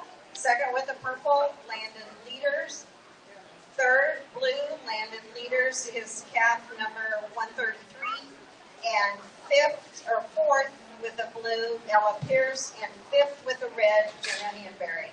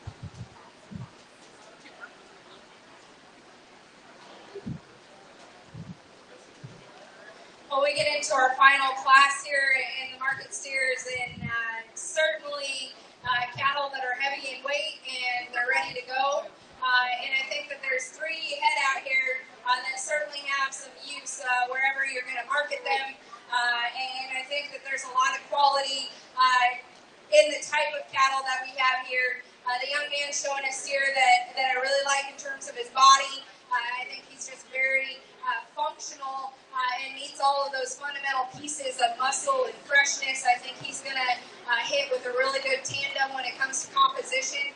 I like that steer in just his kind. The steer that comes out in second, one that's probably the furthest along in terms of his fat cover. I think he gives up just a touch more shape, especially right there behind his shoulder, but one that is certainly not devoid of muscle and product. He maybe just gets a little bit more closed up as you study him at the ground. Want to clean him up there through his front 1/3. The calf that comes next, another one that's got plenty of mass and power. He just comes in a few more pieces today. Want to lengthen him out, level him out. Still a nice calf for that young man. Let's give all those young people a nice hand.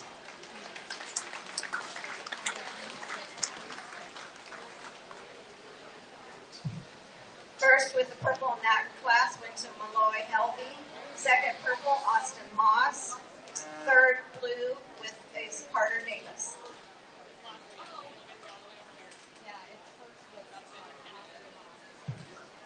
Oh, I got that mixed up. Austin Moss, you were first with the purple. You might have known that already.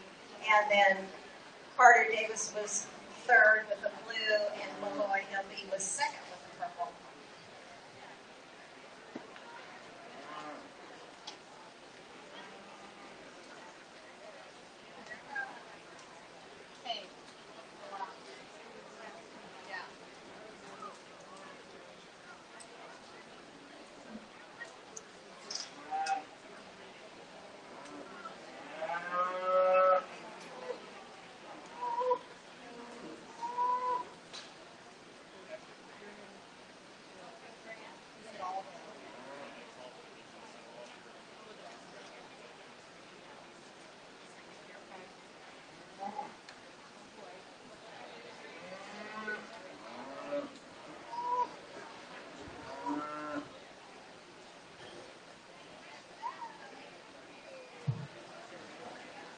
We need lined up outside the show ring. We need all the first and second place winners of the produce, the second year bucket bottle calves, and all the divisions of the division winners, the champion and reserve of each division.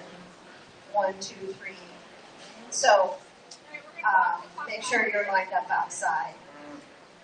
But don't forget, we need the bucket bottle and produce also. Second year bucket bottle and produce.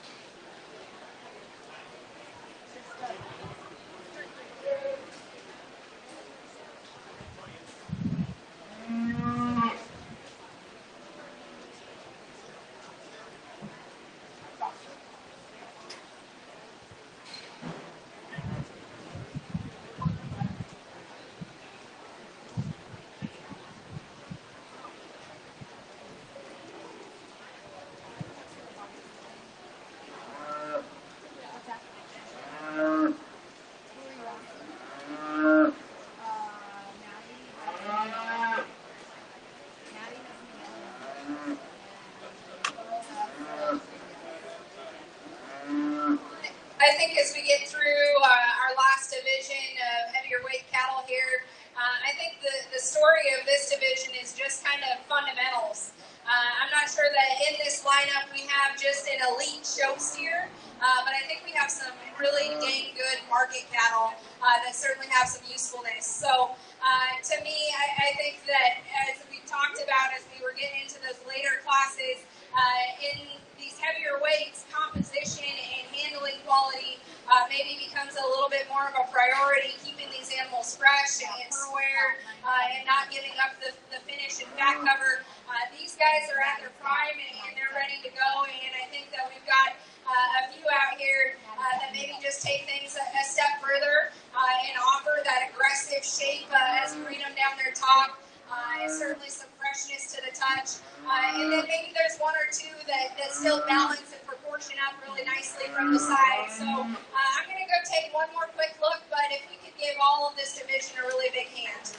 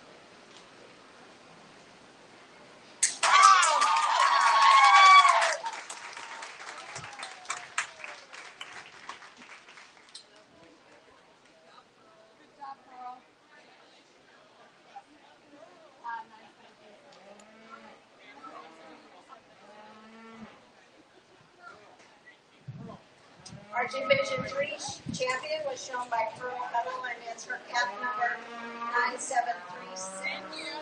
And our reserve is also shown by Pearl Huddle over via Madeline Paris, and it is 9737. My husband said Congratulations. right there is mom. Now we'll be picking our grand champion, Marcus Steer.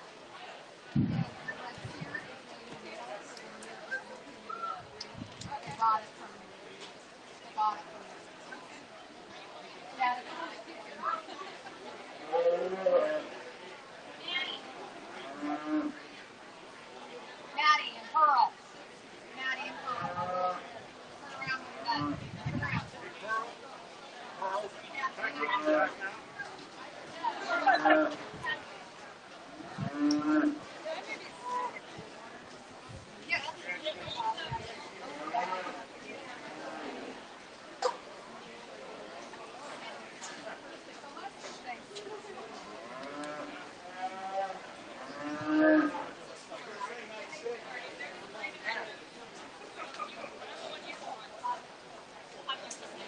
You left an impression on me.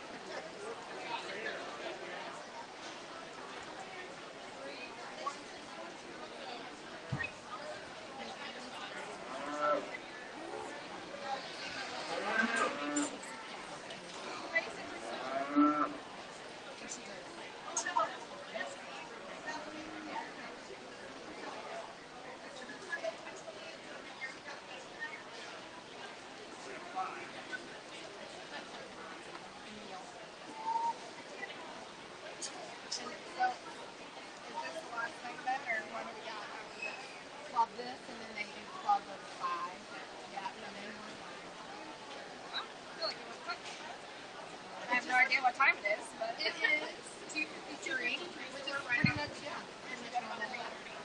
It is just this last hour I've noticed the heat a little more. oh yeah, for sure. This morning it was.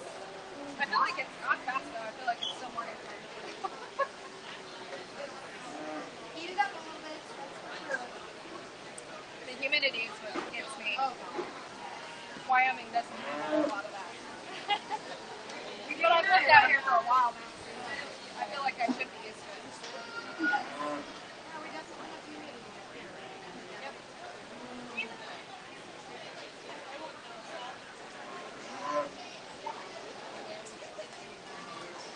Oh, I can tell you. The first one for the champion.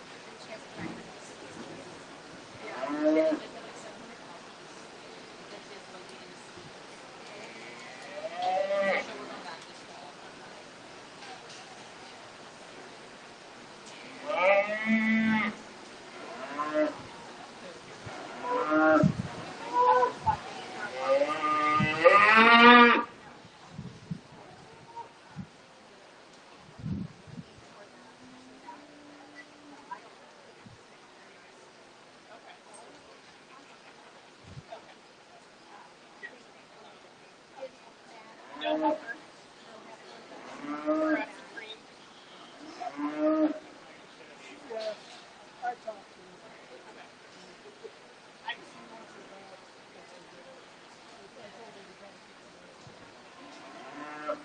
Great. Love that.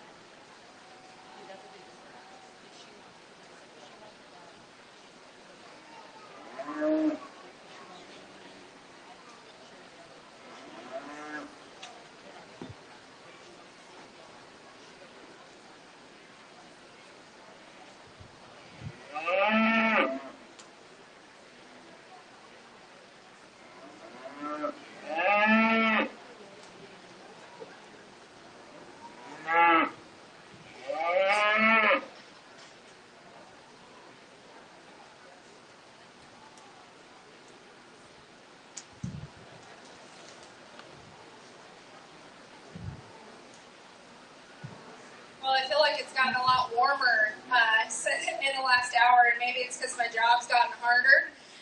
But I think as we study this lineup of steers, it's something to really be impressed about. I think that we've got 10 high-quality steers representing those divisions out here.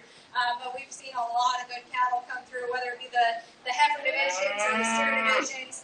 And I guess just some parting thoughts, I think that when we judged the showmanship, I took a little bit extra time there. But you guys have a lot of kids, and it's something to really be excited about. I judge a lot of county fairs and other shows across the country, and I don't know if I've been to a show that has as many young kids that are first-year members that are as excited and talented as we saw this morning. And all of them have continued to have a smile on as they come out here in their market divisions. They're enjoying themselves. And I think that's something to really be proud of, that your kids they're out here and they're participating in something. But I think it's also something to be proud of when it comes to your community, because that doesn't just happen overnight. I think that it's clear to me that you guys have built a culture here in your 4-H program and your youth programs that really allow kids to enjoy themselves with these projects, to get excited. And to me, this sport is a lot more about family than it is about anything else. The virtual shows were kind of fun for a minute, but they really don't represent what this whole program is about. And it's about getting out here, doing the work, and reaping the rewards in the show ring. But for me, it's just as exciting to see what happens outside of the show ring, the interactions that these kids have. You see them, laughing and giggling and talking about things in the bleachers and outside the ring. And I think that's really what it's all about, is building community. This is what I'm passionate about.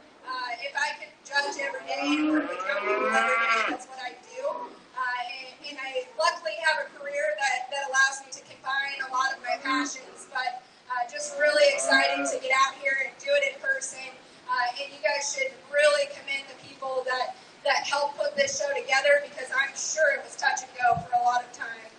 So we could just give a big hand to the entire community for making this show happen.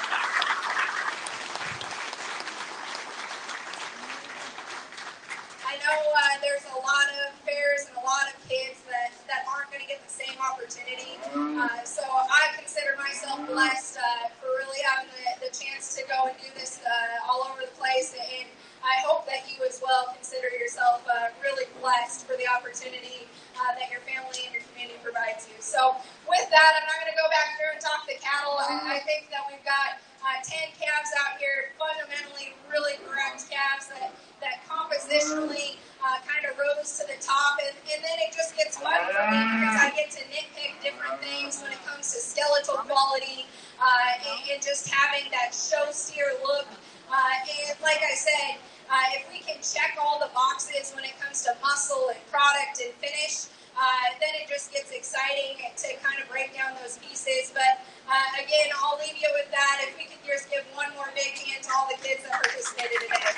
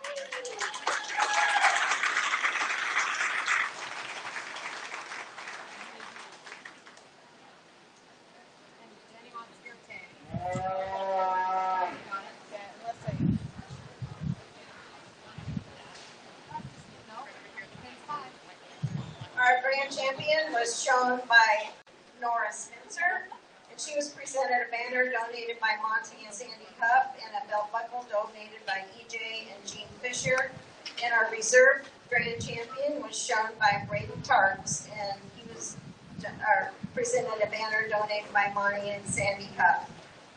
So that concludes this part of our show, but what we have next is the club groups of 5. So we'll give you a few minutes to get those club groups over here, your 5 best calves out of your club, and bring them in to show as a group.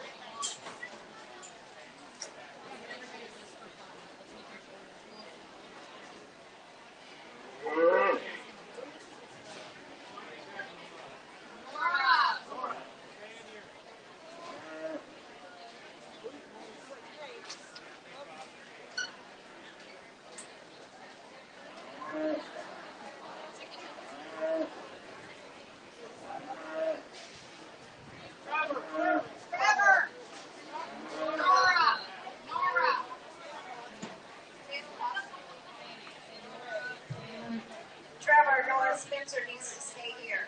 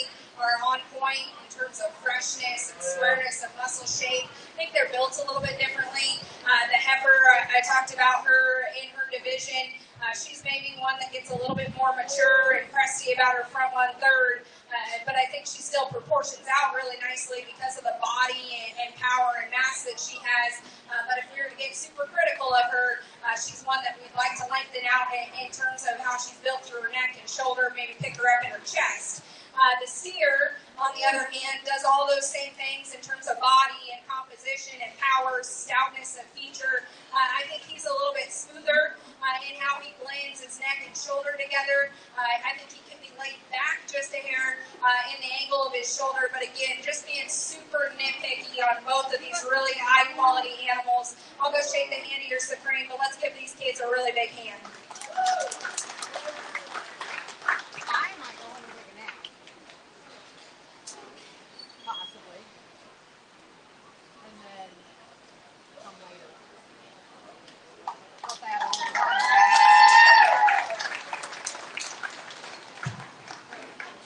Our Supreme calf is shown by Nora Spencer, and she'll be going to the shootout on Sunday. And I want to thank our judge, Kinsey Freeman. She did a great job today. We really appreciate it. Good comments with all the kids, and I think they enjoyed having you as a judge. And also, please thank all the volunteers that you see around. I'll read the list again just while we're waiting for our club groups of 5 to come out here.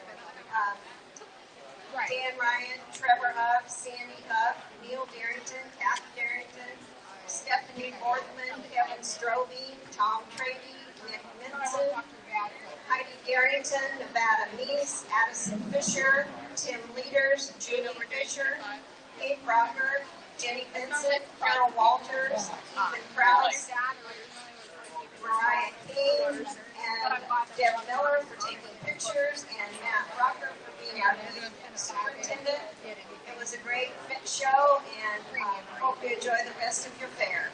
Thank you very much. Oh, and graduating seniors this year, last year in 4-H, meet over at the commercial building at 5:15. Thank you. About how I almost got kicked by a bottle cap, which was a little unexpected. Like that was, yeah. But I wouldn't expect it.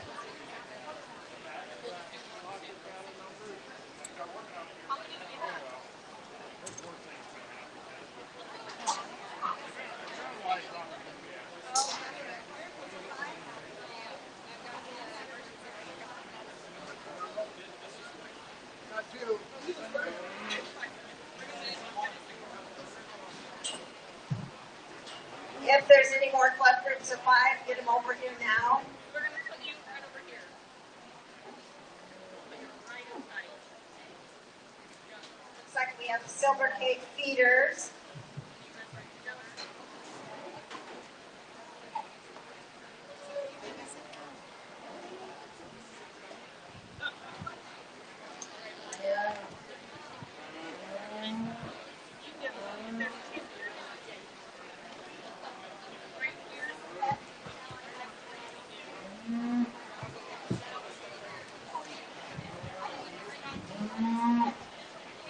I feel like I have a whale.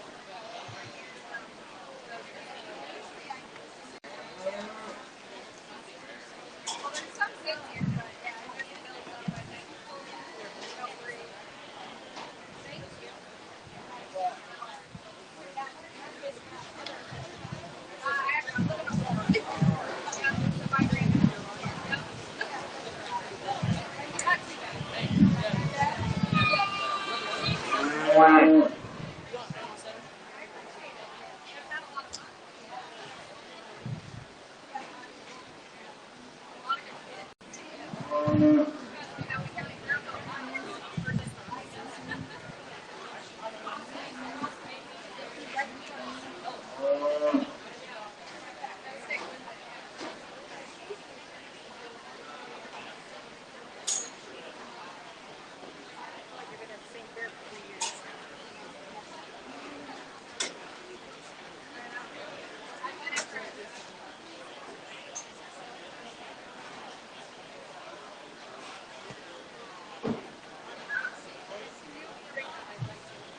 We've got Hard Knights and Silver Cake feeders.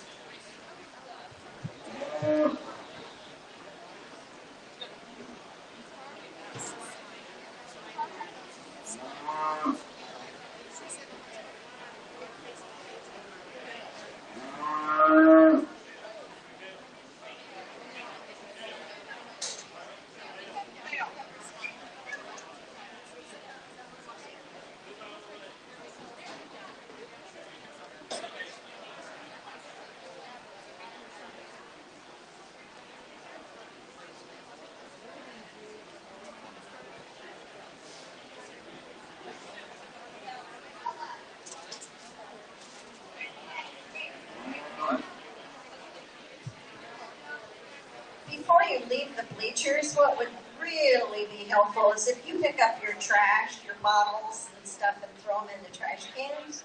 Thank you.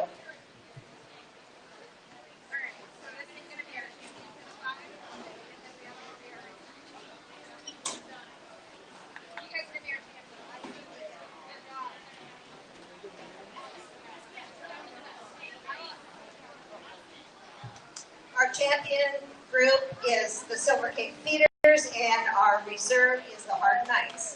Thank you, kids.